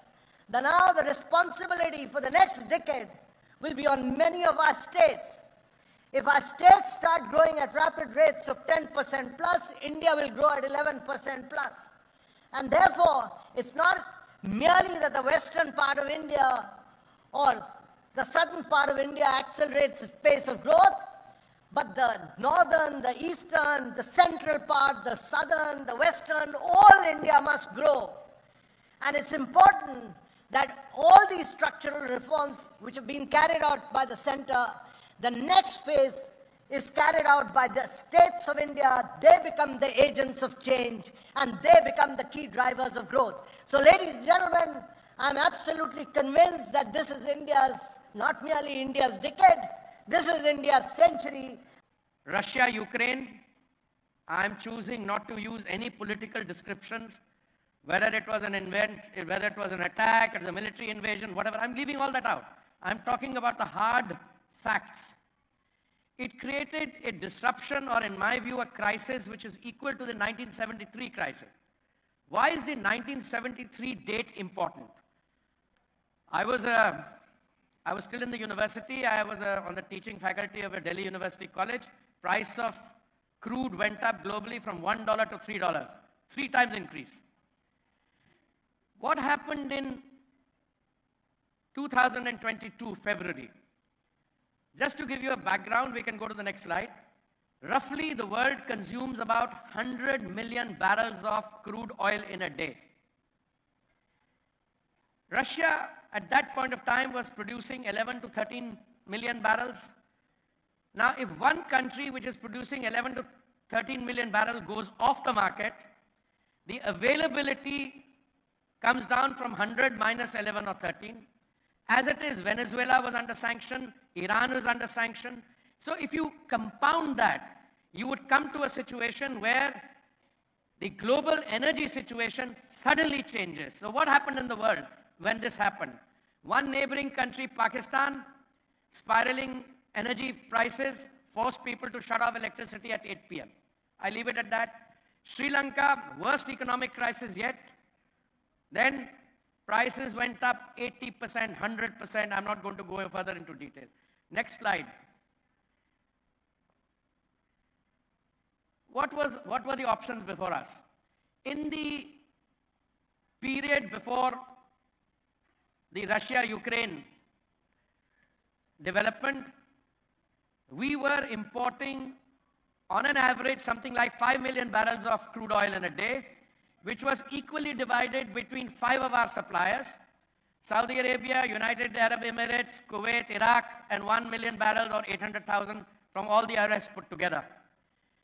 Came this development, and suddenly we found ourselves having to navigate a very difficult circumstance. The options for India were very clear. Either we fall in line with this new development and stick to our original suppliers, in which case the oil price would have gone up. Can we go to the next slide? The one after that? Yeah. No, the one with the $137 per barrel. Now, typically, how does the oil trade work? You have established producers. A large number of the established producers are as part of a cartel. It used to be called OPEC, then it became OPEC Plus, and then there is the world outside. They will tell you, if you ask them, you know, you should reduce the price. I never do, because it's a sovereign right. They have a resource. It's up to them whether they want to sell or leave it underground. They will say, no, we don't deal with price. We only deal with the amount of production we undertake and what we pass on to the market. I mean, an undergraduate student of economics will tell you that if you reduce the amount of availability, the price has to be sensitive. So price went up to $137 a barrel, and gas prices went up to $73.56 per MMBTU. Now, even in a small disruption, the actual impact is not created by the buyer and seller. There is something called, where is that paper trade? Paper trade in oil is 30 times higher than physical trade. Now, I would have liked half an hour to explain this to you, but I'm going to simplify it. There are a lot of guys sitting there. When they see this happening, they are able to play the futures and ensure a market which, you know, the poor buyer or seller have very little actual dealing with. So this is the kind of disruption which can take place. Next slide. Now, we had 2 options as per the previous slide. This gentleman, put this gentleman here. He's an US official. Why am I quoting him? Not because he's any authority, but not also because he's a friend. He used to be a counselor in the US mission when I was Joint Secretary on the Americas Division. No, I'm quoting him because it comes from a respectable, credible American official. One of the false narratives we were being subjected to, oh, you're buying oil from Russia. So to which my response was, so? So once my colleague, the External Affairs Minister, was going to Washington, and he called me, he said, what do I say? I said, if they raise the issue with you, you tell them that they buy more in an afternoon than I buy in a quarter.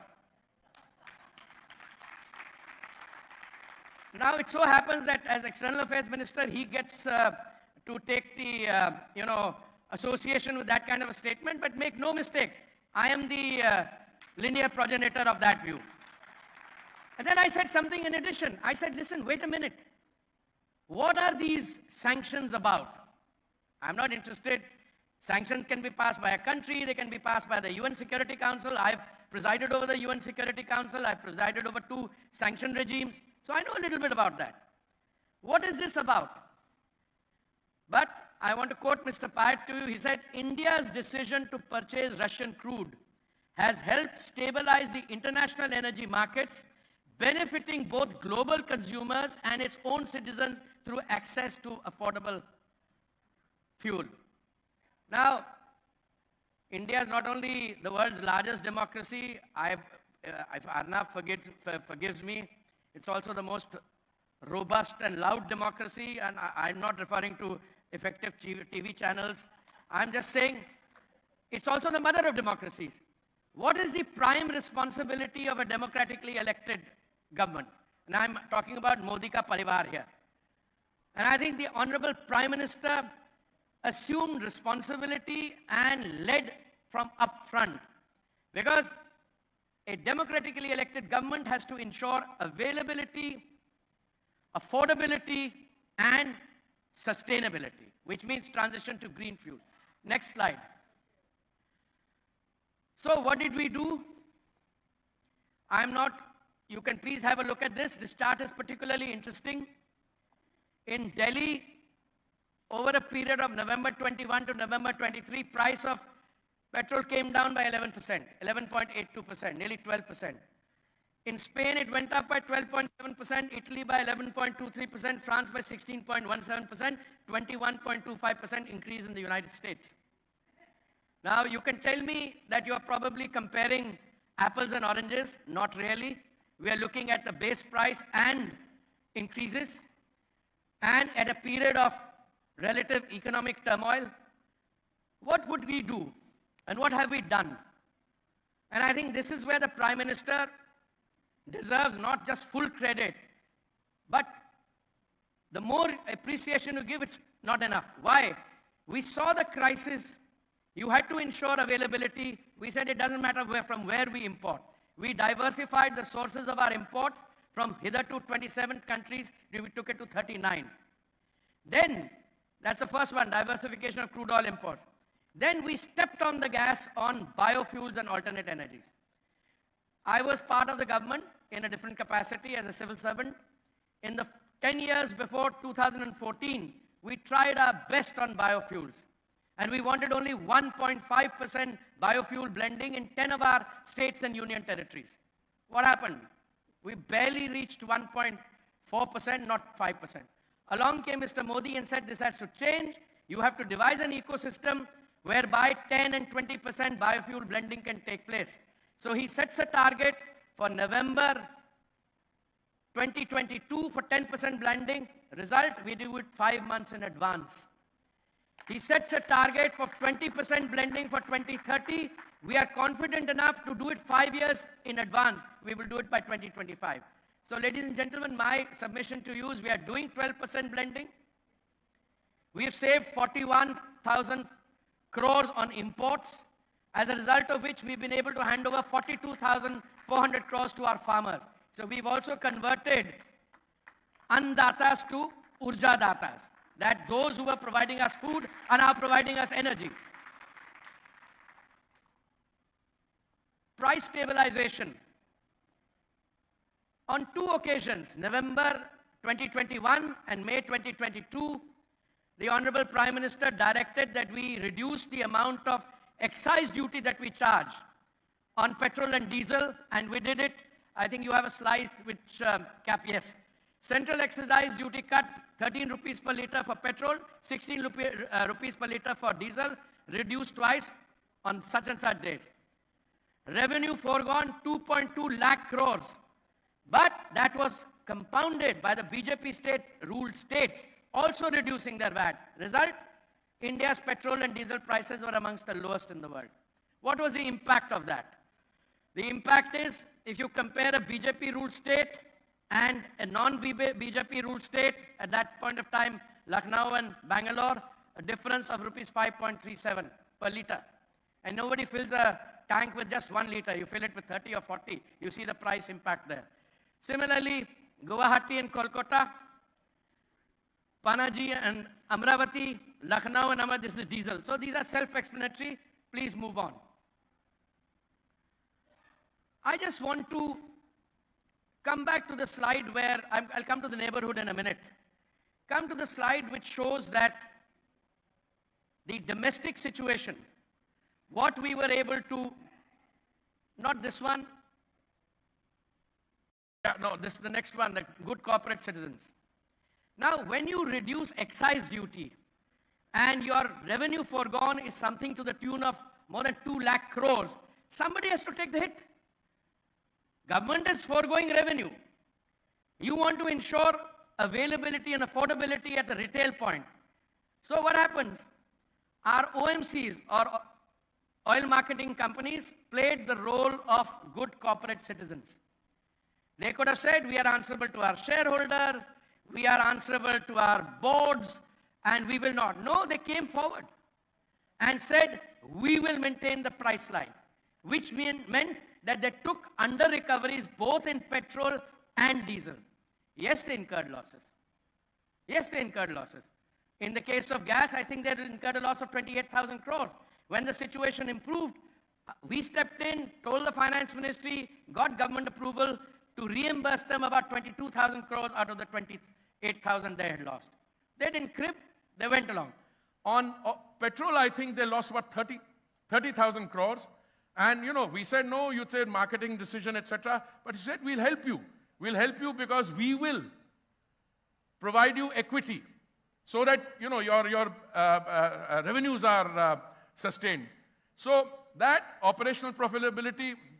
Now, I just want to tell you one story. He is fast-forwarded because I think, you know, when I became petroleum and natural gas minister, actually I should be called the energy transition minister, but I don't know. Let's leave it at a terminology. BPCL was up for what you call disinvestment. That's when I ever heard the word divestment. Also, I have my learned friends that tell you we also use the word privatization, etc. And I think what that tells you, BPCL has achieved 75% of the anticipated disinvestment proceeds with a mere 9 months of a single year. In other words, if you were to sell it at 30,000 crores or something, the profit in the first one, profit after tax, is nearly 22,500 crores in 9 months. See the change. Now somebody tells me, asks me, you know, people are very happy. They want to think, oh, the market ke karan hua. Show them the slide, the market slide also. So when I'm asked, and I have no humility in pointing this out because the credit goes to these guys, saying, yeah, the market has risen, that's what they have risen. Hey, wait a minute. Market has risen where? 39%. Whereas BPCL risen 43%. GAIL 70%. HPCL 72%. ONGC 125%. IOCL 153%. EIL 189%. And Oil India 215%. So other than the market, somebody must have done something right. And I tell you, I am very happy. I'm very happy to say I had nothing to do with it.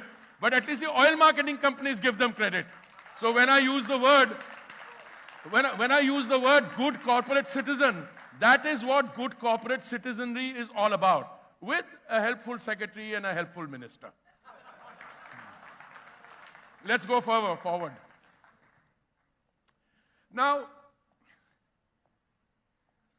biofuels, I'll skip.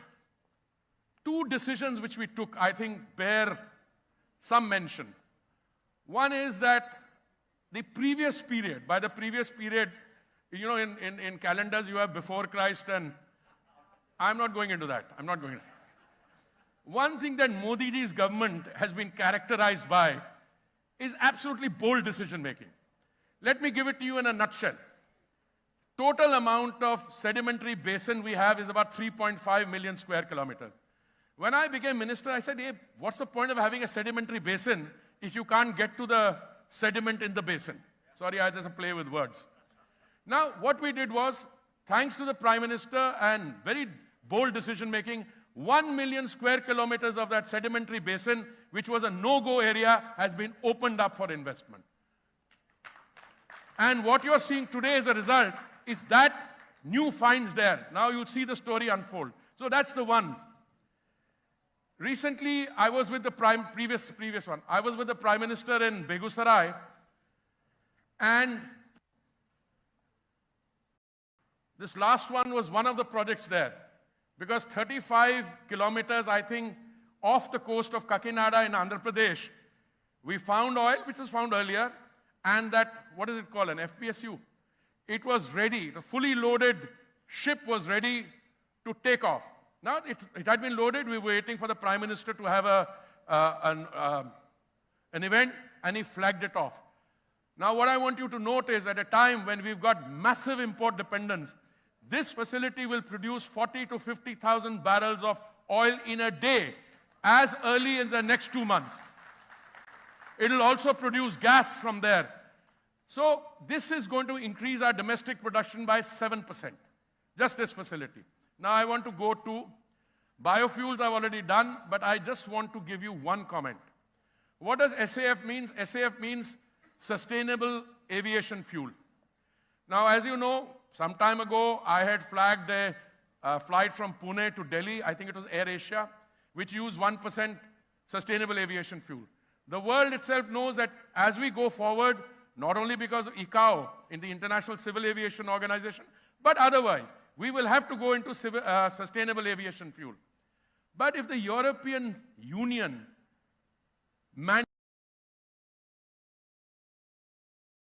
You don't have green hydrogen here? You do. Now, why do I always go on saying that green hydrogen is the fuel of the future? 2 reasons. Because green hydrogen typically requires an ability to produce clean, green solar energy at competitive prices, and it requires electrolyzers. We have demonstrated that you can bring down the cost of clean solar energy from 25 cents a unit to 3 cents. Then you need an electrolyzer. I'm going to fast forward this.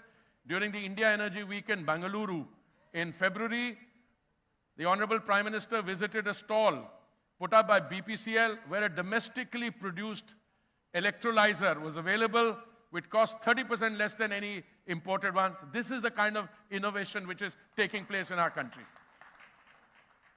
Gas, I want to come to a previous slide where we'll talk about gas. Now, one of the,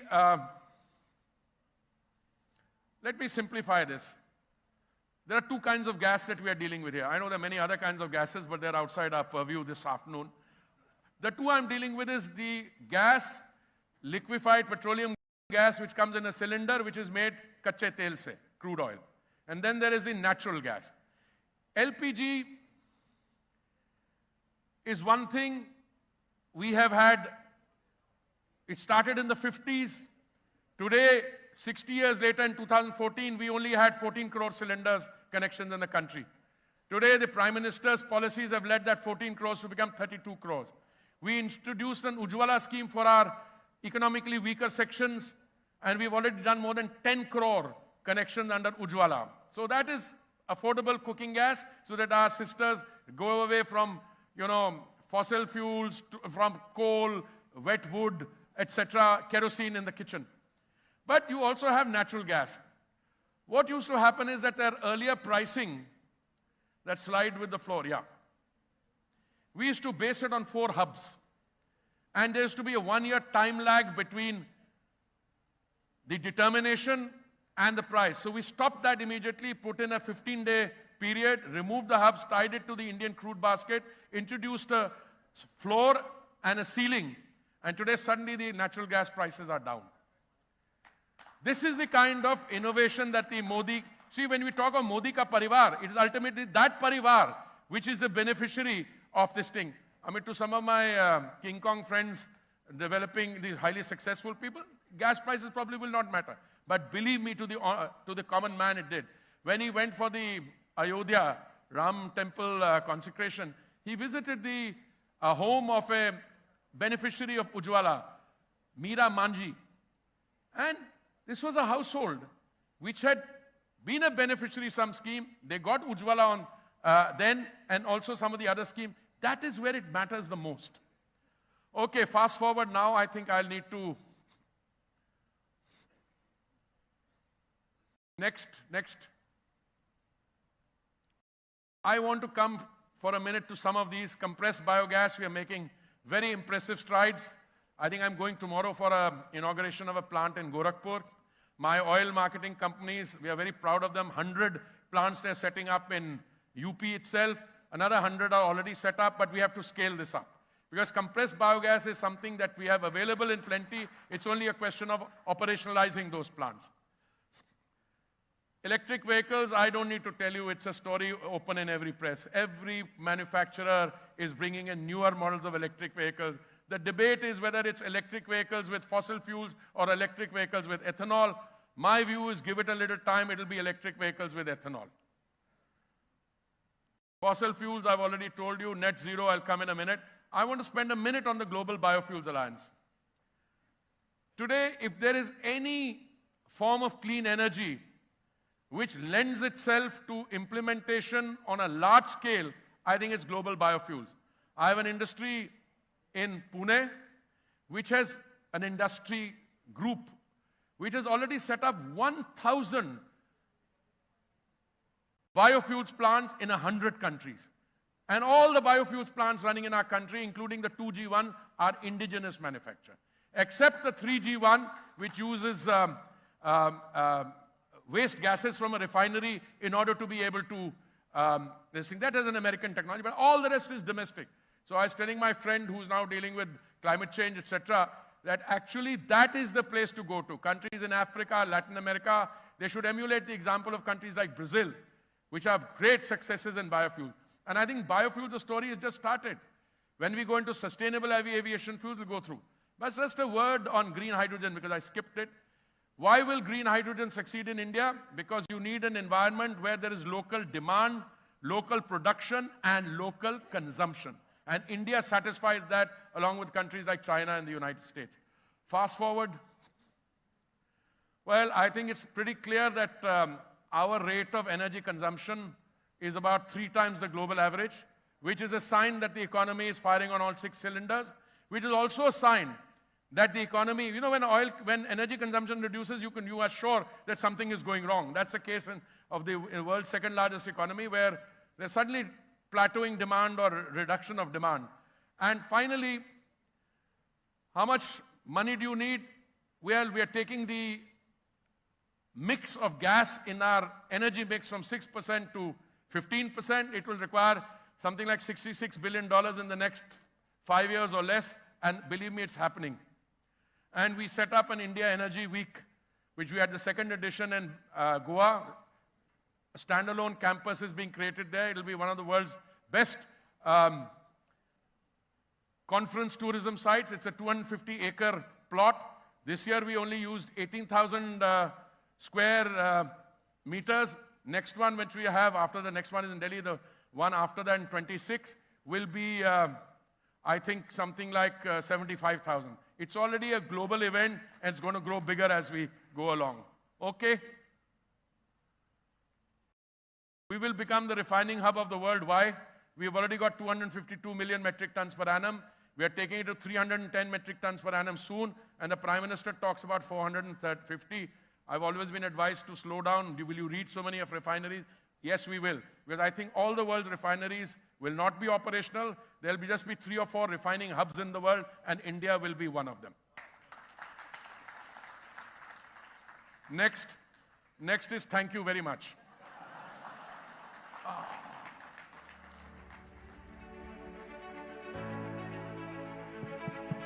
Minister Puri, good afternoon this side.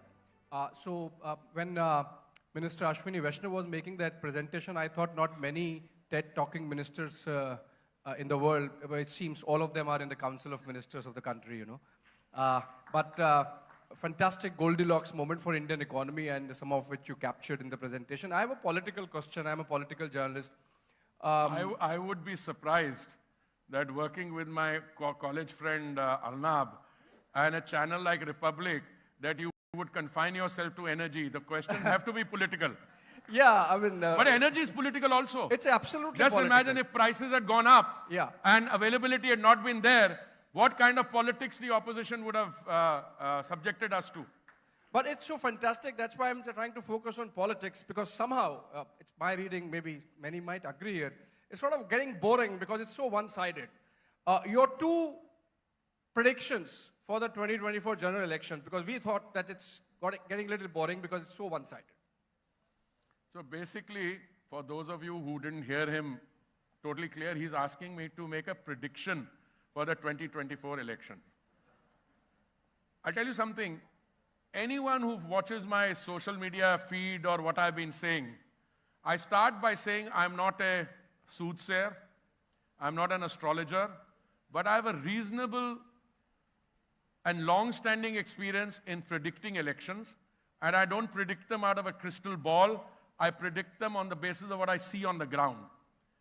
In 2014, I had said that the BJP under Mr. Modi will get an absolute majority. After many years, came true.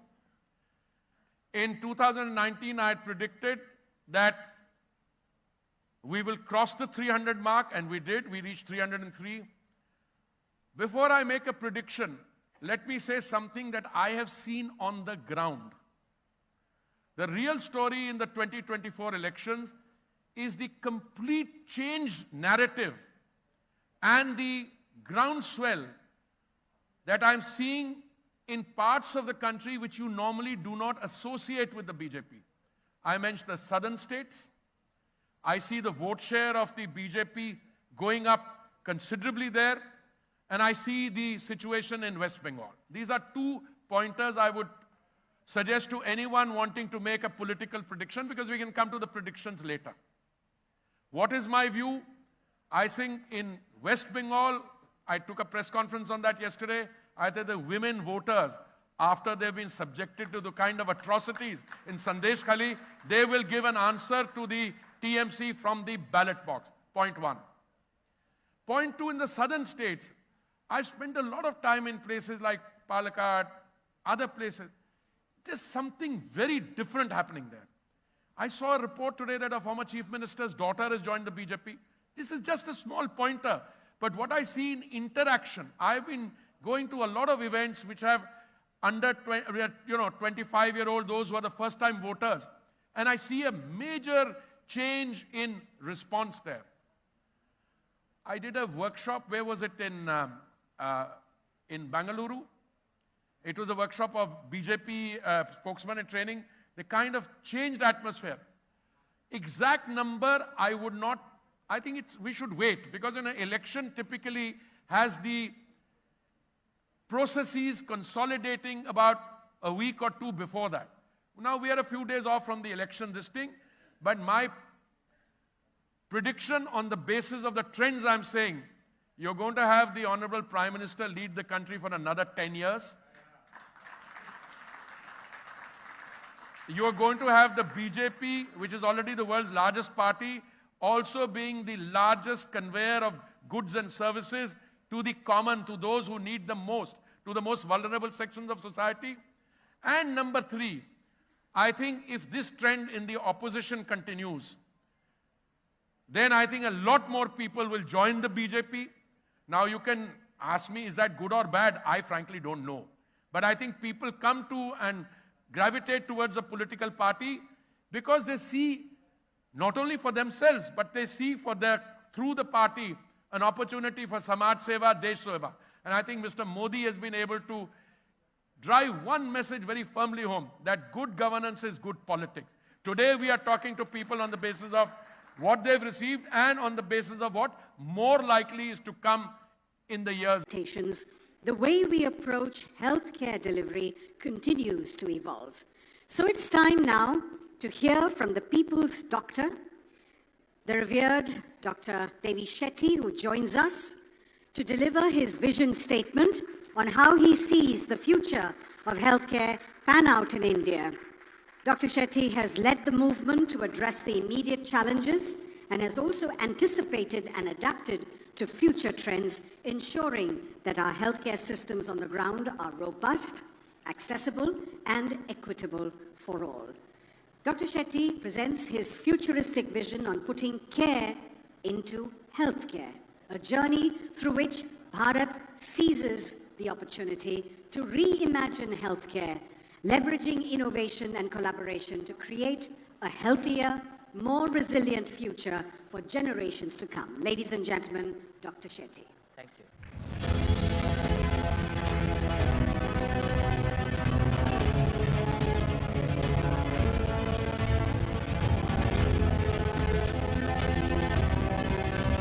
In 10 years, 4.5 lakh farmers had varieties of surgeries, and 60,000 farmers had a heart operation, all because of the power of 5 rupees per month.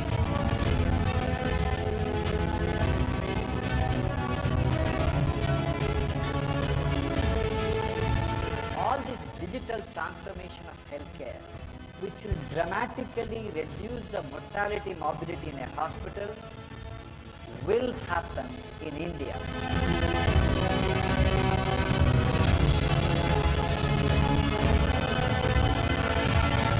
I just want people around me to be as happy as I am. So the whole effort is to spread the happiness around.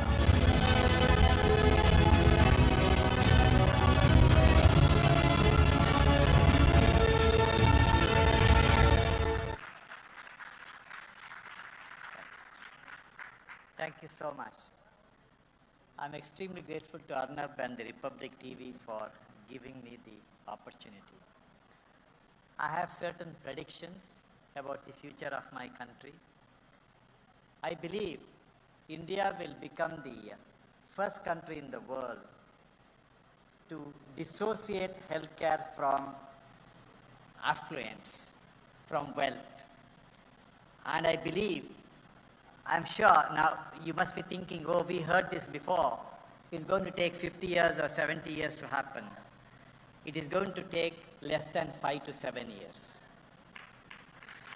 I am optimistic because of the changes what is happening in our country.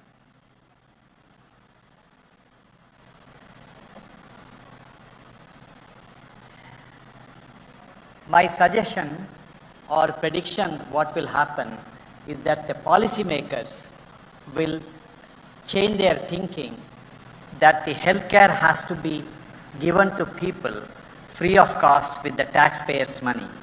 This has been the thinking across the world of all the developing countries.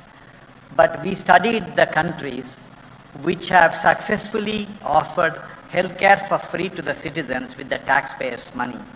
There are three things common with these countries. First thing, all these countries are very small countries with a population of 500,000, 1 million, 2 million.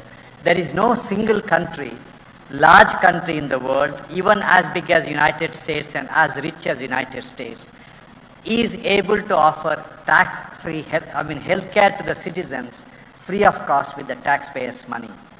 So that is the first difference. Second difference, every country which is offering free healthcare has a very high tax to GDP ratio of 25% to 45%. Our country has a tax to GDP ratio of 11%, 11.5%. It's simply not possible. And the third reason why India can't dream of free healthcare is because these countries are already spending more than 10% of the GDP on healthcare. And we are hardly spending 1.5% of the GDP. We need to look at some other option. And the other option is universal health insurance to everyone at a price what people can afford. Now, you must be thinking, if health insurance is the way forward, why this transformation has not happened? This hasn't happened because of the trust deficit. People do not trust health insurance for three reasons. First, in the delivery of healthcare in India, there are three important stakeholders.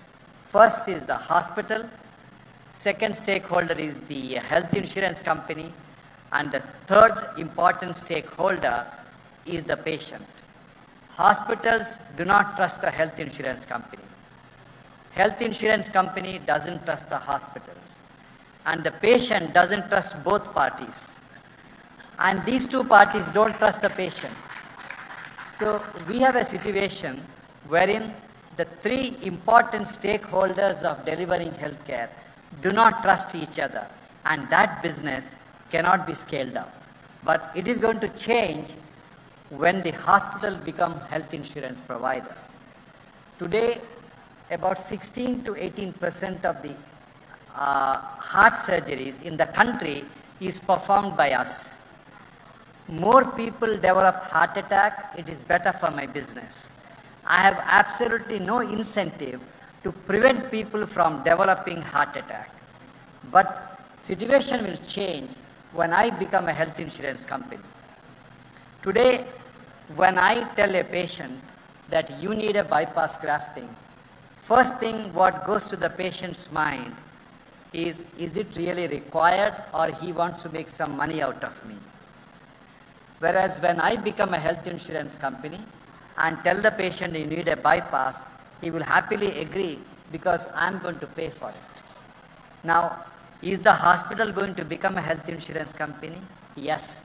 Thanks to IRDA, which is the Insurance Regulatory Authority, it took us just 4 months to get the permission from IRDA, which would normally take more than 2 years to become a health insurance company. And all this transformation has empowered hospitals like us to become a health insurance company at a pace what is unbelievable. And this is new India, and this is what is happening, where future is going to be dramatically different than what it is today. Now, how will the health insurance help? India has about 300 million households. If people trust the health insurance, top 100 million families can afford to pay whatever the premium is. Next 100 million families work for the first 100 million family directly or indirectly. If they can nudge the second 100 million families to buy the health insurance, because I would like my driver, my cook or the gardener, everyone to buy the health insurance, because if they don't have the insurance, when they fall sick, I have to pay for it. I can't just ignore it. So by nudging, 200 million families will get insured. When 200 million families get insured, we will become the world's largest health insurance market. We will become the world's largest healthcare market when the cost of everything in healthcare will come down dramatically. Now, how will the insurance help? Health insurance will help every aspect of healthcare. Surgery is the most unwanted stepchild of modern healthcare. Every government is talking about developing countries' government, malaria, TB, and HIV, and they spend millions of dollars in treating them. Malaria, TB, and HIV every year kills 3 million people. But lack of access to safe surgery kills 17 million people across the world. Now, you must be thinking this must be one of those complex heart and brain operations. No, I'm talking about bellwether surgeries. Surgeries like cesarean section for obstructed delivery. Surgeries like the burst appendix surgery and surgery for compound fracture. These are basic surgeries which can be done, which is not available. Now, India with a population of 1.4 billion needs 70 million surgeries a year. Now, I want to ask you, do you know how many surgeries are done in India today? Only 20 million. We need to do nearly 4 times more surgeries than what we are doing. And this is what is required. And once the health insurance becomes popular, all these numbers will become a possibility. If the healthcare of the country has to be transformed, we need to wake up the sleeping giant. The sleeping giant is the government hospital, which has over 7.5 lakh beds. These government hospitals are located in the best location, they are most well equipped, they are very spacious, but the productivity is very poor. Now, if these hospitals can be converted like an academic institution for a postgraduate training program under the National Board of Examination, believe me, transformation will happen. Thanks to the Ministry of Health, now this transformation of government hospitals becoming a postgraduate institute is happening. Like, why postgraduate institute will make a difference? The entire National Health Service of England is managed by postgraduate residents, mainly from India. I went to England not with the intention of treating a white man. I went there to learn cardiac surgery. In the process, 7 years I took care of all of them. And today, the younger doctors from India are going there for learning. Now, if only we can convert all our big government hospitals as a postgraduate institution, we will have amazing skilled doctor workforce.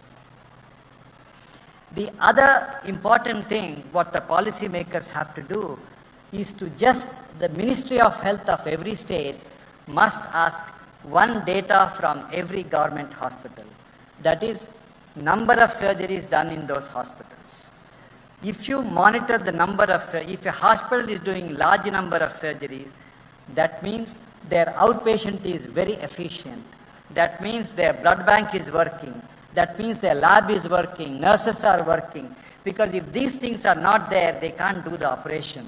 So, and the other thing what the government has to do, Ayushman Bharat spends thousands of crore rupees. If the good number of Ayushman Bharat are diverted to government hospitals and Ayushman Bharat pays the money, if this money is given to the staff as an incentive for doing the operation, like some amount of money for the doctors, nurses, technicians, housekeeping staff, the money will come back to the government and this will transform the quality of care in a government hospital. The world's largest healthcare provider of the future will have no beds. It is going to be a software with few beds attached to it. The transformation what you have seen with Airbnb, then the Amazon and all these organizations where software is the main asset, same thing will happen in Indian healthcare and the global healthcare. The question is, everyone thinks this software will be developed by US. It is not going to be developed by US. This is the picture of US healthcare.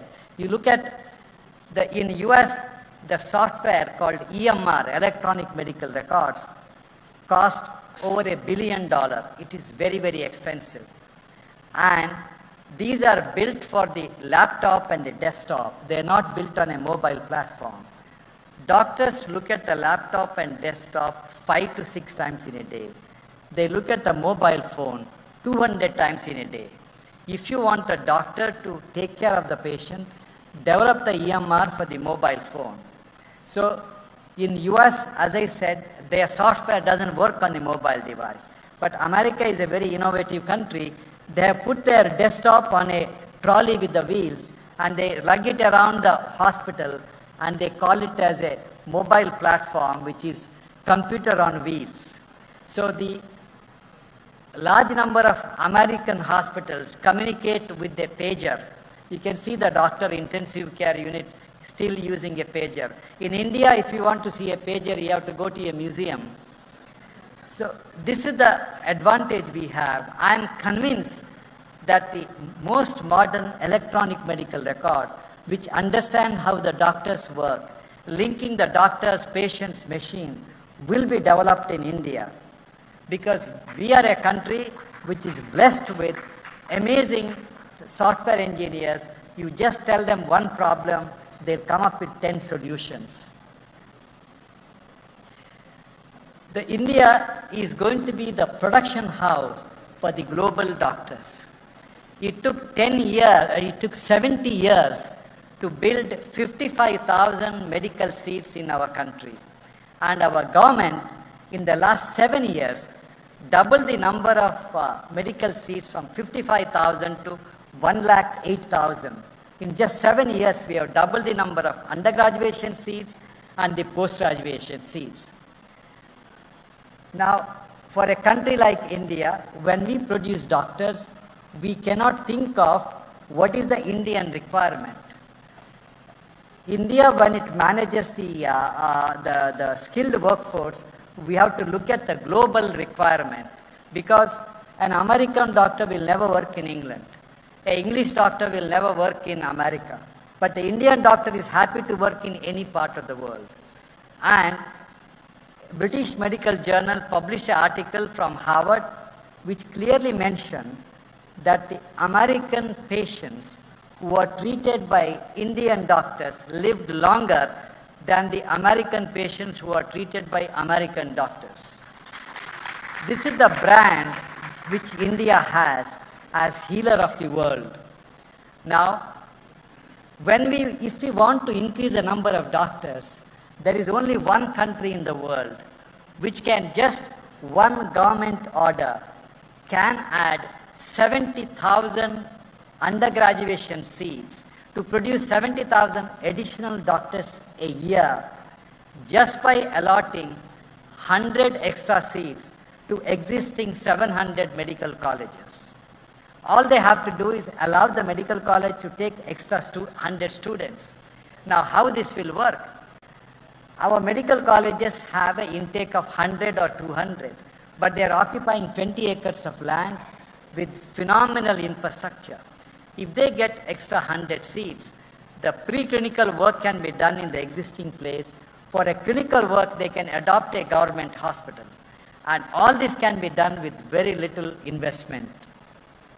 Now, one question what the experts will ask is, where is the faculty? Existing hospitals, medical colleges don't have faculty. How are you going to get the faculty? All we have to do is to redefine what faculty is.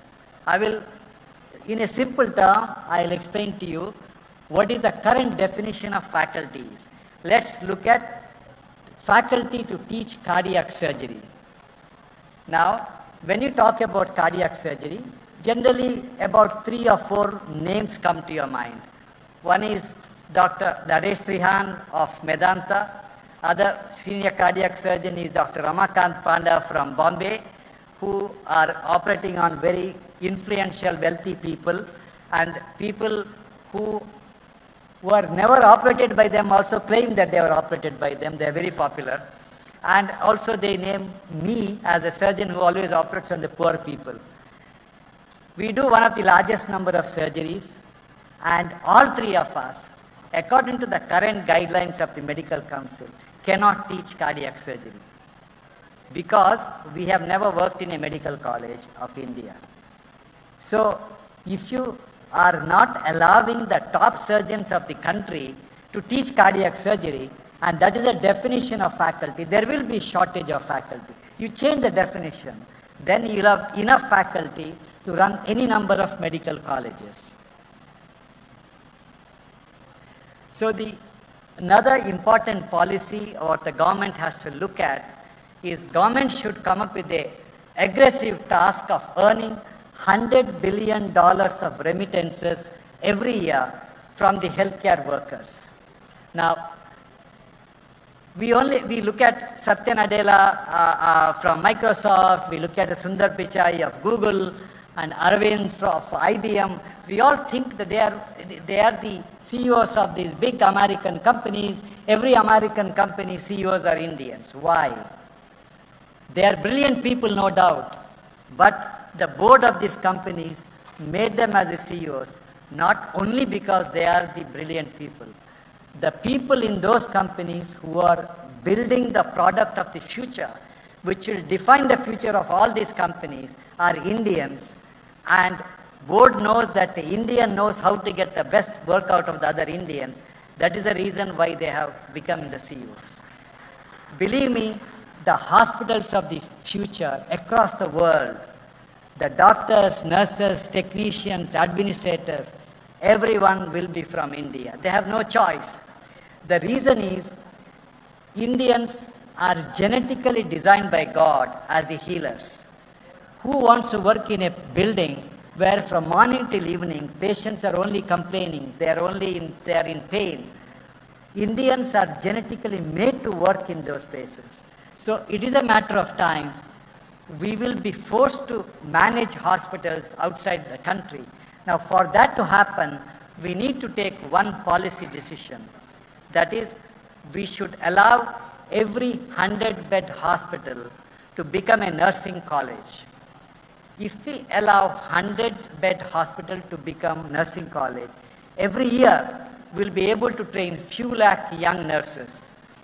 And these nurses, because they are working in a hospital, when they come... Choose what's right with HDFC Sky. Download today. Bano apne dam pe expert. Investment in securities market are subject to market risks. Read all the related documents carefully before investing.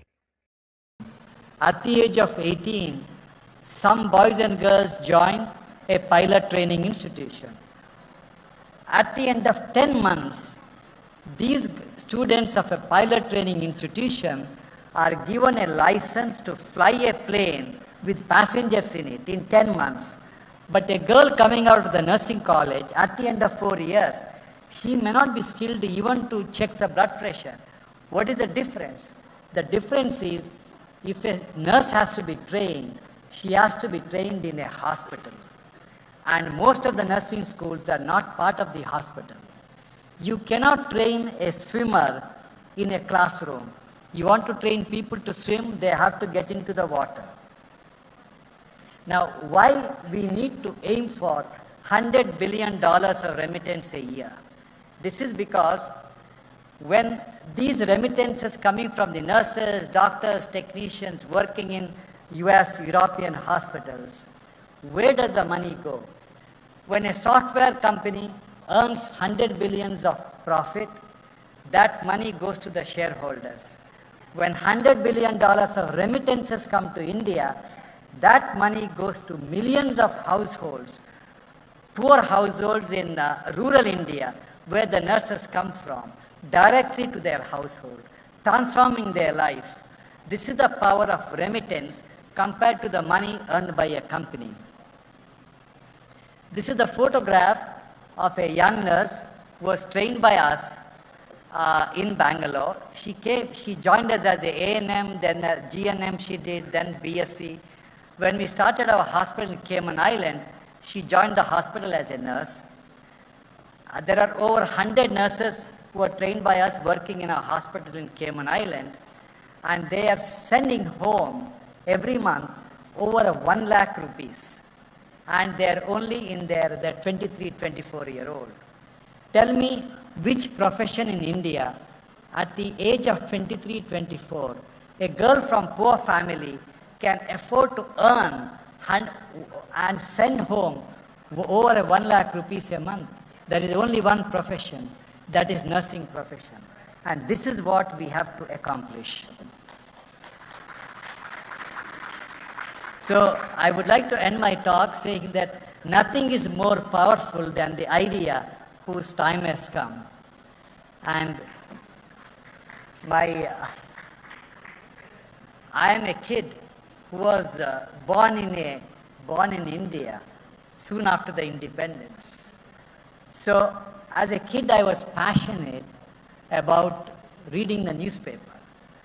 And there was always a news that any overseas delegate coming to India, the one statement they all used to make is, India is the country of future. And that used to make me very happy and proud. But I waited for 70 years for the country of future to announce its arrival. Thanks to Mr. Modi and his very passionate government, now I can hear the knock on the door. Few more steps, we will be there. Can you hear me? I can hear you, Arnab. It's always a pleasure to be with you and at the Republic Summit. Thank you, Sanjeev. Sanjeev, we've been talking to people and stakeholders in business, government, politics, governance, chief ministers. We hope to have the Prime Minister this evening. How have things changed for you? I mean, you're one of the biggest business houses, most diversified, probably one of the largest from the eastern part of the country, and spread out in India and globally now. You're also doing a lot of work globally. You have global aspirations as well. So can you just look at your story and how have government policies impacted you, if at all, in the last, say, 10 years? And how do you look to the next 10? Arnab, quite honestly, India under Modi is a different India. It's a confident India. It's an aspirational India. And it's an India that wants to not only conquer the world, but rule the world. I think it's thanks to the Prime Minister and the policies of this government that every one of us in business has started thinking global, has started thinking scale, has started thinking of while you locate manufacturing in India, you manufacture for the world. The approach has changed. The scales have changed. The aspirations have changed. And of course, the policies have changed. It has become easy to do business in India. And very importantly, India is viewed with a huge degree of respect across the world, as indeed are Indians. And that is thanks to Modi. I am a firm believer in Modi hai to mumkin hai. Sanjeev, tell me, we've spoken about this and you're very keen to explore things globally. When we say we travel abroad now, we see a different level of respect. The relationships are different at a personal, professional, and business level. Indian companies are thinking of going abroad. As one of the biggest business houses in the country, as one of the biggest business personalities of the country, Sanjeev, our theme is Dare to Scale. Are you looking at going global, and how do global players relate to you now? When you talk to your global partners and global investors and other stakeholders, how do they relate to you now? Can you give us anything anecdotal about this? You know, in the past, when you introduce yourself as an Indian company, if you were a Ratan Tata or a Mukesh Ambani or a Gautam Adani, it was different. But for most other companies originating out of India, you didn't even get an audience at the senior most level. Some middle level guy would see you.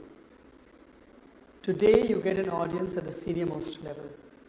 And that is the difference that Modi and his government has brought to the perception of India. Oh, that's huge.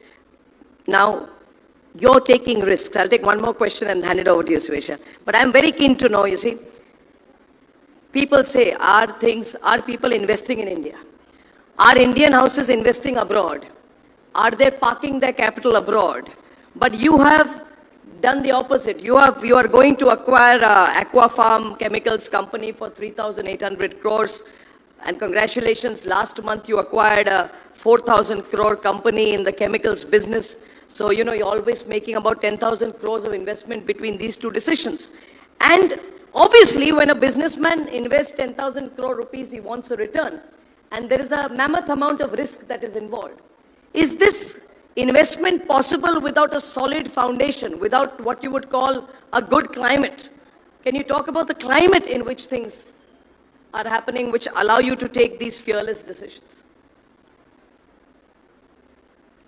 You know, any of these decisions happen on the basis of policies, on the basis of the environment, on the basis of the confidence you have on the administration. And I think that confidence is so huge that people are actually becoming not only ambitious, but as you said, fearless in taking investment decisions. You're talking cautiously still, Sanjeev, but I just wanted you to make this point because, and I'll say this to the audience, you wouldn't be hearing this, that, you know, Sanjeev, if I can just take a detour and give my own. Sometimes we hear that, you know, things are difficult, the government wants a lot of compliance, taxes are being followed, businessmen are feeling insecure, Indian businesses are leaving India, people are leaving their Indian citizenship, more Indians want to stay in Dubai than in India, but Sanjeev Goenka still continues to do almost all his business in India. And if he's going abroad, it is for business reasons, for investment. So he's a classic example of a person. So don't believe the story if somebody tells you that businessmen don't want to be compliant. I think that's a living example of that story. Congratulations to you, Sanjeev, for that.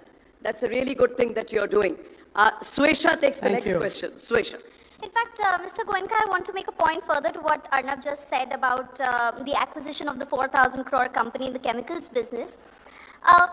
You just spoke about favorable government policies. How do you manage to converge that with an astute group strategy?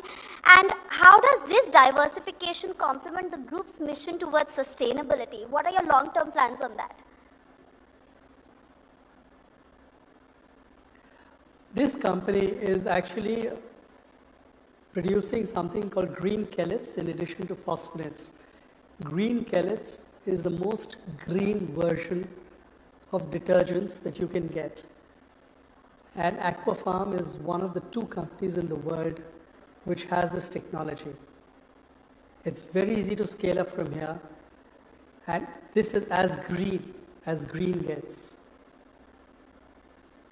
I mean, we have the world majors who are our consumers and potential clients who are waiting to get this product. Right, and you take a lot of pride in Indian roots. You're also very high on Ayurveda and the ancient legacy of it. What are the company's plans to take Ayurveda to the international realm now? So we are going to launch Indian Ayurveda in a modified, easy to consume form towards the end of this calendar year in the US. So for example, a traditional kadha, as we know it, will not be sold as a kadha but will be sold as an infusion. The normal chavanprash, the normal shitopaladi will be sold in gummy form. So it's all easy to consume. It's the same formulation, but just made easy to consume. Can I take the next? Sanjeev, you are a 200-year-old group if you look at your whole history. And you have a big asset base. You have a $7 billion asset base. You have solid revenue flow. You have, I think, of over $4 billion annually revenue flow, 4.3 billion, I'm told. So you should be in a good position to be looking at areas where the growth will be. I'm sure you don't believe in sitting on capital. I'm sure you believe in investing, and you're investing, you're going into different areas. So I'm very curious to know, and many businessmen, entrepreneurs will be keen to know what are those areas which someone as savvy as Sanjeev Goenka will invest in. You're going into some areas, some element of FMCG. You've gone into a bit of media, and you've acquired an IPL team, which I don't think was a business decision. It was more an emotional decision.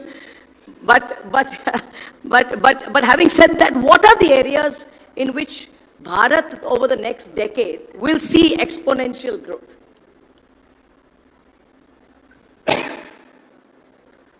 You know, green energy is one business where you will see huge growth. So we are investing in solar generation, in wind generation. In fact, we have said that about 60 to 70% of the power that we distribute in the 6 cities that we have the license to operate will be green. We are going to get into hydrogen electrolyzers. We are exploring this area in a very strong way. That's one. Green pellets is another form of completely green product. Ayurveda is, again, as green as it gets. So we are looking at green as the path forward. We do believe that is the way to go. I'd just like to mention your comment on the IPL team. Yes, meant to provoke you. I've heard this before, that it was not a business decision. Yes. But let me just say that I paid 7,000 crores for the license. 2 years later, I sit on more than one offer at a value of 14,000 plus. So you're saying that investing 7,000 crores in Lucknow Super Giants is a business decision? Well, out of the 7,000, I've said this before and I'll say this again, 6,100 was something that came out of a calculation done by our advisors and financial consultants. And 100 crores per year was the passion element. Don't worry, I'm just provoking you. I'm just pulling your legs, Sanjeev. Don't take me seriously on this one. Let me have some fun. It's been a day of serious conversations, and I think I have the ability to pull your leg once in a while. We go back a long enough way to do that. But what are you doing? For I mean, sure.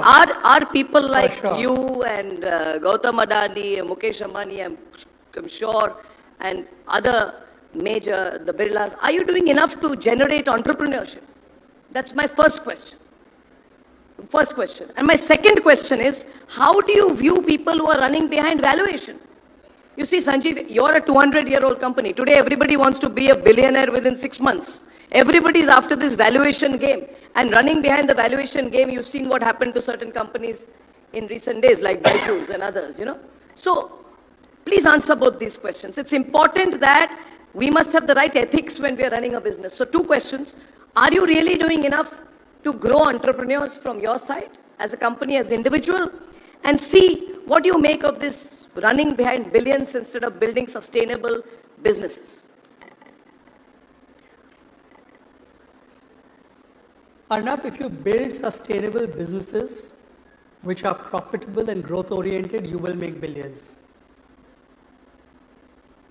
A concept can give you a head start, but if it is not sustainable, if it is not cash accretive, if it is not stakeholder remunerative, true, you are not going to get valuations which are sustainable. So I, for one, am not a great believer in these very fancy kind of media hype that gets created over certain companies. But having said that, look at the number of companies which have started from scratch and have done so admirably. There's so much to be learned from that zeal, from that spirit, from that never say die attitude. You talked about Mukesh and Gautam Bhai and Kumar. They are in a scale way above mine. Mukesh is somebody I've unabashedly said is like my guru. He's somebody I look up to. He's somebody I try to follow. But they are there, I'm here. So, as far as I'm concerned, as far as we are concerned, we've started a small venture capital fund for FMCG, where we are not investing in startups, but second stage startups. And we are not only putting capital, but we are giving management expertise, and we are helping these companies scale up. So it's a small thing, it's not enough, but it's a beginning. That's really good. And I think that's excellent. And I think it's good that you're also investing in the media, because that's where commitment and impact investing is happening. So I think it's all good. We look up to you. I think you're a very grounded person. And I think, you represent traditional values. I think your next generation is going to take it to the next level. And we're always proud to be associated with you and to speak to you. So, Swesha, may you close, Absolutely. Please. And in fact, furthering this point, there are also businesses that are struggling to stay relevant. You have a 200-year-old legacy group. You've seen governments change one generation after the other. How do you manage to evolve, innovate at every step? We are talking about Bharat, the next decade. What is the game plan for RPSG in the decade to come? Frankly, I'm not thinking of a decade. It's the whole planning horizon has narrowed down. So over the next 3 years, we are investing about 55,000 crores more. That's committed, and that's at various stages of takeoff. And we'll take the next step. We'll start planning on that 12 months from now.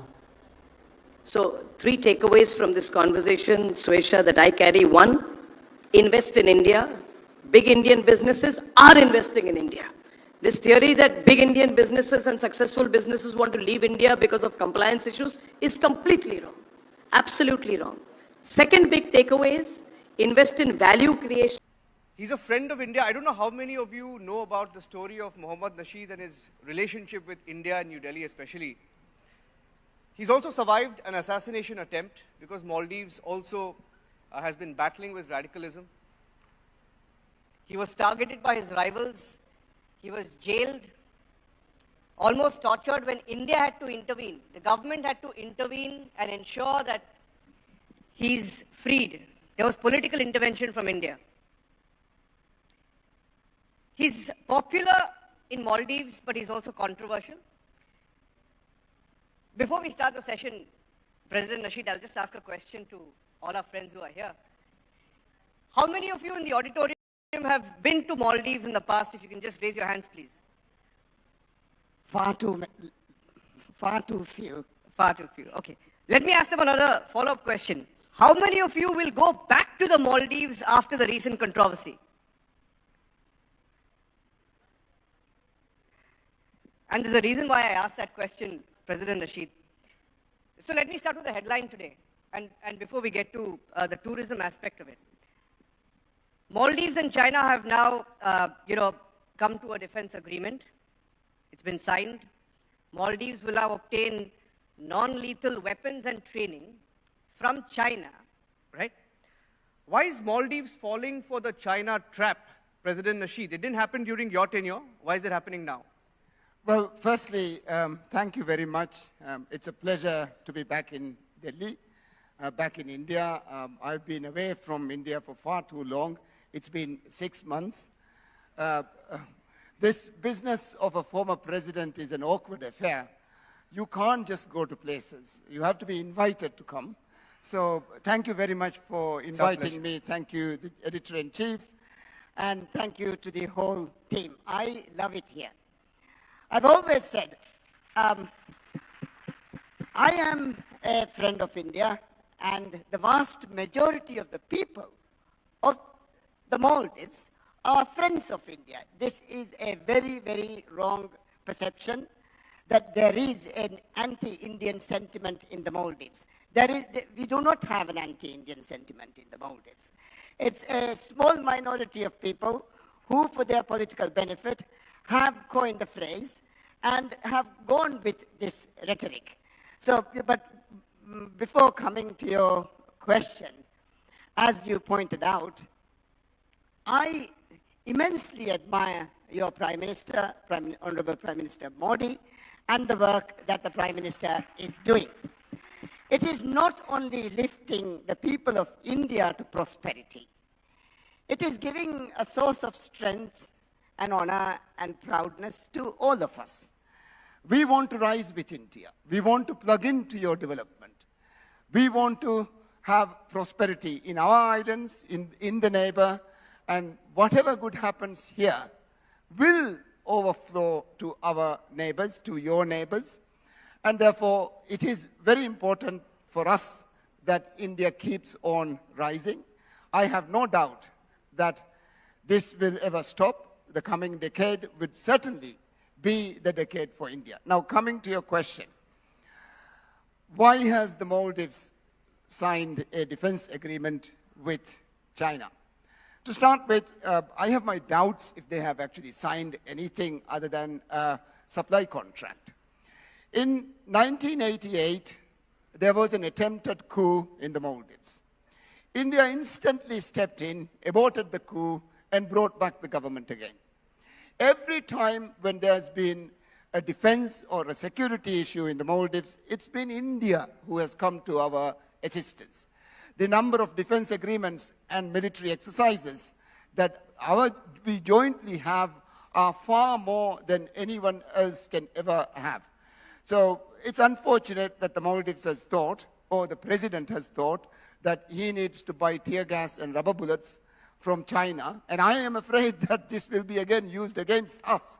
So this is not something that I would ever celebrate. I think stronger democracy, rule of law is how you govern, not through the barrel of the gun. So whatever equipment that we have bought is unnecessary, and I hope that they will remain unnecessary. And the institutional links between our two countries are far stronger than just one equipment contract. President Nasheed, Now, Muizu, right? He's come to power with an anti-India sentiment. He came to power with the India Out campaign, right? But is that the Maldivian sentiment? Is that what the people of Maldives feel? I do not believe that he has come to power because of an anti-India rhetoric. He came to power because my old party was weak. Our sitting president was weak. Our party was fractured. We couldn't unify the party. And we went into a presidential election thinking that they could win with one section of our party. So it was very unfortunate that this had happened. Anti-India sentiment is not a Maldives sentiment. I have to stress this again and again and again. We, as I keep saying, we read the same books, we watch the same films, we eat the same food, we have similar cultures, and we are very, very united. We are the same people. You cannot divorce us. You cannot marginalize us from India. And I never would believe that a sensible thinking Maldivian would ever believe that there can be any political gain by having an Indian sentiment. Most of our doctors are Indians. Most of our teachers are Indians. Most of our accountants are Indians. The middle establishment is very much assisted by India. So it is foolhardy for us to think, outrageous for anyone to think that an anti-India sentiment is a Maldives sentiment. I've come here at a very difficult time. Yes. And especially having to sit with journalists like, high-flying journalists like you. So we're not high-flying, sir. And trying to defend, trying to bat it out would be, I know, difficult. But I really do want to say that this is not a Maldives sentiment. We are your friends, and we will continue and remain as your friends. Fantastic. So when for example, Muizu says there will be no Indian troops on Maldivian soil, he said that. He's given a deadline of May 15th, if I'm not wrong. He says, I think there are roughly about 89 Indian troops in Maldives as of today. And when he says on the 15th of May, there will be no Indian troops in military uniform or in civilian clothes, how long do you think it's going to last? Well, we have 3 Indian helicopters and 1 Donia flight. Will he return those helicopters?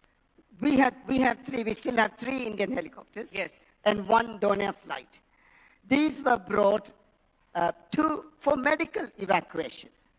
When our people get ill in our far-flung islands, these helicopters bring the patients to our hospitals. We have few developed hospitals.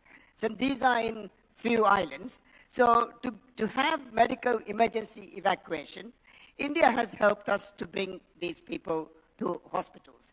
And they have benefited our people immensely. They have alleviated a lot of pain. And I believe that they should continue and they will continue. Now, but President Muiz kind of feels that there has to be another mechanism through which they would like to bring them. I personally don't believe that this should happen. He wants civilian Indian personnel to do the job. The whole idea, even from the very beginning, was that they would train our people to do the work, and they would remain until the training was done. And I think we should continue with that, and I believe that we will continue with that. I can't see this rapidly changing in the near future. But you see the kind of statements that are coming out, President Nasheed. For example, there was a recent statement where he called India a bully. I mean, I can't imagine a Maldivian head of state call India a bully. Why would you do that? You had our External Affairs Minister, Mr. S. Jaishankar, who gave him a befitting reply. And he said, while responding to that statement, he said, a bully in the neighborhood wouldn't give you $4.5 billion in aid, right? Well, I'll add to what Dr. Jaishankar said. When Little Maldives asked India that they would want the troops gone, you know what India did? They agreed. There was no muscle twisting, muscle display. There was no arm twisting. They just wanted to have a conversation, find out how this can reasonably be done. That's not an action of a bully. An action of a bully would be to display your muscle. Of course, you do have far more stronger than anyone around in our region, or for that matter, the planet. That's not what India did. What India did was they respected a small island nation for whatever, right or wrong. They respected it, spoke to them, they are speaking to them, and they are finding ways of how to hand over. And I believe these are actions of a responsible superpower. These are not actions of a bully. Money is just one thing, but how you act, how you behave, how you treat your small neighbor, that is where a definition of bullying would come. And you would never see that. If you go back to the 70s and 60s and the United States and their neighbors and what was happening there, you would see the difference. Here is a responsible superpower rising, and I like it. I want to see India rise, and I strongly believe that our safety and our security is linked. Yes, the $4.5 billion, the COVID vaccine, the 1988 coup, when we had water shortage, India also came with water. So there's numerous incidents when India has always come and helped us out, and I don't think these are actions of a bully. That's very wrong to say it. Yeah. No one should say it, and I will condemn this all the time. And when you speak of bullies, how would you describe China? Would you call China a bully, or would you call China or refer to China as a honey trap? I'll tell you why. Because see what's happened to Sri Lanka, and you have friends in Sri Lanka. See what has happened to Nepal, what they're trying to do in Bangladesh, for example, and in Bhutan, right? Now, all of them are wary of China today. Why is Maldives suddenly taken this still? You know, throughout the region, we swing from one side to another after every election. This is a habit. But we must try and see that we have stable foreign policy, where we have more center and not keep on swinging from one side to the other. But this is happening. It's part and parcel of multi-party democracy. If I say it's white, my opposition would instantly come out and say it's black. So there is that element to it as well. But China has spent given a lot of aid, loans, not aid, loans, to our countries to build a lot of infrastructure. Now, I do not think that we should measure development with concrete. The more concrete, the more steel you have, the more glass you have, that doesn't necessarily mean you're developing more. They intentionally raise the price of the projects so that the business plan fails. When the business plan fails, you can't pay back your loan. So when you can't pay back the loan, then they ask for equity. And with equity, we lose more sovereignty. So I think this whole idea that development depends on huge amounts of infrastructure is very wrong. Development is what happens to you. It's your own prosperity and it's your own happiness. So I think when countries want to counter the Road and Belt Initiative, it's not another Road and Belt Initiative. It must be focused on small projects that have big impact on households, on people. And I think a lot of the Indian projects in the Maldives are driven in this way. I've had many conversations with your officials, and they do agree that this is the best way to go about assisting a neighboring country. And I believe that, you know, we are very heavily indebted. All of our countries are very, very heavily indebted. And this year, more than I am told, that up to 25 to 30 countries would go into default. Poor countries, developing countries, have to pay over $500 billion in interest alone to all these loans. We don't have that money because none of these projects were actually financially viable. So it is going to be a difficult year. There will be more defaults and there will be more chaos all around us. So it's going to be sad, and I think we should be very, very mindful about where the money is coming from, how the money is spent, what are the terms of these investments. And I am very glad that, Indian investments go through a tendering process. Yes. And we know what is coming to our country. It's not just some vanity project for a minister. It's done through enough assessments, and it's going through a process. And the rates are very, very low. So these are development loans. And the price is the best price. So I think there is a marked difference between what we get from India and what we get from China. I would go for Indian assistance any day. Great.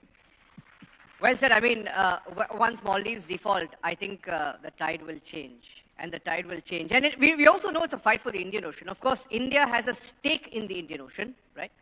China has an interest in the Indian Ocean. Now, I wanted to ask you, because I was speaking to you just before this, and you mentioned that the current president of Maldives is running out of support. Is that true? Is he isolated? Is there a chance that the government could fall in the Maldives?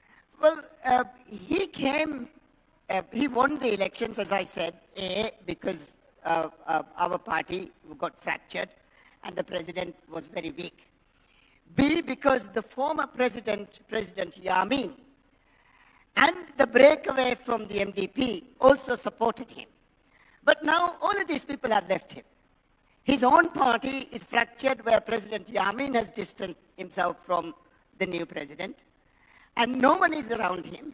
So he is looking very, very isolated. We have parliamentary elections coming, and I think these elections would show how the political landscape would look like. And I am hopeful, and I am very confident that we will be able to bring sanity to the Maldives. Sensible people will do sensible things, and we can't go along this trajectory and this pathway. It will change. Yeah. Now, about the Indian Ocean. Yes. The Maldives occupies the navigable parts of the Indian Ocean. We are a very big country. We are a big ocean state. We stretch 1,000 kilometers from north to south. Most of the trade routes and supply lines converge into our space and our country. So there is always people who want to dominate the Maldives. And we should always be mindful about that. And because of this, safety and security of the Indian Ocean is so important for all of us. India is very relevant for us. And we must have good relations with India. I believe these are the sensible paths that we should take, and I think it will continue. You know, we have our Prime Minister here is very popular, you know. He likes to dive, he likes to snorkel.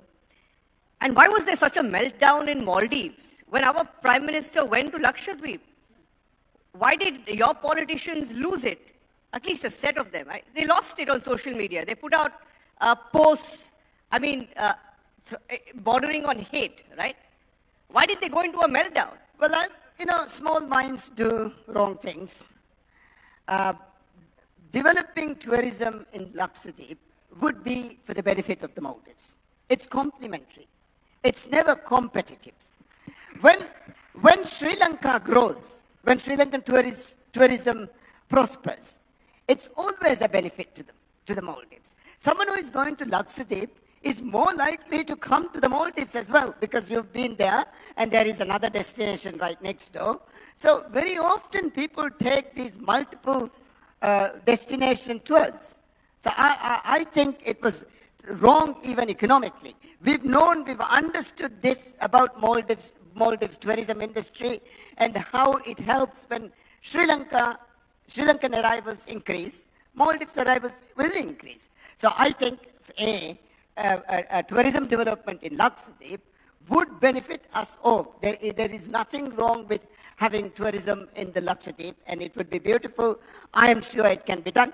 And I believe a lot of our own entrepreneurs, because they have a very good experience on developing resorts, they probably have better experience in this region in developing resorts, and they would jump to the occasion. Yes. They already have resorts in Seychelles, they already have resorts in Zanzibar, so I am sure our entrepreneurs would jump to the occasion, and they do want this. They've been wanting tourism development in Minico Islands as well. So I think, to start with, this was wrongly thinking, and it was small minds talking about silly things. And I'm glad that these low-level government officials have now been removed. And these are activists who suddenly was brought into government, and then they just kind of ran on the wrong side. Sad, and I am sorry. Yeah. I am extremely sorry that they have done this. Now that's it's graceful of you. But is it true that tourism industry has actually taken a hit because of the boycott by Indians? Well, yes, a lot of Indian tourists have stopped coming to the Maldives, and even if the aggregate number remains, we must understand that resorts specialize in destinations. There'll be resorts who specialize in Indian tourists. And for them, it would be a very, very big hit. So the boycott campaign here has hurt us. And again, I've come here to tell you, please come to the Maldives. And you must win our hearts and our minds. They are with you. To hit us back is, I am sure that's not the view of the Honorable Prime Minister. I know the Honorable Prime Minister very well. I'll tell you, I don't know if I'm allowed to say this, but Laila, my wife, when she asked the Prime Minister not to come to the Maldives while I was in prison, the Prime Minister not only not came to the Maldives, but got me out as well. So I can go on saying so many instances, and our relationship with the Honorable Prime Minister is very rich, very friendly, and I am sure it will continue. Yeah, and finally, I had a classmate. I had a few classmates when I studied in Bangalore, a city in Karnataka. And, they're back in the Maldives, and some of them are in the tourism business. And they tell me it started with India out, but the mood now is Muizu out. Is that true? Is that going to happen? Well, you see, when you go against entrepreneurship, when you actually hurt your own people, it will be difficult to win their hearts. It will be difficult to get their support. So I think the President, Dr. Moise, would realize what has happened, and he will have to change course, redirect himself, and see that we remain strongly together. This is not the path that we should take. All right, he's traveled all the way from Ghana in Africa to be with us at the Republic Summit this year, and he's going back to Ghana after this, so big round of applause for President Nasheed. There's one more little thing, yeah. Right? Going to the topic, what should India do in the coming decade? India, I believe, will save the planet. I am very sorry, this hasn't come up here. We have to decarbonize. We have to find a low-carbon development strategy that would give us the same economic outcomes, but without damaging the planet. The biofuels that your energy minister was talking about, I was very excited about it. The renewables that you are bringing, your net zero targets. So India will be the leader in saving the planet. That is bigger than anything else. So I believe what India would do in the next 10 years, decade, would be actually find a pathway to save the planet. And I thank you for that. Honor to be on the same stage with Mr. K.V. Kamath. Not only he is one of the major architects of India's financial system, but he is someone who has actually seen the entire economy of India boom over the last couple of decades. Welcome, sir, to the Republic Summit. So there has been never a better time to discuss the Indian economy. The Q3 GDP figures are stunning. Despite the global, turmoil, how is it that India is doing everything right? What are the factors driving our story? Thank you for having me here today.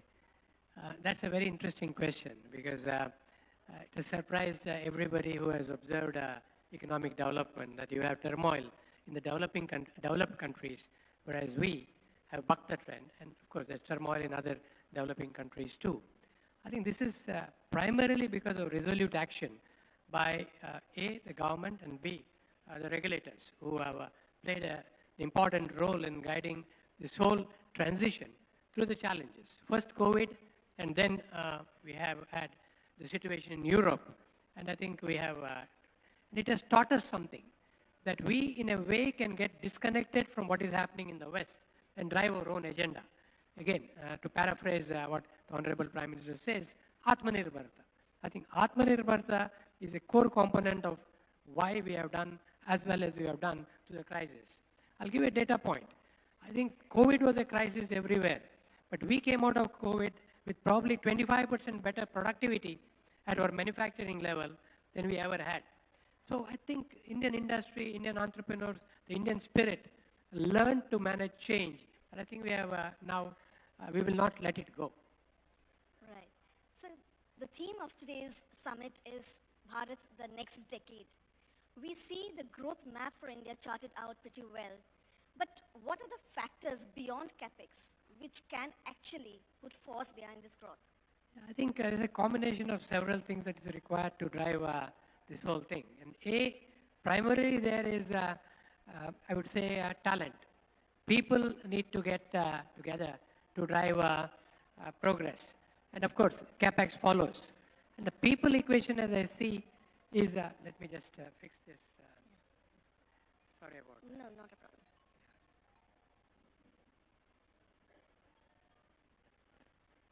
People equation, as I was saying, is the key to growth, apart from the capex that you mentioned. And there are a whole lot of drivers that we never imagined would propel us.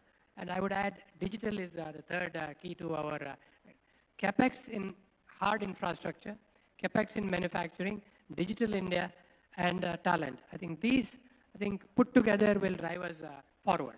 Just to put it in context, on the manufacturing front, the large industries now, by and large, can meet their growth aspirations through internal cash generation. That is cash that the company throws up every year. It was not so just 20 years back. 20 years back, they said, we'll put up 1, 2 will come as debt. No longer. They say that we can put up the entire investment. Infrastructure is where I think most effort is now being put, and government leads. And government has been leading, for example, in the road sector. It's entirely government-led. In the rail sector, entirely government-led. But then as you go along to other sectors, let's say telecom, private sector is leading. Ports, airports, private sector is leading. Power, again, government and private sector is leading. Green energy, again, I would say joint efforts by government and this. So there is very interesting play that is happening in terms of sectors that need government support are getting government support and government push. Other sectors are encouraged to be driven by private sector. And then comes digital, which we have actually not counted so far. My assessment is that at this point in time, probably digital is contributing 8 to 10% of our GDP. In a full, I would say, developed stage, in that stage, given what heard the honorable ministers say, I think probably it's 5 years away. A full digital force in India, that should contribute between 20 to 30% to the GDP, not of the GDP, to the GDP. Now you're looking at the last numbers, 8.4% was the number, and a lot of people are surprised, and most analysts had the number much lower. I was not surprised. I was expecting that number. And my own assessment is that the base is now going to be reset. So 8.5% is now going to be the base level of growth. And to that, I would add that 20-25% that will come from digital India. It's all its avatars as it well. Everything, not just digital finance, but the entire digital spectrum. And if you add that 20-25% to 8.5%, you are well into double digits. You are well into double digits. The Viksit Bharat dream comes true because you are compounding every 7 years then in terms of your GDP. So 4 becomes 8, 8 becomes 16 in 2 turns, just 2 turns. And you are then into a different orbit, as it were.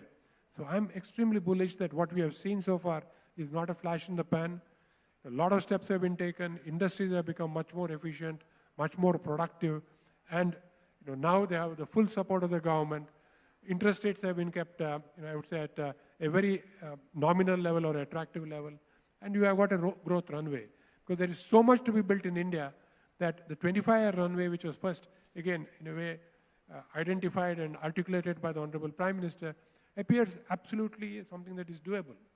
You look around and we can see there is enough effort we need to put in for next 25 years. Because a lot of growth stories die down or peter away because there is nothing to invest on. But we will have a very long runway to invest on. So I would think that we are on the absolutely right track and we should progress on this track for the foreseeable future. So while we are very bullish on this entire digital story of India, we have recently been, witnessing some negativities emerging out of this because of lack of regulation, the entire fintech industry, which has tremendous potential. But what do you think, to your mind, needs to be done so that stuff like Paytm doesn't recur in this country? I won't talk of any companies, but let me put it in the regulatory context because we have grown through regulation, at least in my career, over 50, 52 years. But at least last 30 years, I've seen it at close quarters. I think the regulator knows the pulse. The regulator has got everything that needs to be regulated out there and is on top of the situation. Now, if we have slipped as a company, it is a regulator who will point out to us that you have slipped and corrective action has to be taken. And this is true anywhere in the world. We are no different in terms of regulatory action. So if digital businesses find that they probably have not met the expectation of the regulator, it is for them to correct, not for the regulator to ease regulation, because regulation is out there for a good purpose, and we will have to meet it. And I think business people are smart. They will very quickly course correct, read the regulator, and do what is right for their companies and for the nation. Banks have done it for all these years, so I don't think there is anything lacking in regulation. Regulation is in sync with what is happening around the world, and I think we will course correct where required. But is there a sort of pressure on the existing banking system because of the fintechs to digitalize very fast? Because a lot of funds are being exhausted by the banks also to take to the digital road very fast. Indeed there is pressure. In fact, if I were a CEO of a bank today, I would be scared. I would be scared at the pace of change that is happening. Let's not make it into a long this one. Let's take just one piece. Banks made their money on what we called payment transactions, because in the payment transaction, you had a float. The float, you didn't pay interest. And that was a large part of what you lent, and that earned you returns. So that float has virtually vanished, because with the UPI and the payment systems that we have today, it is straight through. So the bank doesn't have a float. So there is disruption in one key area of banking. And of course, then you look out for what are the other key areas. For example, just one more area, lending to the retail public. Again, what the Honorable Minister put out earlier today, just 2 sessions back, where he said that common street vendor now gets funding, all through a digital platform. So again, the retail side of the business is, I would think today, in the hands of digital players. So if the banks don't correct on these two, one, you don't correct on your payment architecture, and B, you don't correct on your retail lending architecture, you are then left with possibly only the corporate. But the corporate also is going to go to the capital market. So banks could be under threat unless they reinvent themselves. But I'm sure they will. So the biggest story out of India's financial markets, it's recently hit the 4th level globally. But what is this good news for the banks? Because again, people would want to invest more in the markets, so there will be less savings. What is your take on that? No, I think savings can be in several ways. Savings could be through a bank account. So the bank deposit savings could be through a mutual fund account. And savings could be through long-term savings, through your pension and or your insurance that you put in. So, and all these are holistically required in a holistic way required for a country to grow. You can't just have bank deposits because the nature of bank deposits is short-term. Short-term doesn't really lend itself to, funding long-term projects. So you have a basic conflict. So to lend long-term projects, you require long-term funding, and that comes from pension and insurance and the mutual fund route via the equity and so on. And that's now happening. And that's growing at actually at a pace faster than banks.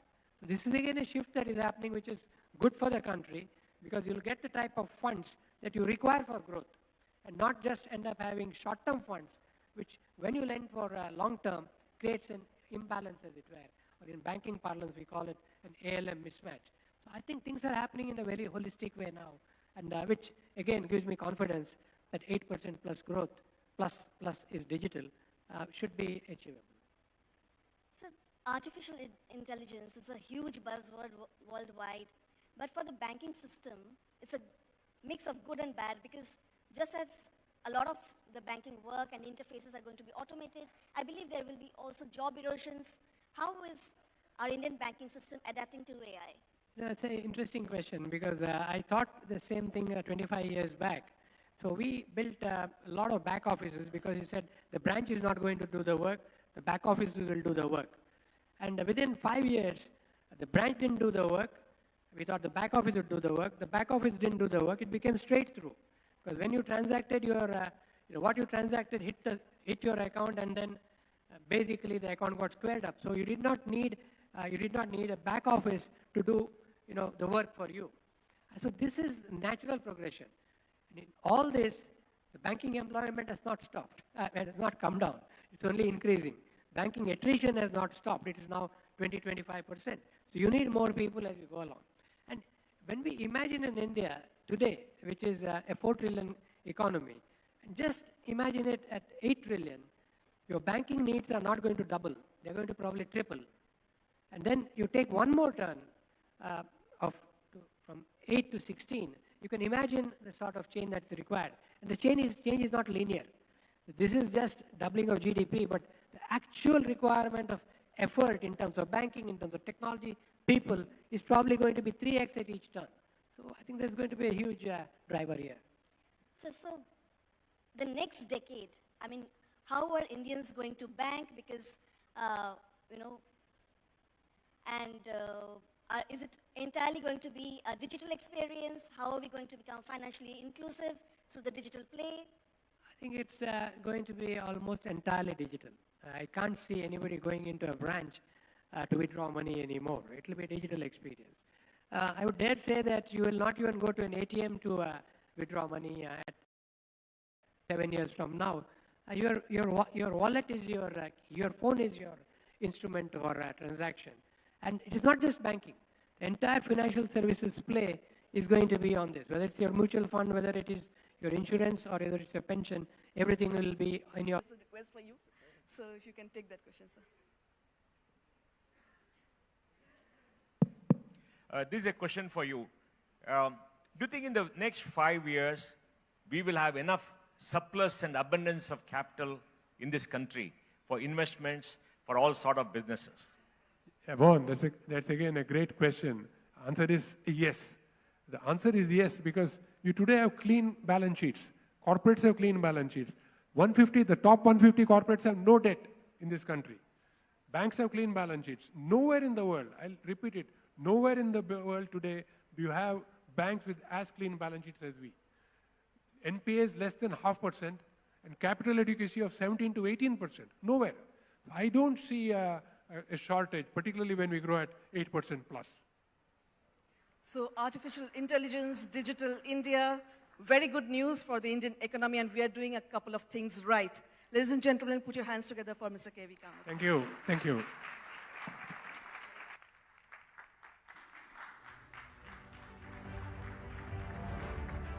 Thank you very much, Mr. Kamath. That was really an insightful look into the future of Indian private banking and the contours ahead. आज मैं आपके सामने फिर एक बार अपनी दिल की बात रखना चाहता हूं, अनुमति हो तो प्रधानमंत्री जी। प्रधानमंत्री जी, पहले तो मैं कहना चाहूंगा कि इस रिपब्लिक नेटवर्क का बहुत बड़ा सौभाग्य है और सबसे बड़ा सौभाग्य है कि हर बार रिपब्लिक समिट में आप मौजूद रहे।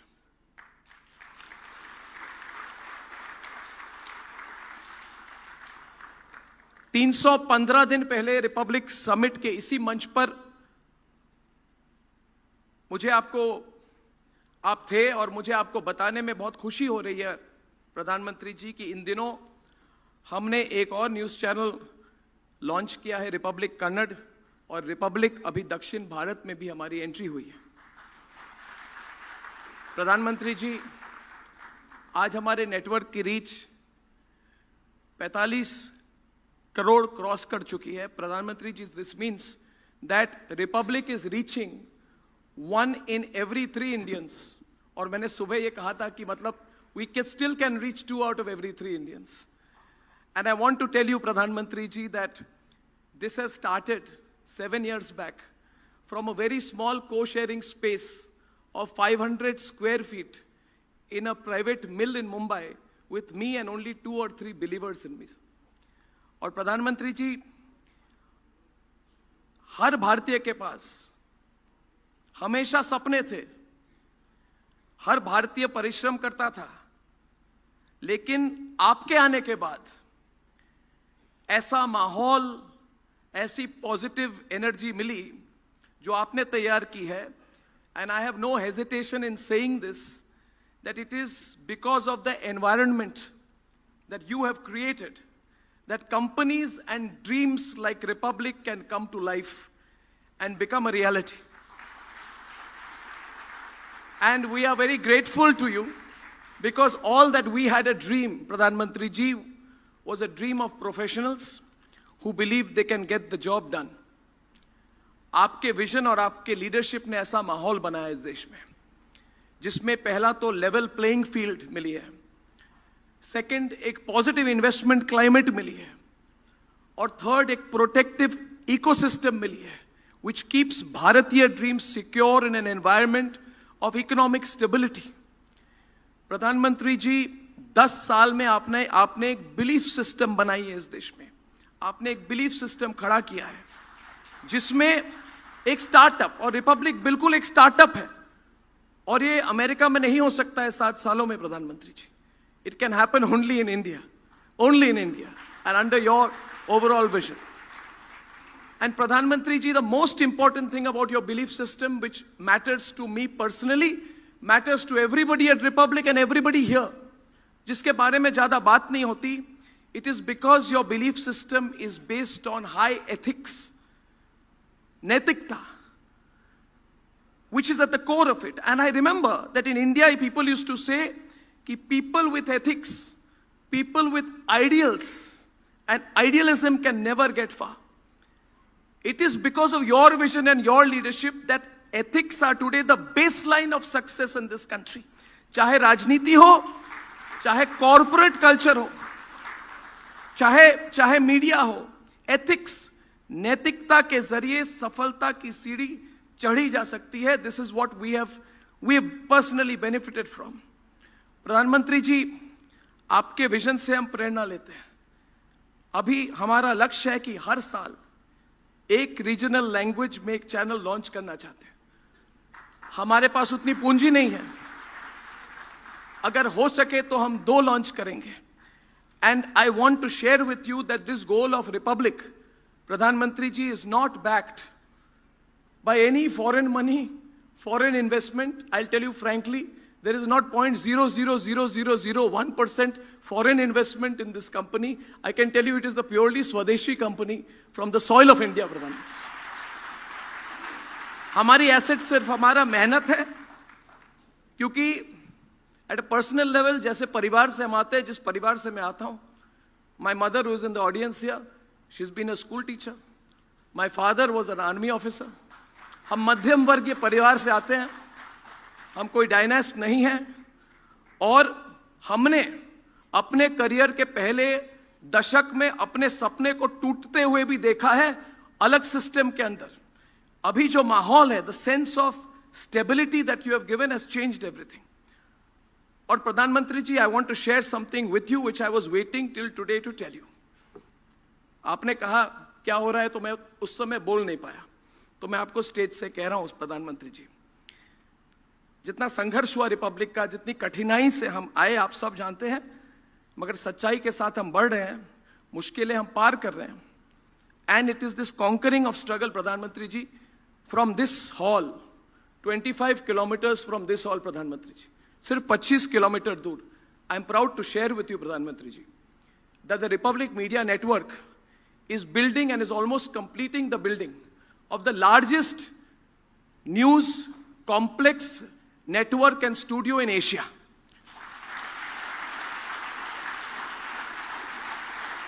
And I have no hesitation in saying I am inspired by you, because you may not remember, Pradhan Mantri ji, but 7-8 years back you said that India needs a global media.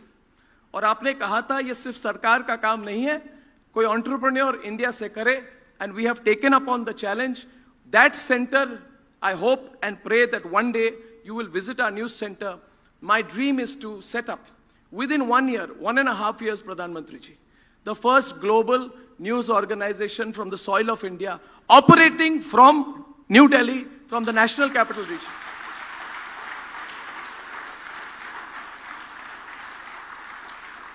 Finally, Pradhan Mantri ji, the theme of the summit is Bharat the next decade. लेकिन मैं एक और कदम बढ़कर कहूंगा कि आने वाले दशक जो है वो भारत का है, हर भारतीय के लिए विकसित भारत एक लक्ष्य है। आपने रेड फोर्ट से कहा था, वहां से it really went into our hearts, people are believing it, and the belief makes things happen. Everybody is talking about it today, everybody believes it. In fact, I'll tell you, Pradhan Mantri ji, you have set a target of 2047. But I'm sure today you were in Kashmir. I congratulate you for your Kashmir visit. I'm sure you believe. I'm sure. 2 days back, I saw the video of you in Bengal, Pradhan Mantri ji. We run one of the big channels, the Republic Bangla. We saw how people were lined up. We saw the people were responding to you. So I believe that in this country, every Indian has absorbed the idea of Viksit Bharat. And our commitment to you is, we will not even believe in 2047, Pradhan Mantri ji. If all of us come together, then I believe that we can do it even earlier. Your vision is our vision. Your vision is the vision of 1.4 billion Indians. And what they say about pro-incumbency, I am not a psephologist. I don't believe in psephology, Pradhan Mantri ji. But I'll tell you one thing. Pro-incumbency for me, as a citizen of India, is when I see things happen in my lifetime, in our parents' lifetime, in our children's lifetime. We are seeing the changes. It is not a far-off dream. We are seeing what is happening in the next half decade, in the next decade, and it is all because of your hard work and your vision. And therefore, I feel proud to invite you. I feel overwhelmed that you've come for my event. And Pradhan Mantri ji, I invite you to take the stage today and inspire all of us who have been waiting since morning with your vision,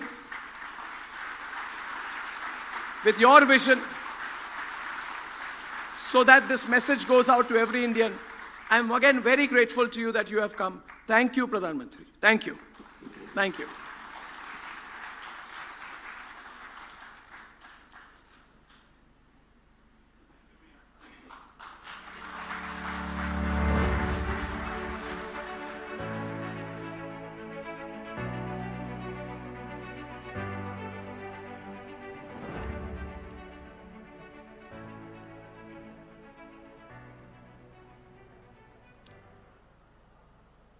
आप सबको नमस्कार।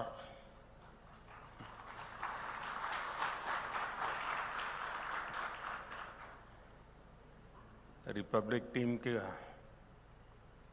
भी मेरी तरफ से विशेष इस summit के लिए मैं बहुत बहुत बधाई देता हूं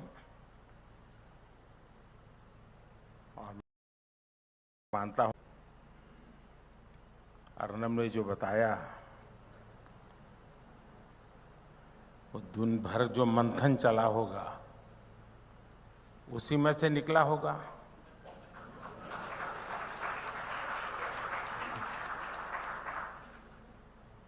और मैं आने से पहले पानी इसलिए पिया, इतना सारा मैं पचा पाऊंगा कि नहीं पचा पाऊंगा।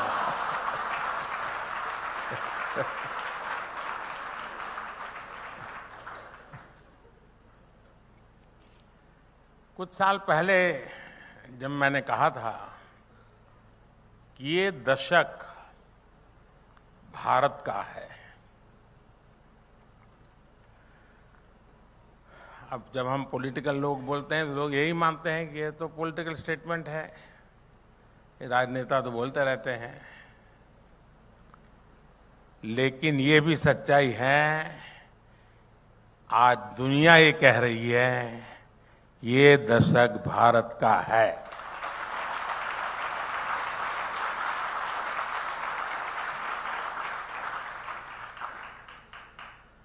और मुझे खुशी है कि आपने एक कदम और आगे बढ़कर अब भारत द नेक्स्ट डेकेड पर चर्चा शुरू कर दी है। ये दशक विकसित भारत के सपनों को पूरा करने का एक अहम दशक है और मैं मानता हूं कि जो भी जिसको इन्फ्लुएंस कर सकता है, कोई भी पॉलिटिकल आइडियोलॉजी हो, कितने ही ऑपोजिशन ख्याल रखते हो, लेकिन ये कहने में क्या जाता है कि भाई ये 10 साल काम करने जैसे हैं, उसमें क्या जाता है। लेकिन कुछ लोग इतनी निराशा की गर्त में डूबे हुए हैं कि उनके लिए न ये सोचना, न ये सुनना और न ही ये बोलना बड़ा मुश्किल हो गया है। कुछ लोग खास हंसी शेयर कर रहे हैं तो स्वाभाविक है कि मेरी बात सही जगह पे पहुंच गई है।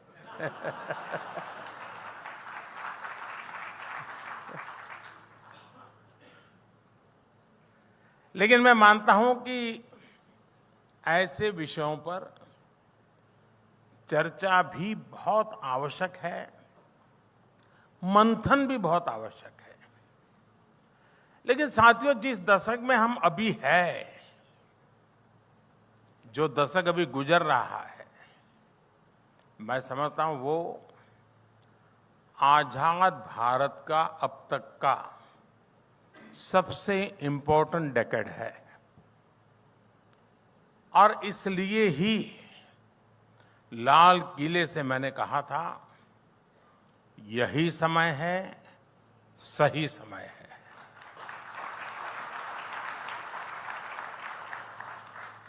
ये दशक एक सक्षम, समर्थ और विकसित भारत बनाने की नींव को मजबूत करने वाला डेकेड है।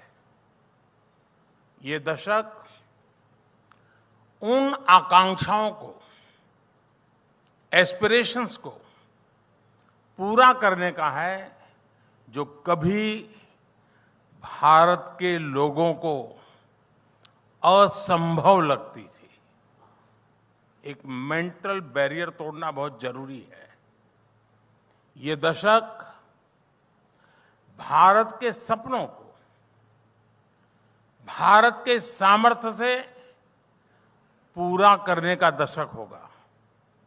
और मैं ये वाक्य बड़ा महत्वपूर्ण रूप बोल रहा हूं, सपने भारत के, सामर्थ्य भी भारत का।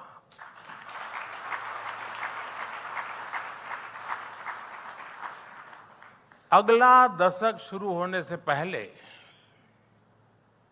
हम भारत को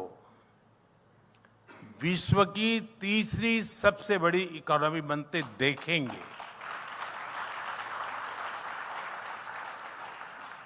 अगला दशक शुरू होने से पहले भारतीयों के पास घर, शौचालय, गैस, बिजली, पानी, इंटरनेट, सड़क, हर बुनियादी सुविधाएं उसके पास होगी।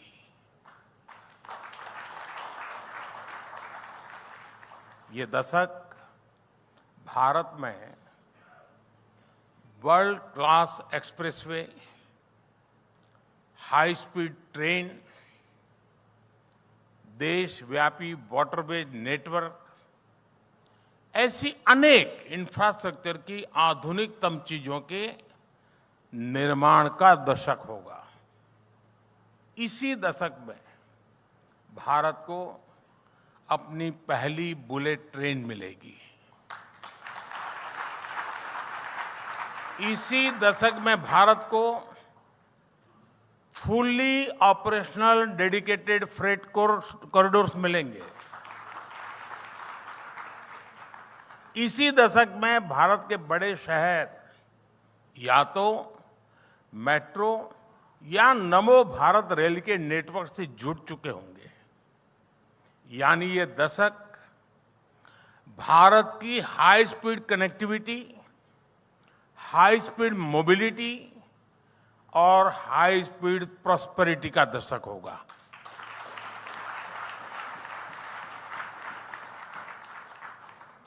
साथियों, आप भी जानते हैं कि ये समय वैश्विक अनिश्चितताओं और अस्थिरता का समय है और एक्सपर्ट्स कह रहे हैं कि सेकेंड वर्ल्ड वॉर के बाद ये सबसे अधिक अस्थिर समय अनुभव हो रहा है।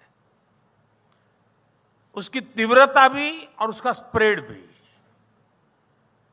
पूरी दुनिया में कई सरकारों को सत्ता विरोधी लहर का सामना करना पड़ रहा है, लेकिन इन सब के बीच भारत एक सशक्त लोकतंत्र के रूप में विश्वास की किरण बना हुआ है। मैं आशा की किरण नहीं कह रहा हूं, मैं विश्वास की किरण बहुत जिम्मेवारी के साथ बोल रहा हूं।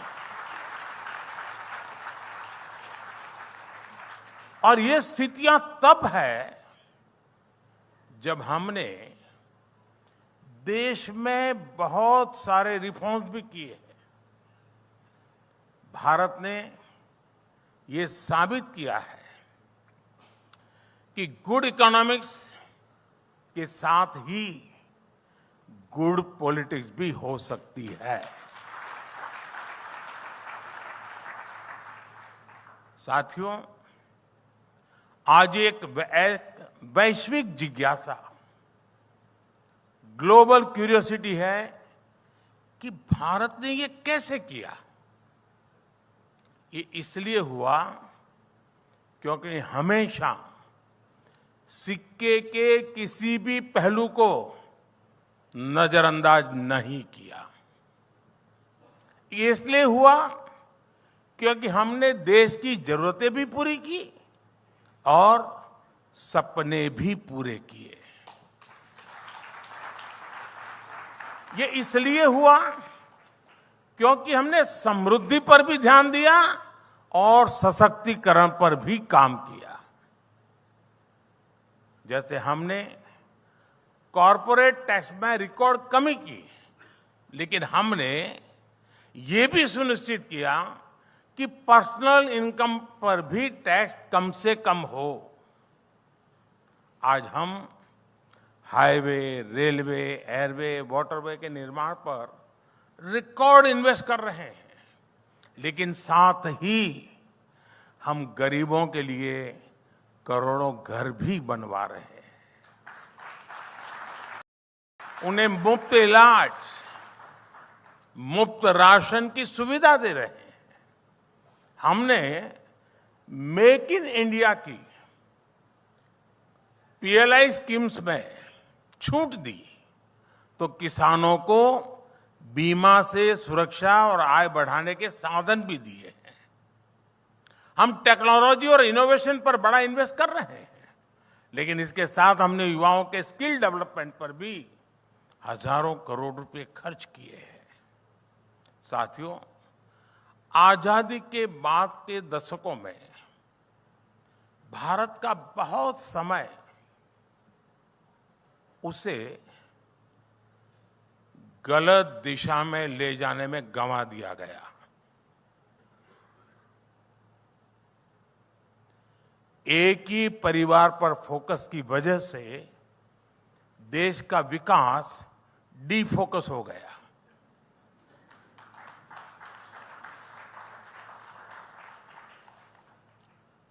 मैं इसके विस्तार में नहीं जाना चाहता, लेकिन आप भी ये मानेंगे कि विकसित भारत बनाने के लिए हमने अपने खोए हुए समय को भी रिकवर करना होगा।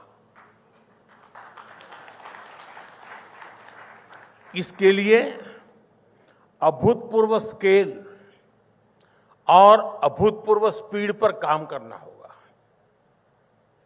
आज आप भारत में हर तरफ यही होता देख रहे होंगे। मैं जब गुजरात में था तो मैं उस समय पब्लिकली चुनौती देता था कि किसी भी दिशा में 25 किलोमीटर जाइए, आपको कोई न कोई डेवलपमेंट का, इंफ्रास्ट्रक्चर का काम चलता हुआ नजर आएगा। किसी भी दिशा में 25 किलोमीटर कहीं से भी शुरू करो।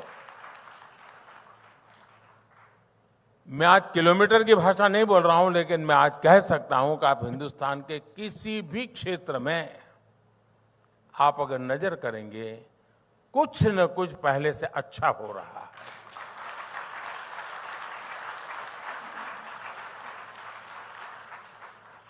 और आप लोग भले इस पर डिबेट कर रहे हैं कि तीसरे टर्म में बीजेपी को 370 से कितनी ज्यादा सीटें मिलेगी।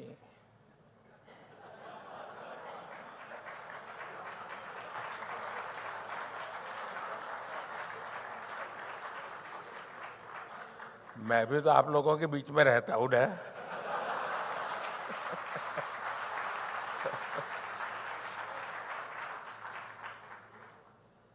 लेकिन मेरा पूरा ध्यान देश के विकास की स्पीड और स्केल पर को और बढ़ाने पर ही लगा हुआ है। अगर मैं सिर्फ 75 दिन का हिसाब दूं आपको,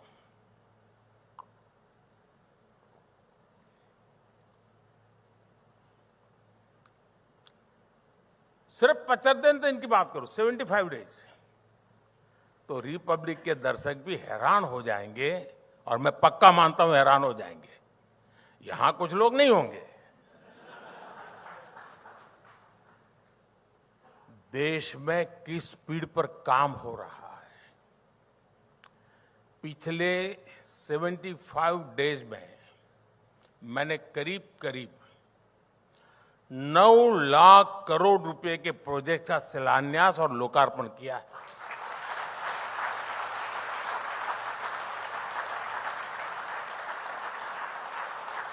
ये $110 बिलियन से भी ज्यादा होता है। दुनिया के कितने ही देशों का ये साल भर का खर्च भी नहीं है, और हमने सिर्फ 75 डेज में आधुनिक इंफ्रास्ट्रक्चर पर इससे ज्यादा इन्वेस्ट कर दिया है।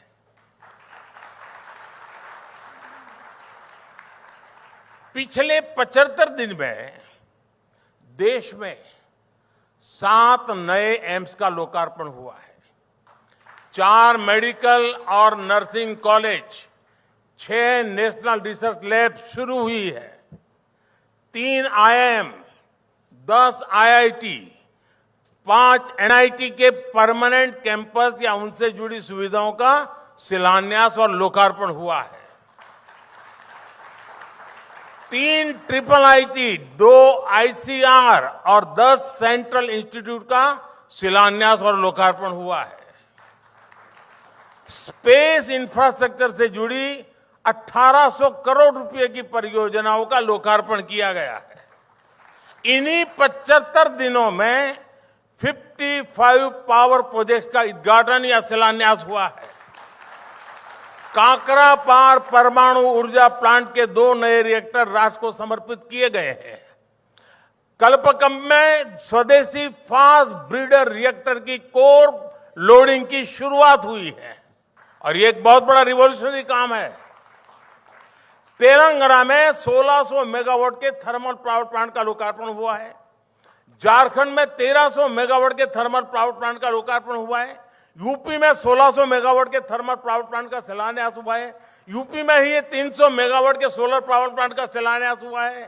इसी कालखंड में यूपी में ही अल्ट्रा मेगा रिन्यूएबल पार्क का भी शिलान्यास हुआ है। हिमाचल में हाइड्रो पावर प्रोजेक्ट का शिलान्यास हुआ है। तमिलनाडु में देश के पहले green hydrogen fuel cell vessel को लॉन्च किया गया है। यूपी के मेरठ सिंभावली ट्रांसमिशन लाइन्स का उद्घाटन हुआ है। कर्नाटका के कोप्पल में विंड एनर्जी जोन के ट्रांसमिशन लाइसेंस का उद्घाटन किया गया है। इन्हीं 75 दिनों में भारत के सबसे लंबे केबल आधारित ब्रिज का लोकार्पण हुआ है। लक्षद्वीप तक अंडर सी ऑप्टिकल केबल के काम को लोकार्पण करके पूरा करके लोकार्पण किया गया है। देश के 550 से ज्यादा रेलवे स्टेशनों को आधुनिक बनाने का काम शुरू हुआ है। 33 नई ट्रेनों को हरी झंडी दिखाई गई है। रोड ओवरब्रिज अंडरपास की 1500 से ज्यादा परियोजनाओं का शुभारंभ हुआ है। देश के 4 शहरों में मेट्रो से जुड़ी 7 परियोजनाओं का लोकार्पण किया गया है। कोलकाता को देश के पहले अंडर वाटर मेट्रो की सौगात मिली है। पोर्ट डेवलपमेंट की 10,000 करोड़ रुपए की 30 परियोजनाओं का लोकार्पण और शिलान्यास हुआ है। पिछले 75 दिनों में ही किसानों के लिए दुनिया की सबसे बड़ी स्टोरेज स्कीम शुरू हुई है। 18,000 कोऑपरेटिव के कंप्यूटराइजेशन के काम को पूरा कर दिया गया है। किसानों के बैंक खातों में 21,000 करोड़ रुपए से ज्यादा ट्रांसफर हुए हैं। और रिपब्लिक टीवी के दर्शकों को मैं याद दिला दूं कि ये वो प्रोजेक्ट हैं जिसमें मैं शामिल रहा हूं।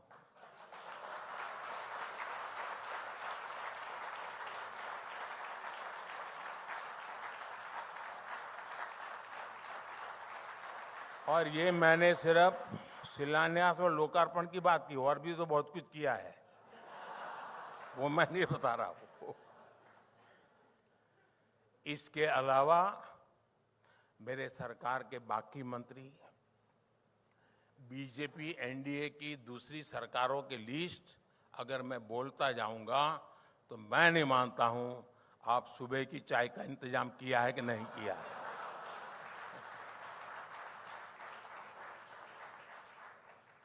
लेकिन मैं एक और एग्जाम्पल दूंगा कि हमारी सरकार की स्पीड क्या है, कैसे काम कर रही है। आप भी जानते हैं कि इस साल के बजट में, यानी बजट तो अभी गया है, इस साल के बजट में सोलर पावर से जुड़ी एक बड़ी योजना की घोषणा की गई थी। बजट की घोषणा के बाद पीएम सूर्यघर मुफ्त बिजली योजना को कैबिनेट से मंजूरी देने में, लॉन्च करने में 4 सप्ताह से भी कम का समय गया है। अब तो 1 करोड़ घरों को सूर्य घर बनाने के लिए सर्वे भी शुरू हो गया है। इस योजना के तहत सरकार की तैयारी 300 यूनिट तक मुफ्त बिजली देने और अतिरिक्त सोलर यूनिट से लोगों को कमाई करवाने की भी है।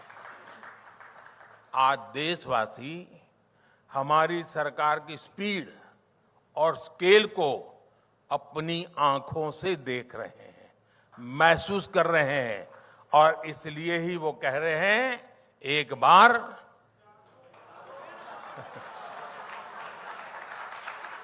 फिर एक बार। साथियों, अक्सर लोग मुझसे पूछते हैं कि आपके खिलाफ इतनी नेगेटिव कैंपेन चलाई जाती है, इतने हमले होते हैं, आपको फर्क नहीं पड़ता क्या? मैं उनको यही बोलता हूं कि अगर मैं इस नेगेटिव कैंपेन पर ध्यान देने लग गया तो फिर मुझे जो काम करने हैं वो रह जाएंगे।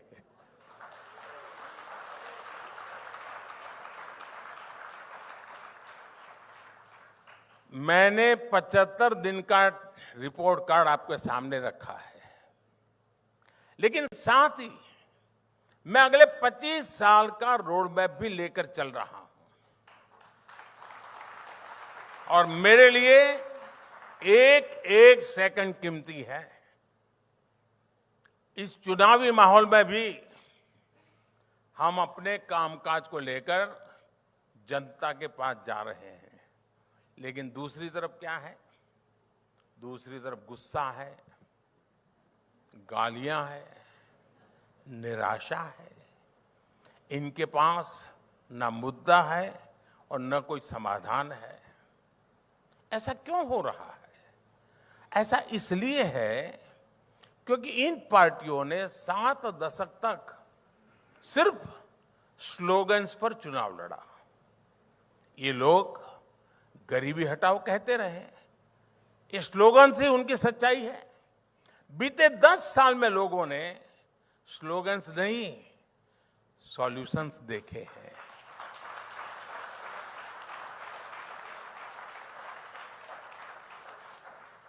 खाद्य सुरक्षा हो या खाद कारखानों को फिर से शुरू करना हो, लोगों को बिजली देनी हो या बॉर्डर इंफ्रास्ट्रक्चर को मजबूत करना हो, लोगों के लिए आवास योजना बनाने से लेकर आर्टिकल 370 को हटाने तक हमारी सरकार ने सारी प्राथमिकताओं को एक साथ लेकर काम किया है।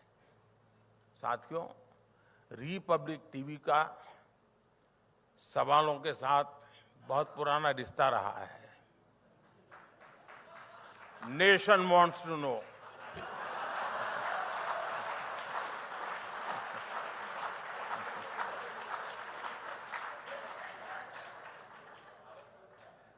और ये कहते कहते आप लोग अच्छों के पसीने छुड़ा दिए हैं। पहले देश में सवाल होता था कि आज देश कहां है, देश किस हालत में है। लेकिन देखिए, बीते 10 वर्षों में ये सवाल कैसे बदल गए हैं। 10 साल पहले लोग बोलते थे, हमारी इकोनॉमी का अब क्या होगा।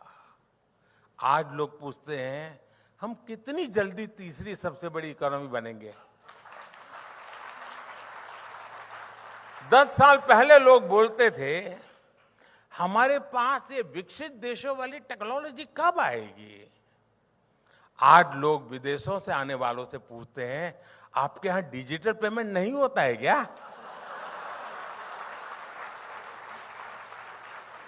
10 साल पहले लोग नौजवानों से कहते थे, नौकरी नहीं मिलेगी तो क्या करोगे।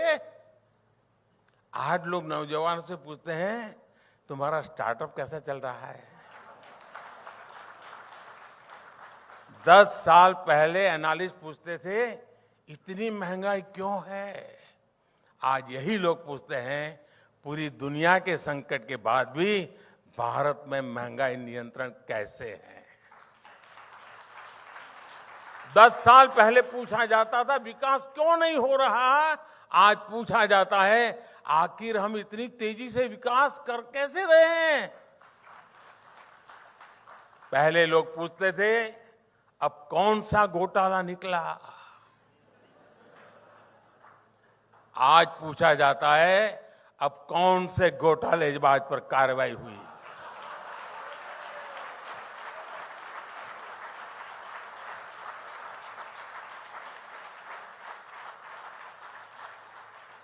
पहले मीडिया के साथी पूछते थे, कहां है बिग बैंग रिफॉर्म्स। आज पूछा जाता है, इलेक्शन टाइम बजट में भी रिफॉर्म्स कैसे आ रहे हैं।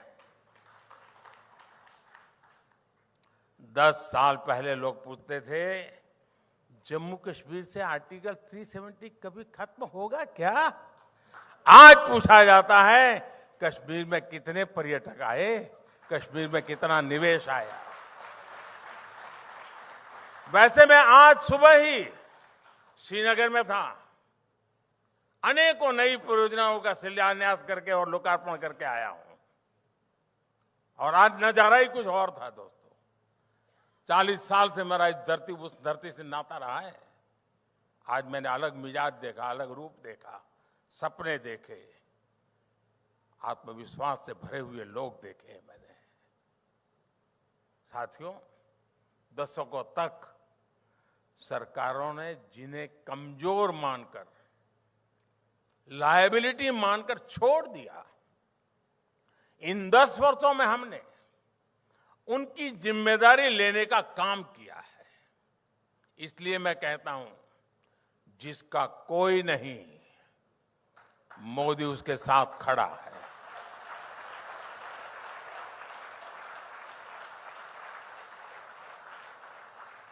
आप एस्पिरेशनल डिस्ट्रिक्ट का उदाहरण लीजिए। वर्षों तक इन जिलों को, यहां रहने वाले करोड़ों देशवासियों को पिछड़ा बताकर भाग्य के भरोसे छोड़ दिया गया था।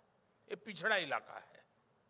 हमारी सरकार ने ना सिर्फ सोच बदली, बल्कि अप्रोच भी बदला और साथ साथ उनका भाग्य भी बदला। इसी तरह हमारे बॉर्डर किनारे के जिले और वहां के रहने वालों की भी जिंदगी थी। पहले की सरकारों की नीति थी कि सीमा से सटे इलाकों का विकास ना हो, ऑफिशियल कहते थे विकास ना हो। इस नीति के कारण वहां रहने वाले लोगों को भी परेशानी होती थी, पलायन होता था।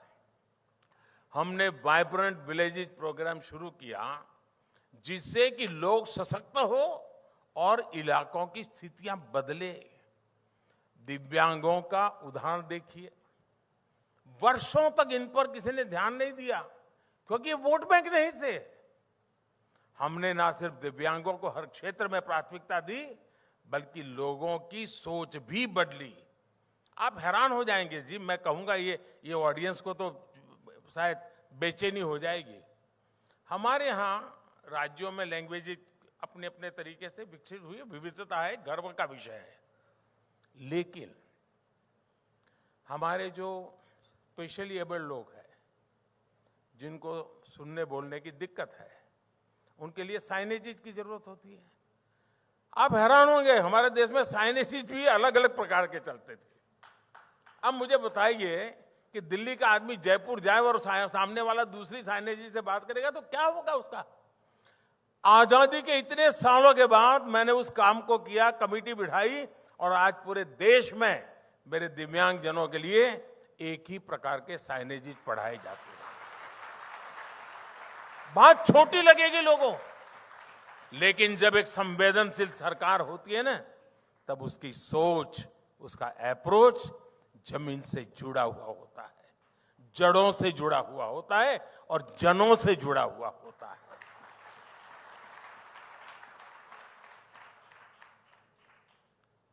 और देखिए, दिव्यांगों के प्रति आज समाज का नजरिया बदला है। पब्लिक इंफ्रास्ट्रक्चर का निर्माण तक दिव्यांगों के हिसाब से अब बनना, आर्किटेक्चर जो होते हैं वो भी डिजाइन करते समय दिव्यांग के लिए बना करके ले आ रहा है। ऐसे कितने ही स्पेशल ग्रुप और कम्युनिटीज है जिन्हें आजादी के बाद से कोई महत्व नहीं दिया गया। हमने ऐसी गुमंतु जनजातियों के लिए स्पेशल वेलफेयर बोर्ड बनाया। किसी ने भी हमारे लाखों रेडी पटरी वाले दुकानदारों के बारे में नहीं सोचा, लेकिन कोरोना के समय हमारी सरकार ने इनके लिए पीएम स्वनिधि योजना बनाई। किसी ने भी हमारे उन स्किल्ड कलाकारों की परवाह नहीं की जिन्हें आज हम विश्वकर्मा कहते हैं। हमने ये सुनिश्चित किया कि इस वर्ग को स्किलिंग से फंडिंग तक किसी चीज की दिक्कत ना आए। इस पर केंद्र सरकार अब 13,000 करोड़ रुपए खर्च कर रही है। साथियों, रिपब्लिक टीवी की टीम जानती है कि हर उपलब्धि के पीछे मेहनत, विजन और संकल्पों की एक लंबी यात्रा होती है, जो अभी अर्नब ने भी थोड़ा बहुत ट्रेलर दिखाया हमको। भारत भी अपनी इस यात्रा में तेज गति से आगे बढ़ रहा है। अगले डेकेड में भारत जिस ऊंचाई पर होगा वो अभूतपूर्व होगी, अकल्पनीय होगी। और ये भी मोदी की गारंटी है।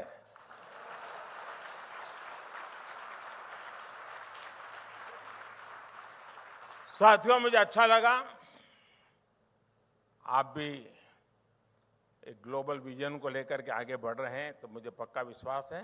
लेकिन जो आपने कहा, तो मैं विदाउट रॉयल्टी एक दो सुझाव दे दूं। कोई रॉयल्टी की जरूरत नहीं है मुझे। देखिए, आप राज्यों की जो चैनल बनाने के लिए सोच रहे हैं, एक के बाद एक करने जाएंगे तो मेल नहीं बैठेगा साहब।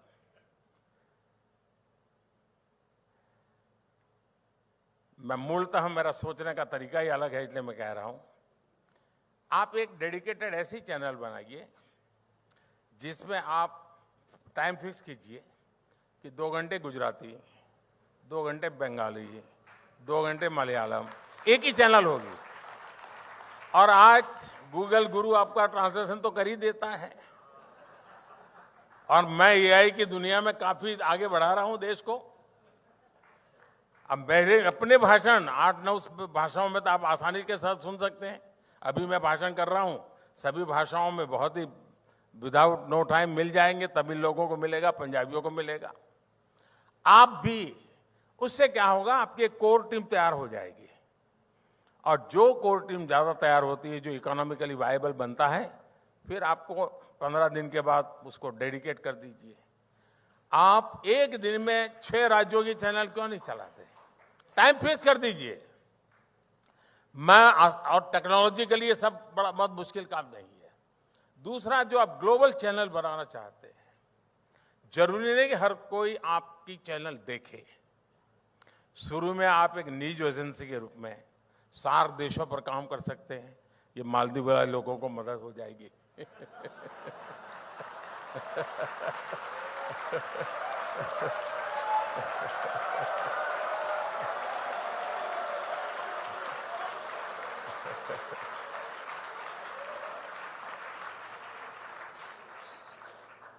रशीद मेरा बहुत पुराना दोस्त है, तो मैं उसे कुछ भी कह सकता हूं। लेकिन अगर आप 4 देशों में कम से कम, क्योंकि उन लोगों को इंडिया के न्यूज में इंटरेस्ट होता है 4 देशों में, उनकी लैंग्वेज एक प्रकार से, फिर बिम्स्टेक में चले जाइए।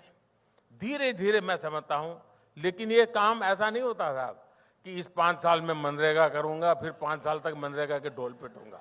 देश ऐसे नहीं चलता है जी। देश तेज गति से चलता है। देश को बहुत बड़े काम करने होते हैं। और मैं मानता हूं आपको तो चुनाव लड़ना नहीं है, भी चिंता क्यों कर रहे हो? और मुझे लड़ना है तो भी मैं चिंता नहीं करता हूं।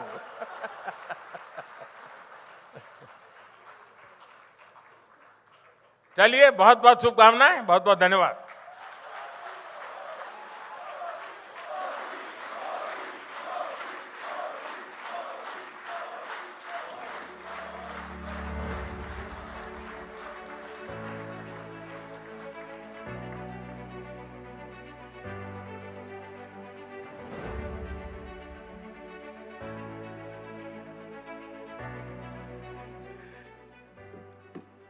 मोदी जी, प्रधानमंत्री जी,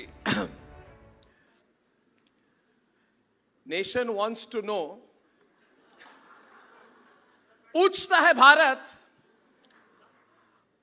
प्रधानमंत्री जी ने जो 75 डेज की रिपोर्ट कार्ड हमारे सामने रखी, उसे हमें ऊर्जा मिली कि नहीं मिली? Did we all feel energised by that or not? Louder. Modi ji, pro incumbency यही है, दिस इज द बिलीफ। दूसरी बात कहूंगा Modi ji, I will keep it very short, very short. आपके स्टाइल और आपकी थिंकिंग को कोई ट्रेडिशनल पॉलिटिकल एनालिस्ट या ट्रेडिशनल इकोनॉमिस्ट समझ नहीं पाते हैं, बिल्कुल नहीं समझ पाते हैं मोदी जी।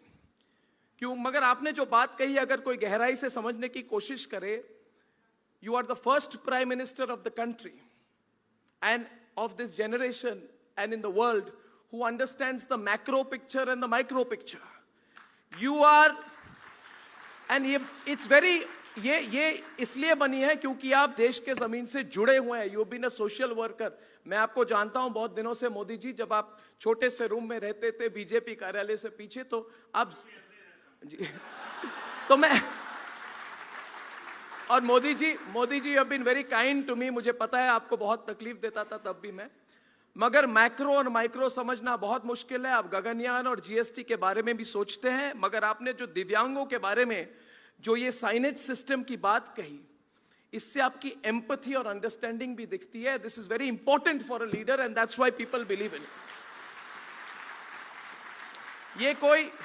ये कोई स्ट्रक्चरल इकोनॉमिक्स की बात नहीं है Modi ji.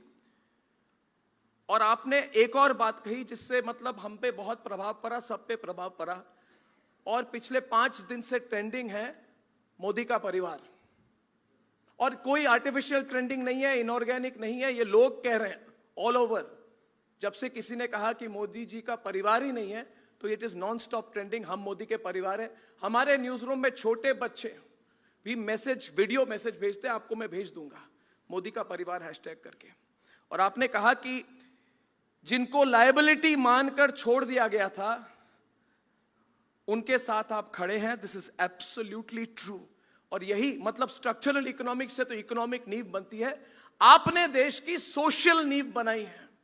You have brought back respect, you have given respect to every Indian, respect to every Indian, Modi ji. Finally Modi ji, nation looks forward to your leadership.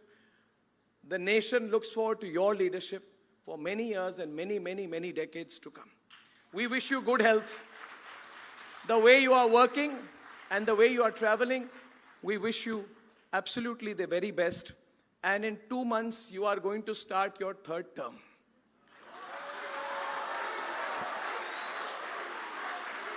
मतलब अभी तो मतलब मोदी जी 7-8 हफ्तों में आप एक ऐतिहासिक मैंडेट के साथ अपने ऐतिहासिक 3rd टर्म की शुरुआत करेंगे। And we look forward to working with you to taking your vision of the country forward. Thank you from all of us at Republic. बहुत बहुत धन्यवाद प्रधानमंत्री जी।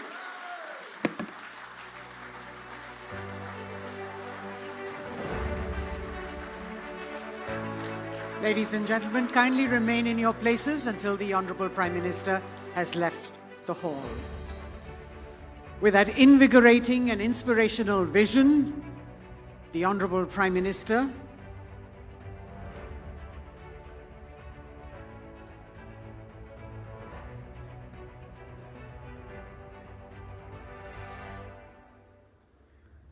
the Republic Media Network Summit 2024, ladies and gentlemen, draws to a close.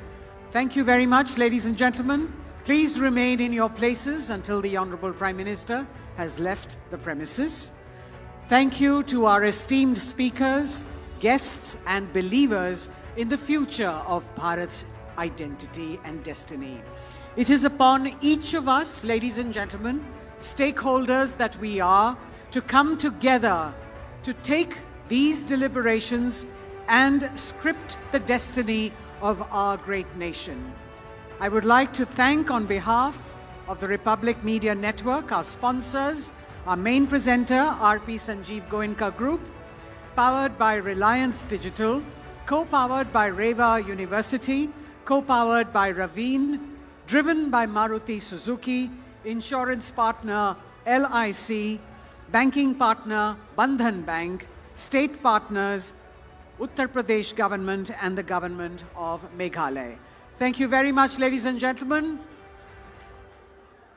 Safe travels, and we hope to see you again next year with a new mandate.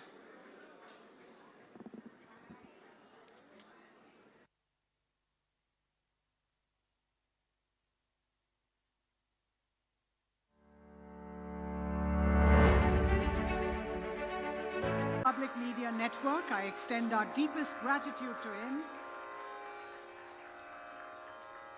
Our deepest gratitude to you, sir, for sparing your precious time to be here with us today.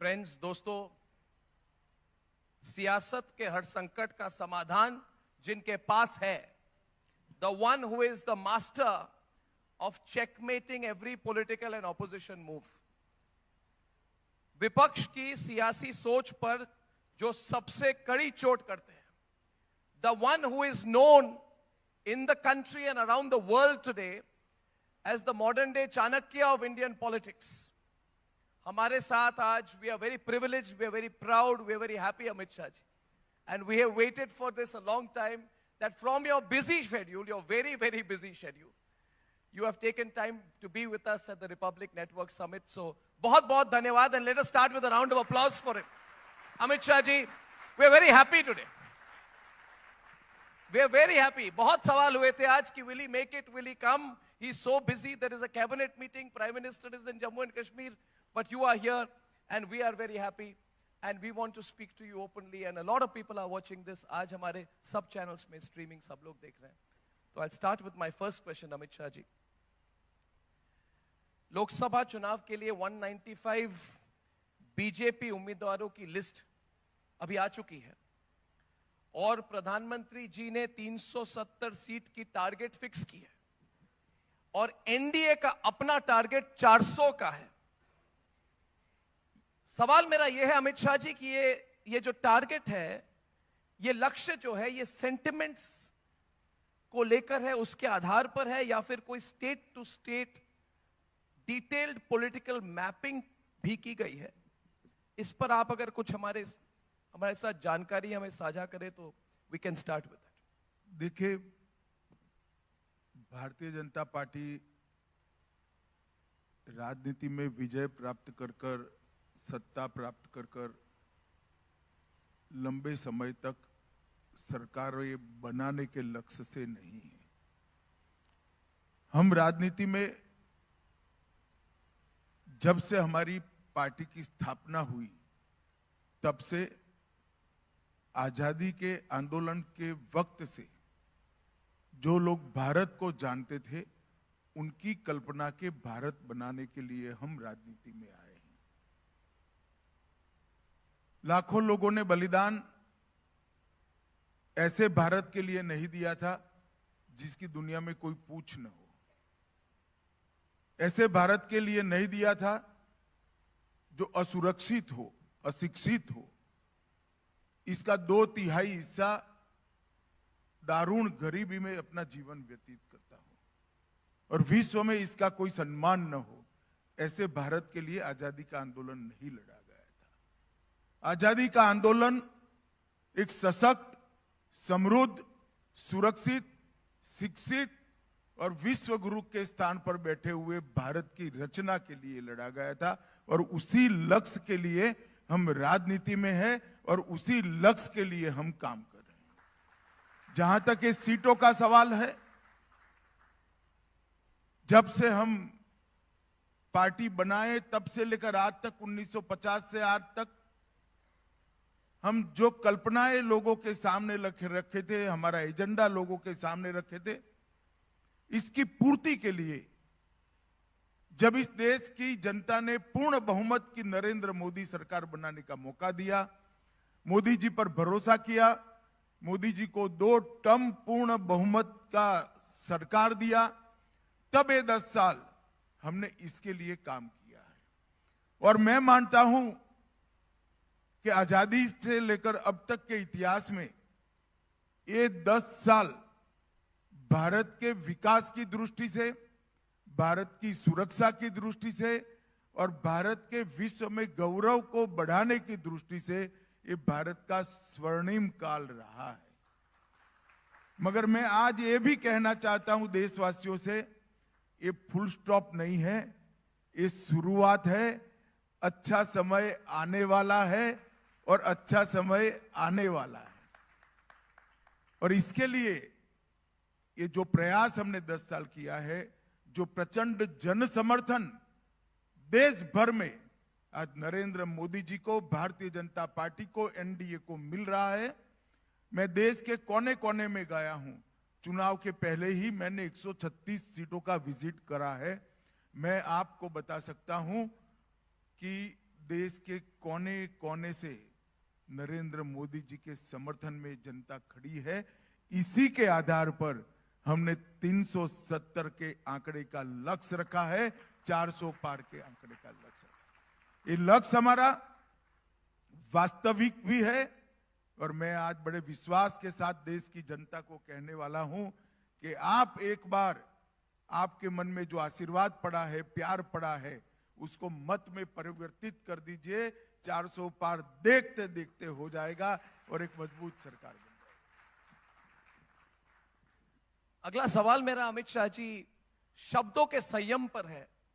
वैसे नेताओं का stature जितना बढ़ता है संयम भी बढ़नी चाहिए, मगर लालू प्रसाद यादव जी ने हाल ही में एक बहुत ही विवादित बयान दिया था जिस पर पिछले 2-3 दिन से इस पर ही बहुत डिबेट हो रही है। उन्होंने कहा था कि मोदी जी का परिवार ही नहीं है। उन्होंने कहा कि मोदी जी का परिवार ही नहीं है। हर चुनाव के पहले क्या जानबूझकर ये सेल्फ गोल किए जाते हैं? पिछले 3 चुनाव में पहले हमने देखा चाय वाला, फिर हमने देखा चौकीदार चोर है, और अब ये कि मोदी जी का परिवार नहीं है। तो पिछले 3 चुनाव में कुछ ऐसे ही दिखने को मिला है। तो ऐसे विपक्ष पर आप क्या कहेंगे? देखिए, इस तरह की बातें वही लोग कर सकते हैं जिनके पास और कोई रास्ता नहीं बचा है।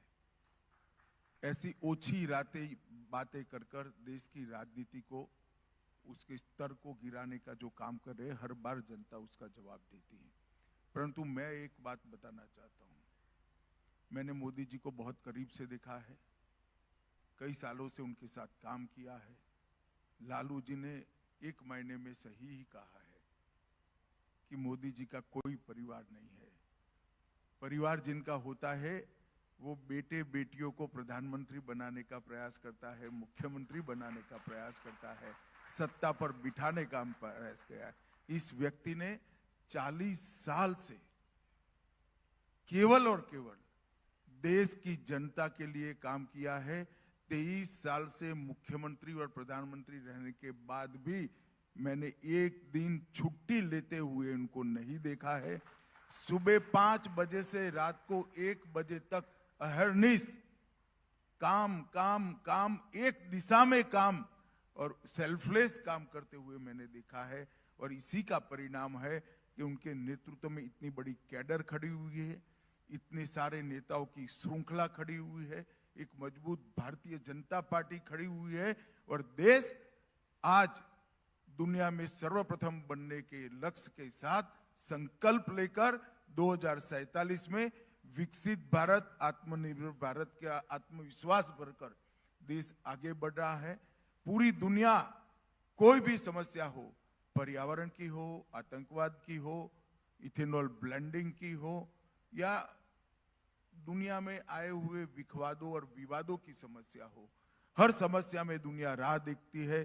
देश के प्रधानमंत्री नरेंद्र मोदी क्या कहते हैं, और जो कहते हैं वो ट्रेंड बनता है, जो कहते हैं उसको पूरी दुनिया स्वीकार करती है। और मैं मानता हूं कि लालू जी कभी ये राजनीति नहीं समझ पाएंगे, कि परिवारवादी पार्टियां कभी ये राजनीति नहीं समझ पाएंगी, क्योंकि इनके जीवन का लक्ष्य कभी भी देश नहीं रहा है, देश का गरीब नहीं रहा है, देश की जनता नहीं रही है, देश का सम्मान नहीं रहा है।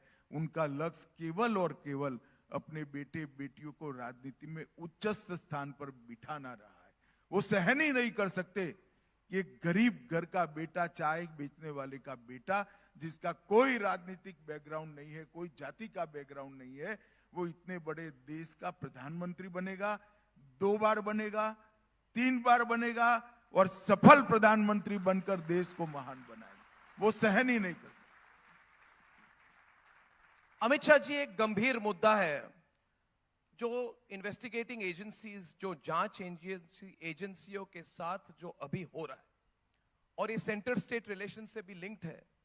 हाल ही में बंगाल में संदेश खाली में ईडी की टीम जब गई तो उन पर हमला हुआ, और हमलावर ने कबूला कि हां हमने हमला करवाया, हमने लोगों को लेके हमने एक मर्डरस अटैक करने की कोशिश की इन्वेस्टिगेटिंग एजेंसीज पर।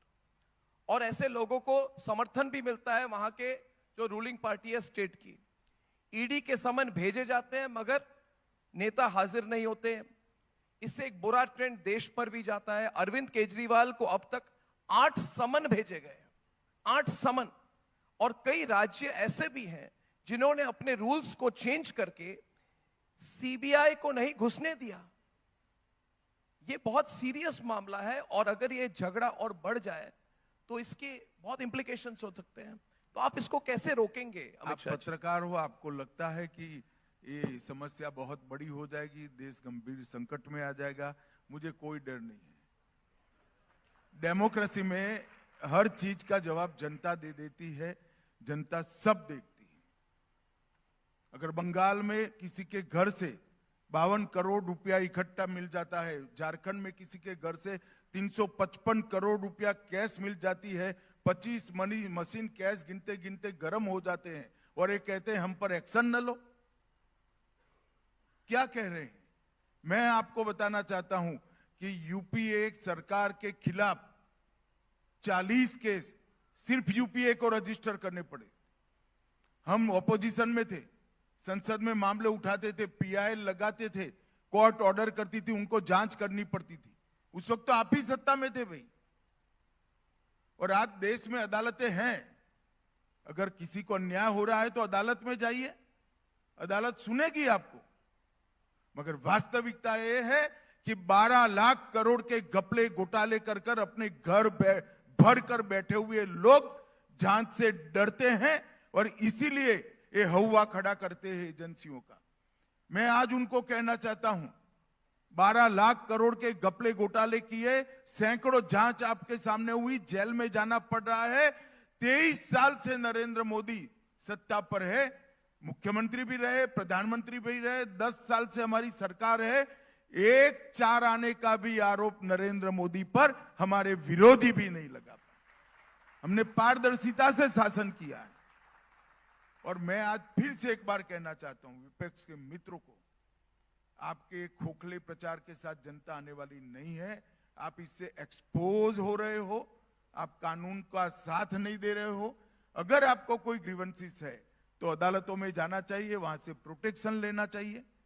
मगर आप कोऑपरेट नहीं कर रहे हो, वो तो ठीक नहीं हो रहा है। मैं किसी व्यक्ति के बारे में नहीं कह रहा हूं। जहां तक संदेश खाली का सवाल है, मैं मानता हूं संदेश खाली की घटनाओं ने बंगाल के शासन को 100% एक्सपोज कर कर रख दिया है। एक महिला मुख्यमंत्री के राज्य में जिस तरह से धर्म के आधार पर महिलाओं का शोषण हुआ है, वो सहन ही नहीं किया जा सकता। हम इसके खिलाफ लड़ेंगे, एड़ी चोटी का जोर लगाकर लड़ेंगे और बंगाल में हम परिवर्तन कर रहेंगे। आपने संदेश खाली पे जो कहा, इसके लिए बहुत बहुत धन्यवाद अमित शाह जी। सब लोग सुनना भी चाहते थे और आज आपकी जो मैसेज है बहुत क्लियरली जा चुकी है। मैं आपको कहना चाहूंगा कि संदेश खाली के महिलाओं के साथ जिस तरह का अत्याचार हुआ है, और ये अब नहीं, 1-2 महीने से नहीं, ये कई सालों से चल रहा है। और जब हमारी टीम भी वहां गई तो हमारे रिपोर्टर भी अरेस्ट हो गए और रिपब्लिक बांग्ला ने जब सच दिखाया तो हमको भी कुचलने की कोशिश की गई थी। मगर आपने जो आज मैसेज दिया है बहुत बड़ी बात है।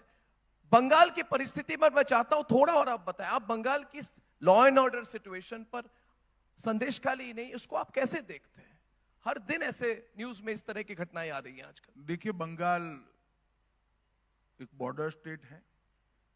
हम सब जानते हैं कि घुसपैठ की समस्या सबसे ज्यादा अब कोई एक राज्य में बची है तो बंगाल में बची है। और मैं बिल्कुल विश्वास के साथ देश की जनता को तथ्यों के आधार पर बता रहा हूं कि बंगाल से जो घुसपैठ होती है वो स्टेट स्पॉन्सर घुसपैठ है। इसमें किसी को शंका रखने की जरूरत। स्टेट स्पॉन्सर्ड इन्फिल्ट्रेशन, अपनी वोट बैंक की राजनीति को बढ़ाने के लिए, अपनी वोट बैंक को बढ़ाने के लिए राष्ट्रीय सुरक्षा को ताक पर रखा जा रहा है। ये बहुत गंभीर समस्या है और बंगाल की जनता भी उसको मान रही है। मैं आज पूरे देश भर के लोगों को बताना चाहता हूं कि देश ने बंगाल के साथ खड़ा रहने की जरूरत है। वहां गंभीर समस्या है जी। ये बॉर्डर स्टेट को हम सब ने गंभीरता से लेने की जरूरत है। बंगाल में भी जागरूकता आई है। हम एक भी सीट नहीं थे, हम 18 जीते। इस बार हम 25 का आंकड़ा पार कर कर पूर्णता की ओर आगे बढ़ रहे हैं। हमारे 2 एमएलए थे, 77 बने हैं। मजबूत विपक्ष के रूप में हमारी भूमिका अदा कर रहे हैं। बंगाल में जो शासन है वो भ्रष्टाचारी है। बंगाल में जो शासन है वो धर्म के आधार पर एपीसमेंट करने वाला शासन है। बंगाल में जो शासन है वो न्यायी शासन है। देश की सुरक्षा के लिए बहुत जरूरी है कि वहां परिवर्तन हो और भारतीय जनता पार्टी वहां संघर्ष कर रही है। मैं बंगाल की जनता को भी विनती करने आया हूं कि आप हमारा समर्थन करिए। मोदी जी के नेतृत्व में बड़ी मजबूत प्रतिनिधित्व बंगाल से एक बार भेजिए। हम बंगाल को फिर से सोनार बांग्ला बनाना चाहते हैं, उसमें आपका साथ और साथ जी। ये बहुत बड़ी बात कही है आपने। दो हेडलाइन तो है। पहली बात उन्होंने कही कि सरकार की, राज्य सरकार की स्टेट स्पॉन्सर्ड इन्फिल्ट्रेशन है। ये बहुत बड़ी बात है क्योंकि हर बार स्टेट गवर्नमेंट कहती है कि बीएसएफ का दोष है। और दूसरी बड़ी बात आज आपने कही कि 18 नहीं 25 से ज्यादा 42 में से out of 42 more than 25 seats he says is going to be the target for the BJP in Bengal. That's a big headline. Amit Shah ji, Ram Mandir, धारा 370 और अब uniform civil code, one nation one law, ये ऐसा मुद्दा है अमित शाह जी, जब भी हम कोई हमारे नेटवर्क पे इस पर बात करते हैं हर बार मिनटों के अंदर ये सब्जेक्ट ट्रेंड करता है, यानी कि बहुत मास सपोर्ट है। आप इधर ही हमारे ऑडियंस को पूछ ले, यूनिफॉर्म सिविल कोड के लिए टाइडल वेव ऑफ सपोर्ट है। तो एक हर बार जब, और आपको नहीं, आप ही इस पर हमें क्लैरिटी दे दे। राज्यों में हो रहा है, अभी उत्तराखंड की बात हुई कि एक एक करके राज्यों में होगा, मगर कई लोग चाहते हैं कि जैसे ट्रिपल तलाक वाज अ नेशनल लेवल पे चेंज की गई, तो यूनिफॉर्म सिविल कोड हमारे देश में कब आएगी, इस पर प्लान क्या है? इलेक्शन अनाउंस होने वाले हैं, उसके पहले आप अगर थोड़ी क्लैरिटी दे दे तो। दुर्भाग्यपूर्ण बात है कि यूनिफॉर्म सिविल कोड को जी धर्म के साथ जोड़कर दिखा गया है। मैं आज देश की जनता को बताना चाहता हूं कि यूनिफॉर्म सिविल कोड सिर्फ भारतीय जनता पार्टी का एजेंडा नहीं है। भारतीय जनता पार्टी का एजेंडा तो है ही। जब से हमारी पार्टी की स्थापना हुई 1950 से, तब से हम कहते हैं कि हम पावर में आएंगे तो यूनिफॉर्म सिविल कोड इस देश के अंदर लाएंगे। परंतु संविधान सभा ने भी आर्टिकल 44 में आर्टिकल 44 में डायरेक्टिव प्रिंसिपल्स फॉर स्टेट में एक कहा है कि इस देश के विधानमंडल और संसद उचित समय पर यूनिफॉर्म सिविल कोड को लागू करेंगे। जी, अगर आप पंथ निरपेक्ष देश की कल्पना चाहते हैं, पंथ निरपेक्ष राज्य की कल्पना चाहते हैं, तो धर्म के आधार पर कानून कैसे हो सकता है? धर्म के आधार पर कानून नहीं हो सकते। इस देश में एक कानून होना बहुत जरूरी है। जी, और उत्तराखंड सरकार को मैं बधाई देना चाहता हूं। भारतीय जनता पार्टी की उत्तराखंड सरकार ने इसके लिए सुप्रीम कोर्ट की निवर्तमान न्यायाधीश के अध्यक्षता में एक कमेटी बनाई। लगभग 780 पन्नों की रिपोर्ट आई है, इसमें 42 चैप्टर है और उसमें से एक बिल बनाकर उत्तराखंड सरकार ने, उत्तराखंड की असेंबली ने इसको पारित किया है, जो भारत सरकार में स्वीकृति के लिए आया है। कुछ ही दिनों में इसको हम स्वीकार भी कर लेंगे और उत्तराखंड ऐसा राज्य होगा देश में जहां सबसे पहले यूसीसी लागू हो जाएगा। आपने जो सवाल किया कि देश भर में कब लागू होगा, राष्ट्रीय स्तर पर, जी देखिए ये बहुत बड़ा सोशल रिफॉर्म है। यूनिफॉर्म सिविल कोड बहुत बड़ा सोशल रिफॉर्म है। हम डेमोक्रेटिक कंट्री है, लोकतांत्रिक देश है। इस देश में हर चीज पर बहस होनी चाहिए। ये जो यूसीसी का बिल उत्तराखंड सरकार ने कानून पारित किया है जी, उस कानून की सोशल स्क्रूटिनी होनी चाहिए, इस कानून की लीगल स्क्रूटिनी होनी चाहिए और इस पर व्यापक बहस भी देश भर में होनी चाहिए। सभी दलों में भी होनी चाहिए, सभी धर्मों के मुखियाओं के बीच में भी होनी चाहिए। उसके बाद इसकी सोशियो लीगल स्क्रूटिनी के बाद कुछ टीथिंग प्रॉब्लम अगर आएंगे तो इसको दूर कर देश के सभी विधानमंडल इसको लागू करेंगे, ऐसा मेरा विश्वास है।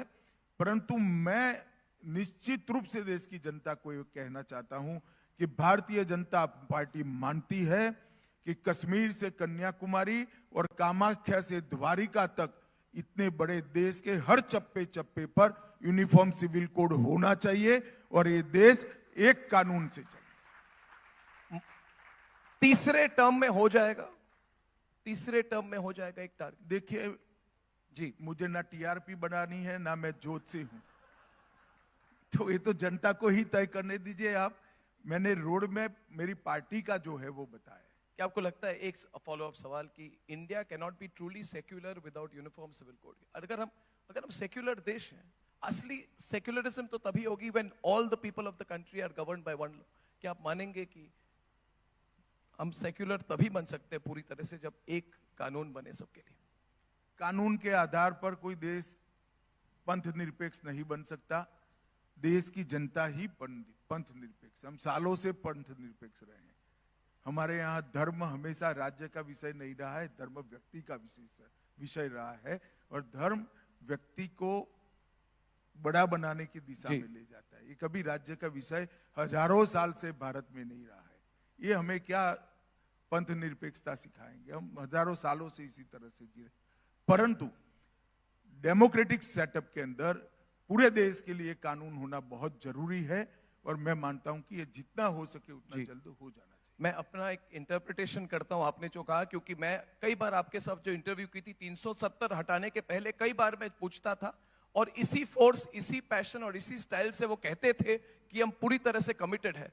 और मुझे अभी भी याद है अमित शाह जी कि जिस सुबह 370 और 35A को अबॉलिश की गई, उस सुबह तक लोग कह रहे थे ये कभी नहीं हो सकता है, कश्मीर जल जाएगा। मुझे आज लग रहा है आप उसी फोर्स और पैशन के साथ यूनिफॉर्म सिविल कोड के बारे में कह रहे हैं, और हमें अभी भी उम्मीद है कि ये अर्णब बाबू का इंटरप्रिटेशन है। नहीं, मुझे देखिए अमित शाह जी, देखिए मैं थोड़ा इनफॉर्मली आपको कहना चाहता हूं, जिस दिन आप तो सरकार के बिल्कुल अंदर हैं, आप सरकार चलाते हैं, बाहर के लोग कोई विश्वास नहीं कर रहे थे कि इतना बड़ा चेंज हो सकता है। और आपकी क्लिप जो अभी हमने प्ले की, जो वायरल हुई और अभी तक वायरल है, आपको पता है, वो पाकिस्तान वाली क्लिप की, वो ये किसी ने विश्वास नहीं किया था। मुझे लगता है चेंज तो आप ला सकते हैं, and I think you will bring the change on uniform civil code. चले, आपकी शुभकामनाओं के लिए धन्यवाद। अमित शाह जी, बंगाल में ही नहीं पूरे देश में, गृह मंत्री जी, CAA कब लागू होगा? क्योंकि अब मॉडल कोड ऑफ कॉन्डक्ट कभी भी लागू हो सकता है, और आपका बयान भी आ चुका है कि CAA लागू होकर रहेगा। तो इस पर कोई टाइमलाइन आप कह सकते हैं कि कब होगा? मैं फिर से कहता हूं, CAA ये देश का कानून है, पत्थर पर लकीर है, ये वास्तविकता है, ये लागू होगा ही होगा, और इस चुनाव के पहले होगा। इस चुनाव के पहले होगा, इस चुनाव के पहले होगा। ये बहुत बड़ी बात कही है आज। मैं तो ये कह सकता हूं कि ये हाहाकार हो गई आपने जो बात अभी कही है। गृह मंत्री जी ने बहुत बड़ी बात हम सबके सामने कही। प्रणव जी, तालियां बज गई, कोई धमाका नहीं। ये बात मैं 10 बार बता चुका हूं। नहीं, मगर आप चुनाव के पहले CAA लागू होगा। इस देश का कानून है, इसको कोई नहीं रोक सकता। फैंटास्टिक।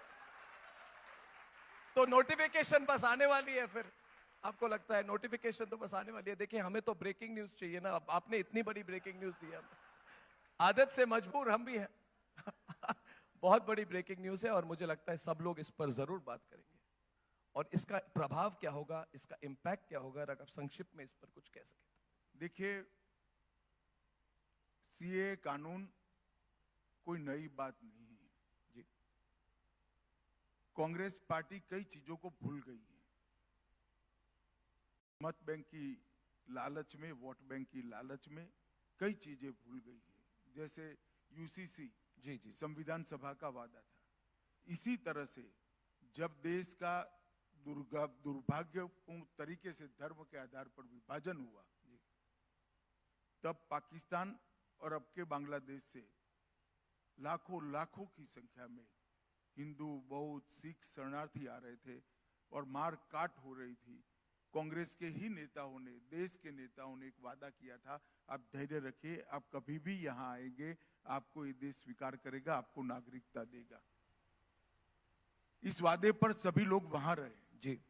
उनके पर अनेक प्रकार के अत्याचार हुए, धार्मिक प्रताड़ना हुई, धर्म परिवर्तन करने के लिए दबाव बनाया गया, उनकी महिलाओं को, हमारी माताओं बहनों को अपमानित किया गया। वो लोग बदलने के लिए भारत की शरण में आए, और अगर आज भारत अपने वो वादे को जो 15 अगस्त 1947 में किया गया है उसको याद नहीं करता है तो वो ठीक नहीं होगा। करोड़ों लोग इस देश के अंदर नागरिकता के बगैर रह रहे हैं, जो वहां से प्रताड़ित, मुझे कोई बता सकता है, ममता बनर्जी बता सकती है कि वो कहां जाए, कहां जाएंगे वो लोग?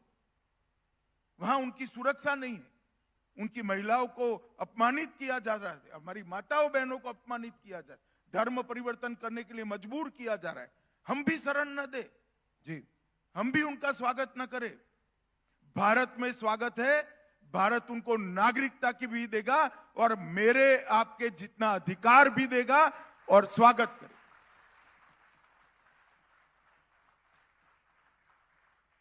इतनी खुलकर बातचीत हो रही है, लोग कह रहे हैं सरकार मीडिया से बात नहीं करती, बहुत एक एक न्यूज पॉइंट हमें मिल रहे हैं, वी आर वेरी हैप्पी। तो अमित शाह जी, आप बहुत डायरेक्टली बात कर रहे हैं, बहुत खुलकर बात कर रहे हैं और ये इसके लिए हम बहुत ग्रेटफुल है। अमित शाह जी, ये देश में बंटवारे की राजनीति पर सवाल है, ये बहुत डिबेट हो रहा है। हमारा राष्ट्र सर्वोपरि हमारा स्लोगन है, we believe in nation first, मगर देश में उत्तर दक्षिण की राजनीति हो जाती है, कोई चुनाव के बाद बांटने की राजनीति हो जाती है, सनातन धर्म और हिंदुओं को जाति में बांटने की कोशिश हो रही है और राहुल गांधी लगातार ओबीसी का मुद्दा उठा रहे हैं। आप लोग विकसित भारत और आत्मनिर्भर भारत की बात कर रहे हैं। इस तरह की डिवाइसिव पॉलिटिक्स, ये ट्रेंड क्यों बन गई है?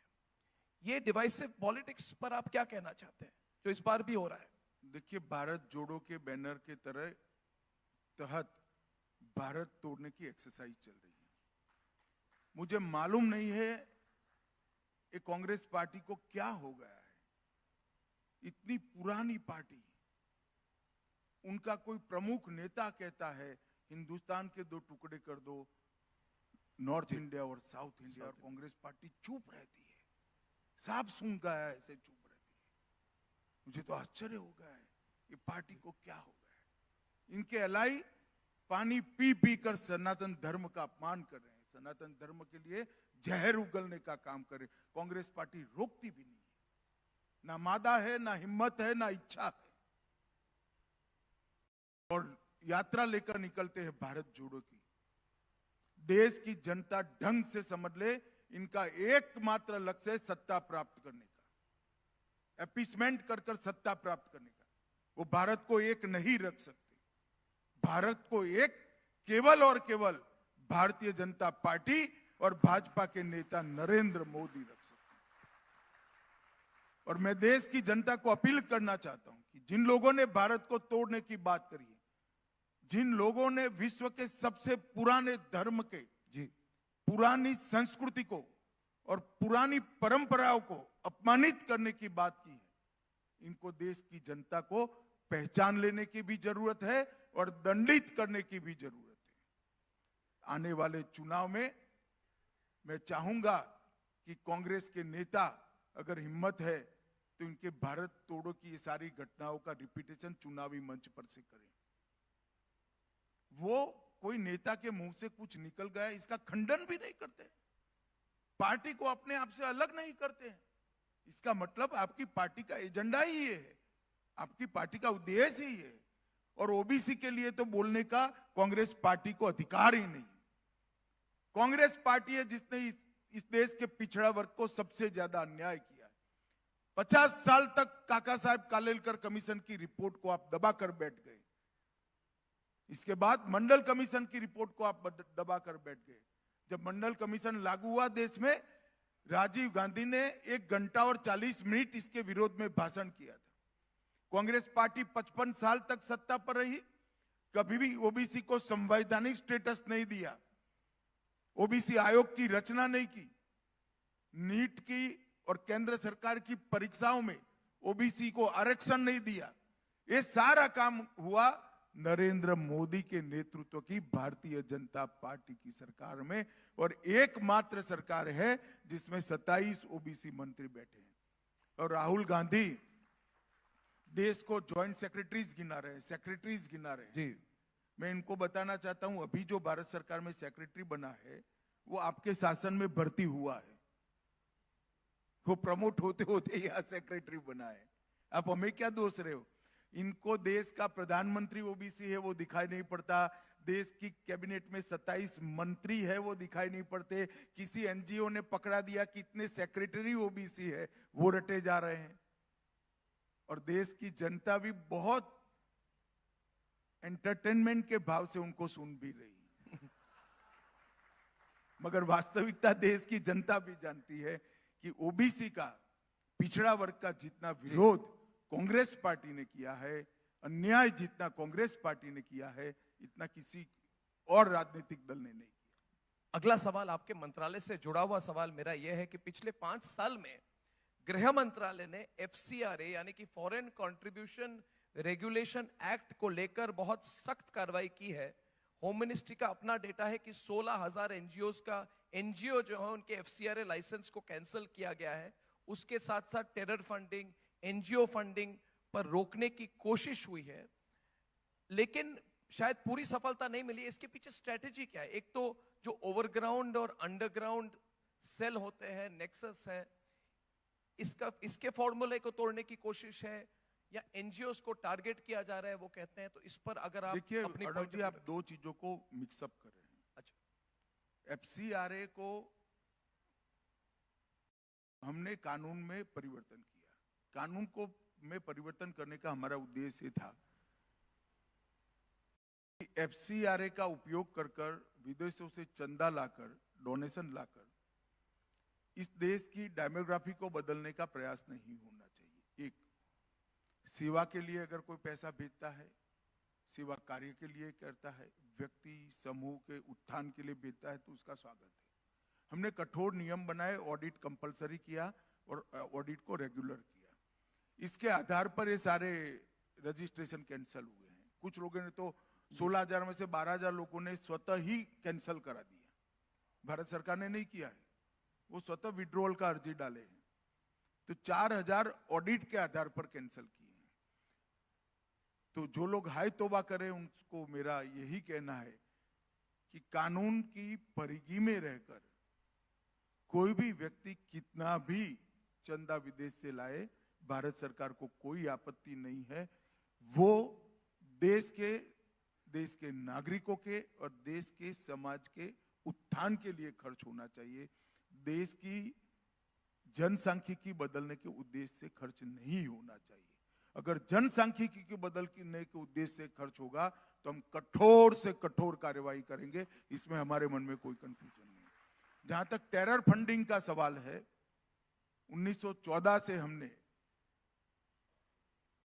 टेररिस्ट एक्टिविटी और टेररिस्टों के इकोसिस्टम को ध्वस्त करने के क्रमबद्ध कदम उठाए हैं।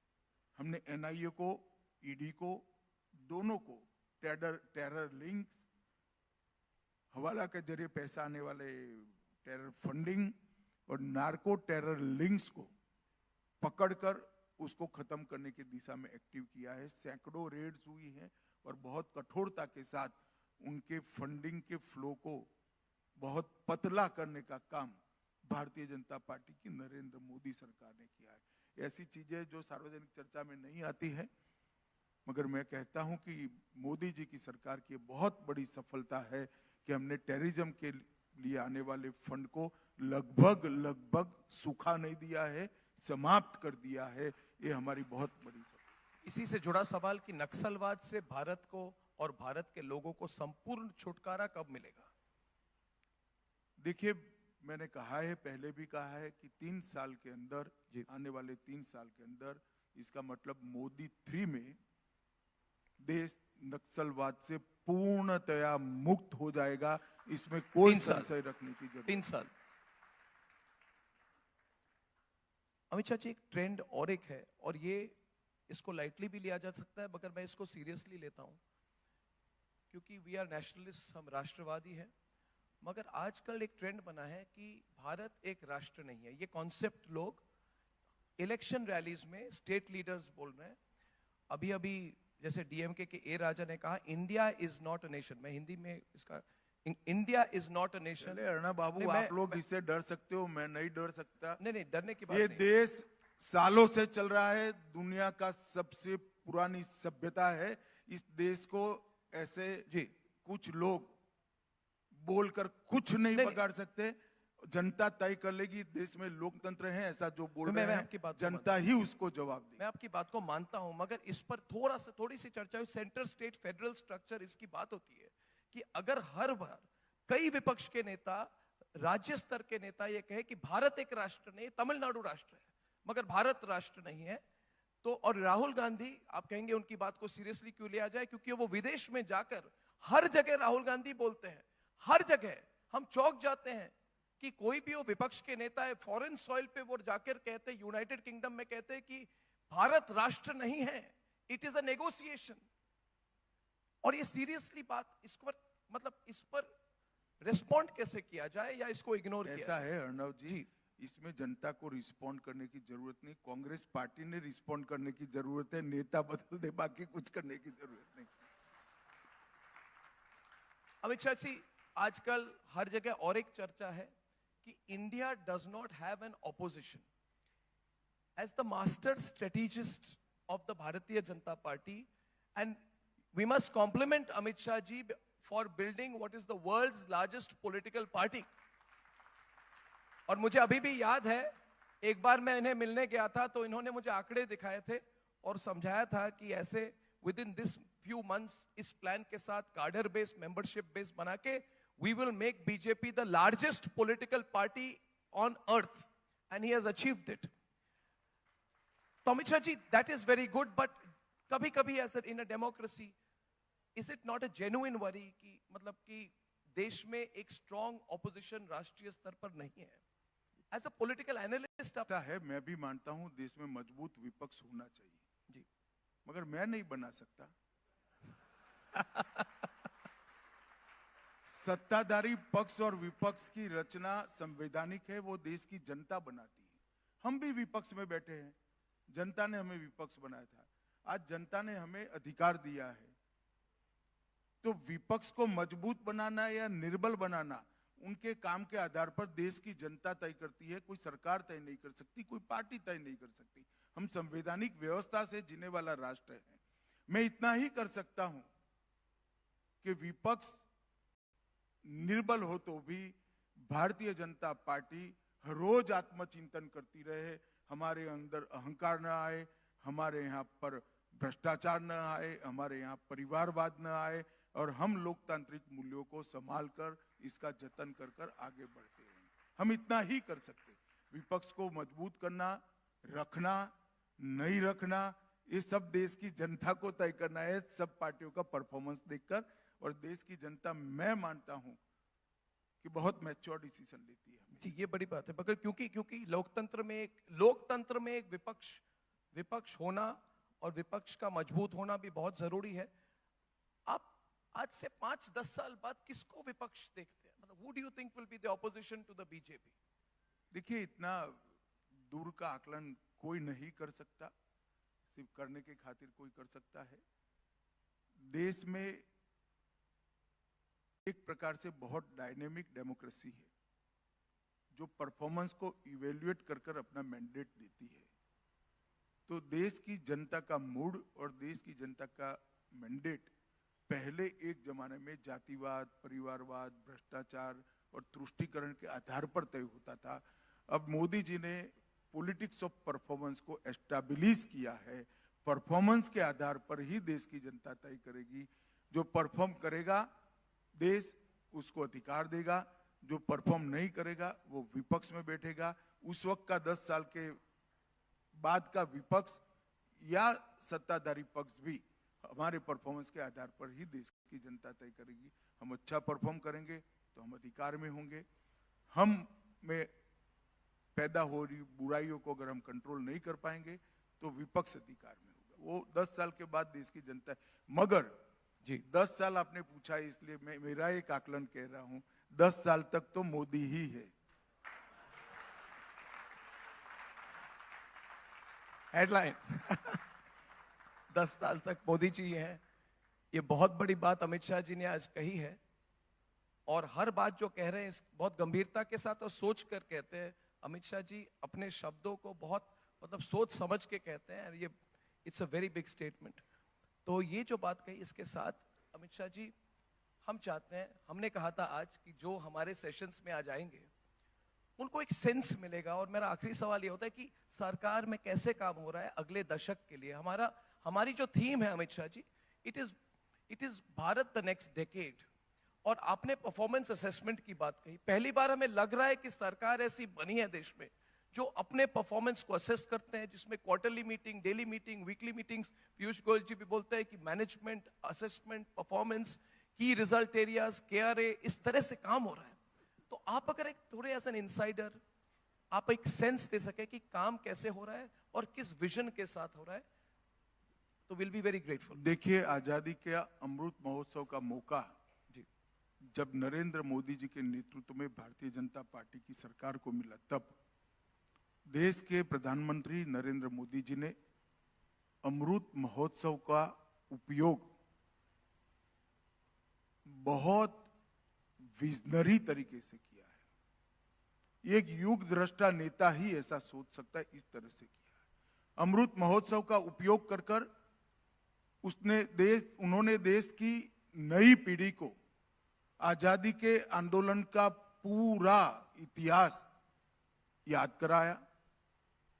आजादी के आंदोलन के नेताओं का, जिन्होंने देश के लिए अपना सर्वस्व बलिदान किया, इरिस्पेक्टिव ऑफ पार्टी पॉलिटिक्स, उनका महिमा मंडन किया।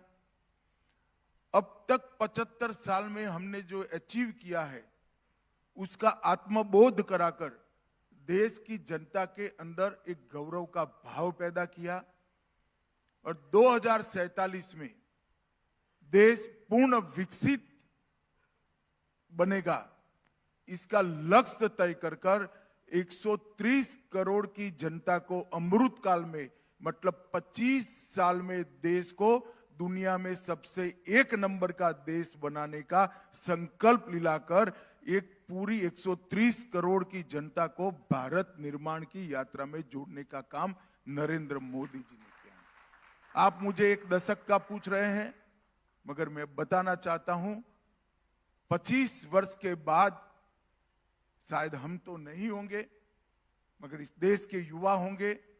ये युवा देख पाएंगे कि हर क्षेत्र में भारत प्रथम होगा, भारत सुरक्षित होगा, समृद्ध होगा, पूर्ण शिक्षित होगा और पूरा विश्व जिसका लोहा मानता है, इस प्रकार के भारत की हम रचना करेंगे।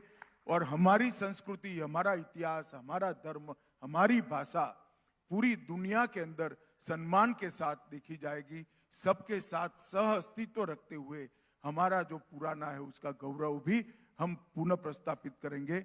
ऐसे भारत की रचना ये 25 साल में करने का लक्ष्य मोदी जी ने रखा है, कोई एक पार्टी का लक्ष्य नहीं है। This makes Assam, in a very competitive federal landscape, one of the fastest growing economies in the country.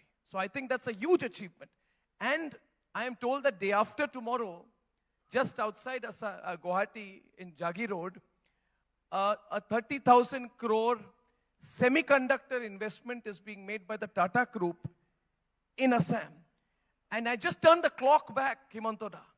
You've seen Assam 10 years back. If you would mention Assam, people would say conflict, terrorism, lack of resolution, not a good place to invest. So you've changed things dramatically. Congratulations for that. Where do you see things go and how have you got here? I think those who have visited Assam earlier and those who will visit now, they will see a complete change. Assam is one of the fastest growing economy. So far as country is concerned, I think we are in the top 3 or 4. Our GSDP growth is around, we are constantly achieving 16 to 17% every year for last 3-4 years. Economy is going up. Then Assam was known for various law and order issues, right from the days of you can start from the day of India got freedom. We had Naga movement, we had got Mizo movement, floods, emergency, language movement. But last 3 years, Assam has not witnessed even a single band agitation. Absolutely peaceful situation. Recently, I have written a letter to 600 businessmen, those who have left Assam during the peak alpha period. I wrote a letter personally to them to come back to their original home. And I wrote it, I signed it to 600 persons who left Assam at that point of time, in those traumatic period of time. So things have changed, economy is doing good, political, social situation is good, and Assam is, I can say proudly that as of now, you can consider that this is one of the best states when it comes to social harmony, law and order, political stability, economic stability. On 13th, Prime Minister is going to lay the foundation stone for the semiconductor industry, where investment will come from the Tata Group. So Assam will be the second state after Gujarat to have semiconductor industry in my state, back in my state. So those are huge things from our point of view, and I think we'll be stronger every day. How do you do this? Are you a likable person? Do people like you? Do you negotiate well? You seem to get your way with everything. Eventually, for example, you recently materialized a tripartite memorandum of settlement between the center, the state of Assam, and the ULFA. Now, many people felt this would not be possible. In fact, I had many members of ULFA who came to my studio. They had said, we will not surrender. We never will surrender. We will die, but we will not surrender. But while all other chief ministers failed, you managed to strike the deal. So, can you tell us about what is the art of negotiation when that happens? And why did this not happen earlier? First of all, Assam has seen a different kind of treatment from New Delhi, post-2014. Now, people realize that whatever apprehension we had, now it is not there. There was a strong sentiment in Assam that central government exploited its natural resources, and we have been pushed to the margin. Yes. In 1972, there was an agitation in Assam when Mrs. Gandhi tried to set up a refinery in Barauni, utilizing crudes from Assam. But now, day after tomorrow, Prime Minister is going to going to inaugurate a new pipeline where crude from Paradip will be pushed to Assam, and Assam refineries, refining capacity will be increased manifold. That we should be a net contributor to the growth of the country rather than being a dependent state. We should be a contributor state to the nation growth. So the perception in Assam has completely changed, and it is all along now hopes and aspiration. Would it be the same if Assam was not a BJP-ruled state? I think I'll not go back to the party, but this would not have been same if Narendra Modi would not have been the Prime Minister. That I can say confidently. No, but you didn't answer my question. My question was that would things have been the same if Assam was not a BJP-ruled state and Himanta Biswa Sharma would not have been in the BJP? See, Mr. Biswa Sharma, let me expand on this. Arvind Kejriwal said in February, just this last month he said, and I'll quote him, the BJP has waged a war against opposition ruled states. They have